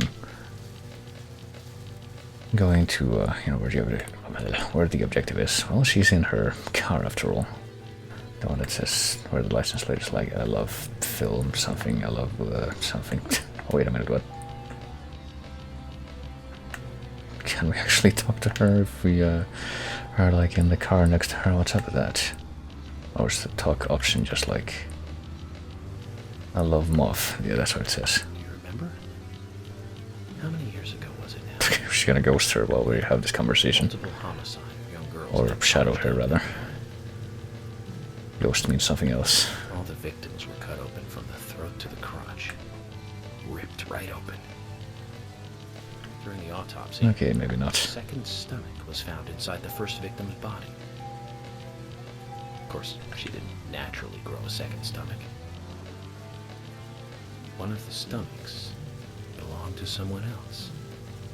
As more victims piled up, there was one with 2 hearts, one with 2 livers, 4 lungs. Different organs each time. Of course, those extra organs didn't do the girls much good. Right, Zach? And they say too much is never enough.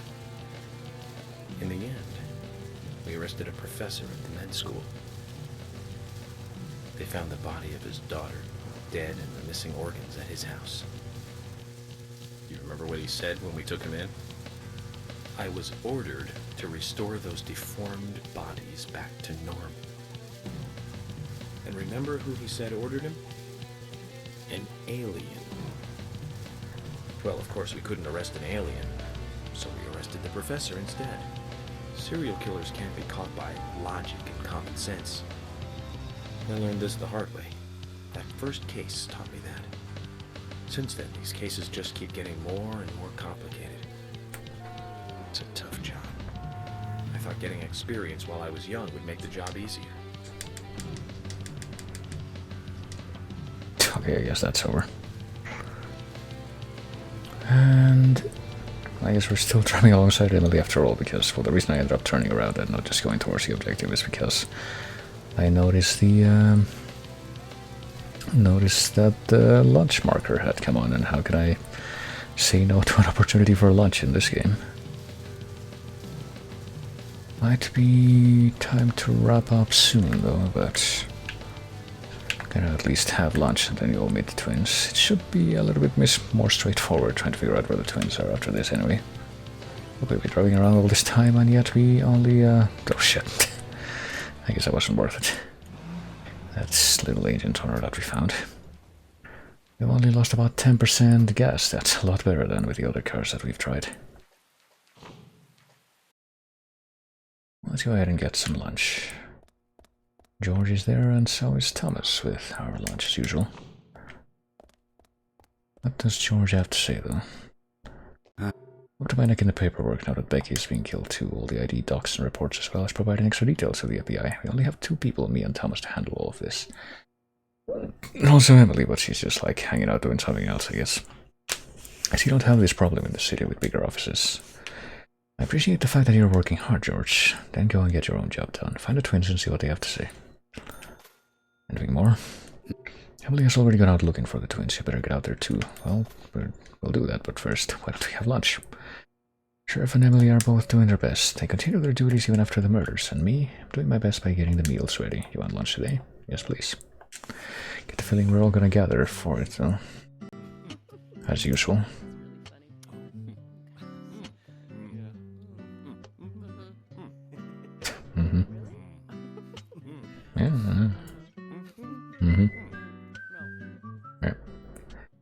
Okay, we didn't actually get anything new that time, but at least we did get some nice hunger refill. More meal, more checking the weather, I guess. I guess you can't get more than one of these launch cutscenes per chapter, potentially. Maybe that's a subdivision. Or at least for the chapters that you're able to, you know, actually go to the police station in. Which is not every chapter, but... Well, let's see exactly where we're supposed to go. Is it the same place where we were before? Oh, whoops. So I thought, like I said, that this is where the twins are gonna be when it's raining, but it's telling me to go here to the Sphere 65. Yeah, apparently they're there. They're with Kaysen. What do you know? Well, let's pop over there. Let's not drive all the way over there. I think we had enough fun driving with the new car for now. Let's go there the efficient way. In the end, I suppose the way, the thing that defines how we do things properly is going to be how efficient we are, after all. Alright, let's figure out where they are. I guess they're just out here in the rain, in the... like under this kind of side porch area. They're just here for some reason. York, I found Isaac and Isaiah. They're over there. Let's go. I've just been waiting here the whole time for you to arrive. Didn't just go over to them myself.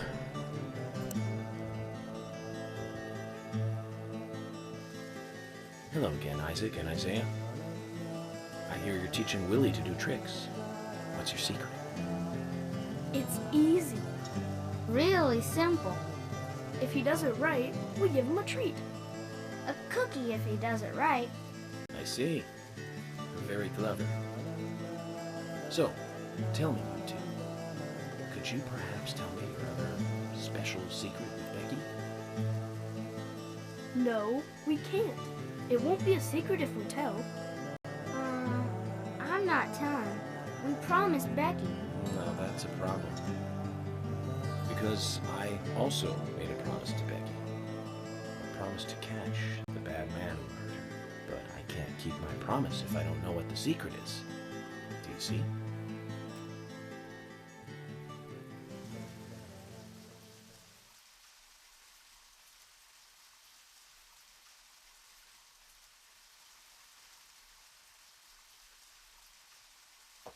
She told us to give Diane a box.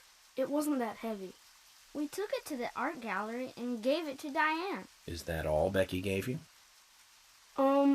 Just when we were leaving to take the box to Diane, Becky called us back. She handed us something. It was small and round. She told us to keep it safe in our pocket and give it to Diane.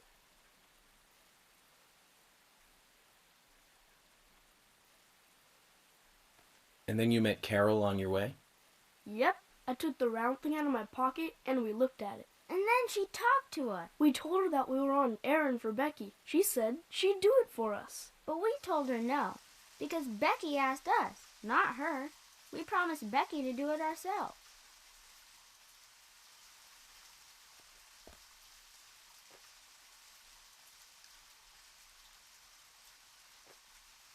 So Becky did entrust the locket to them. And now Carol has it. Right, Kaysen? Huh? You were in the room when Carol took the locket back from Diane. I saw you with Diane in the art gallery that day. Well, yeah, I was there in the room, but I was only chatting with Diane. Oh, then Carol burst in, all angry looking. While Carol and Diane had their talk, I just sat there like a frog. Yeah, so Carol took the locket from Diane, but that has nothing to do with me, right? Yes, I believe so. But from this instant, you are now a key witness in this case. I'm afraid you can't leave town until you hear from me. What? Can you do that? This is all starting to sound a little like Alice in Wonderland. Which makes you Humpty Dumpty. Huh? Isaac and Isaiah, thank you. I think I'll be able to keep my promise with Becky thanks to you two. How is Becky? Is she getting better? She'll come and help out at our store again, won't she? She'll come and play with us again, won't she? Boys, about Becky. That's right. Becky is almost totally better now. But I don't think she'll be able to come and see you. I was told by Becky to keep this a secret. But she's actually a goddess of the forest, just like Anna. I think she's gonna be in the forest with Anna for a while. Cool. We'll keep this a secret then, too. Wow, that's why Anna and Becky are such good friends. Okay, Willie. You're happy too, aren't you? Zach, I hope Emily doesn't end up as a forest goddess too.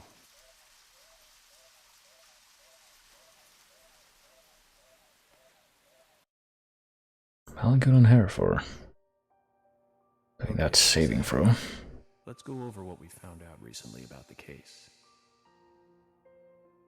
First, Diane, the owner of the art gallery. She was out drinking with Nick Cormack in a bar on the night Anna died. Nick confirmed this, and so she has an alibi. But then we have what Nick's wife Olivia told us. According to Olivia, Nick and Diane not only went to the bar, but also went somewhere else that night. Do you remember where that was, Zach? Went to the bar, but also to the art gallery later, I think. That's what I said. That's right, the art gallery. Before entering the gallery, Diane looked back towards Olivia, almost as though she saw Olivia in the dark. Nick's behavior has also become more suspicious by the day. If Olivia is correct, then he is heavily involved in this case. But we have no conclusive evidence of that at the moment. The only thing we can say for sure is that Nick's whereabouts are unknown at the time of Becky's murder. He has no alibi for the crime, but that fact alone means nothing. So who was it that called Thomas to report trouble at Becky's place? Was it Quint? I thought maybe, possibly. Don't think it was Nick or Carol, for that matter. I mean, Quint was there when we got there.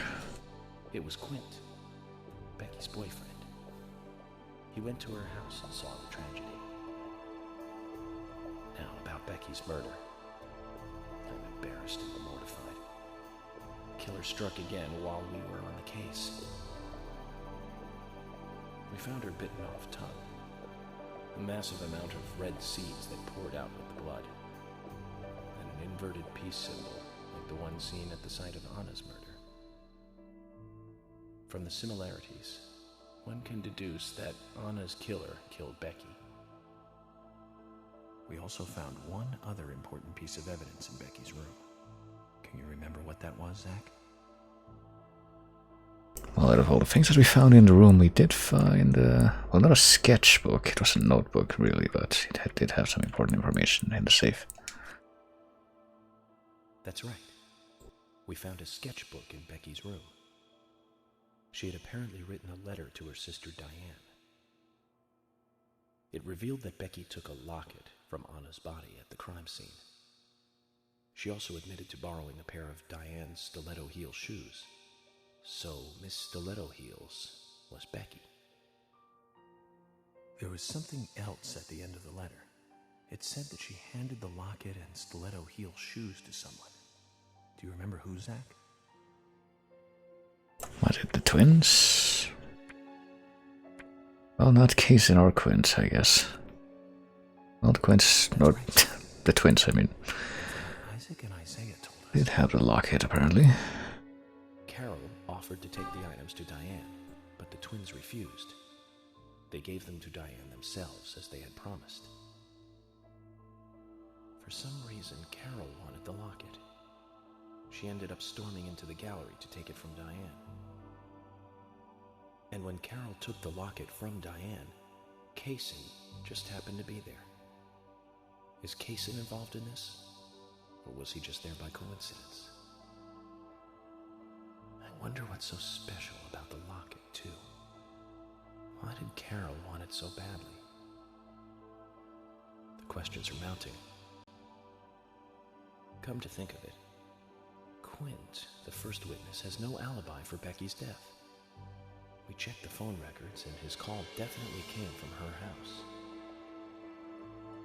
Is it possible he attacked Becky and then called us from the scene? But everyone is suspicious one way or another. What should we do next, Zach? Okay, who's the most suspicious? Of all these people, I don't know. I mean, Quint probably wouldn't have wanted to kill his own girlfriend. I don't know about Diane. Do we pick Nick? No, I don't think so, Zach. He's certainly suspicious, but there is someone else at the center of this. Is it Diane, even though she has, you know, an alibi for being out of town or whatever? Apparently so. Becky's sister and Carol's enemy, linked to both Nick and Kaysen, the elegant owner of the art gallery. Zach, that's our next move. We'll start with Diane.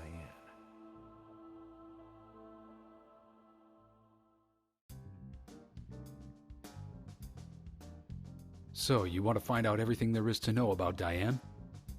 That's right. There's just too many things that we don't know. First, we need more intel about the relationship between Nick and Diane. How? Nick and Diane meet every night at the bar. Let's use that. George, we'll need you to stake out the gallery. What do you mean? Wait in the parking lot of the art gallery and tail Diane when she leaves. If she goes anywhere other than the bar, you let me know. Emily, you take the diner. Wait for Nick and tail him to the bar too. As with George, if he goes anywhere else, then you let me know. Okay. Thomas, you keep a watch on them inside the bar. Yes, I will. I'll be waiting in the parking lot of the bar. Once Nick and Diane are together, I will follow them wherever they go. What time do they usually show up, Thomas? Around the same time. Usually between 22 and 2300. Then at that time we do it, boys and girls.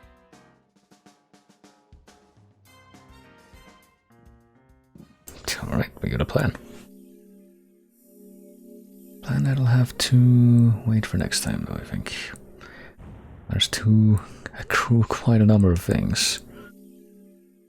Including more money, presumably, yeah, out of a number of the things that we did today. So we're building back up to the same kind of a fortune that we had before we bought all those cars. But hey, we must have all those cars, surely. We get another introductory cutscene for this next chapter right off the bat, but yeah, we do. Zach, we need to be at Carol's bar at 2200. Looks like we have some time to kill. We can go to the diner and see how Nick and Olivia are doing.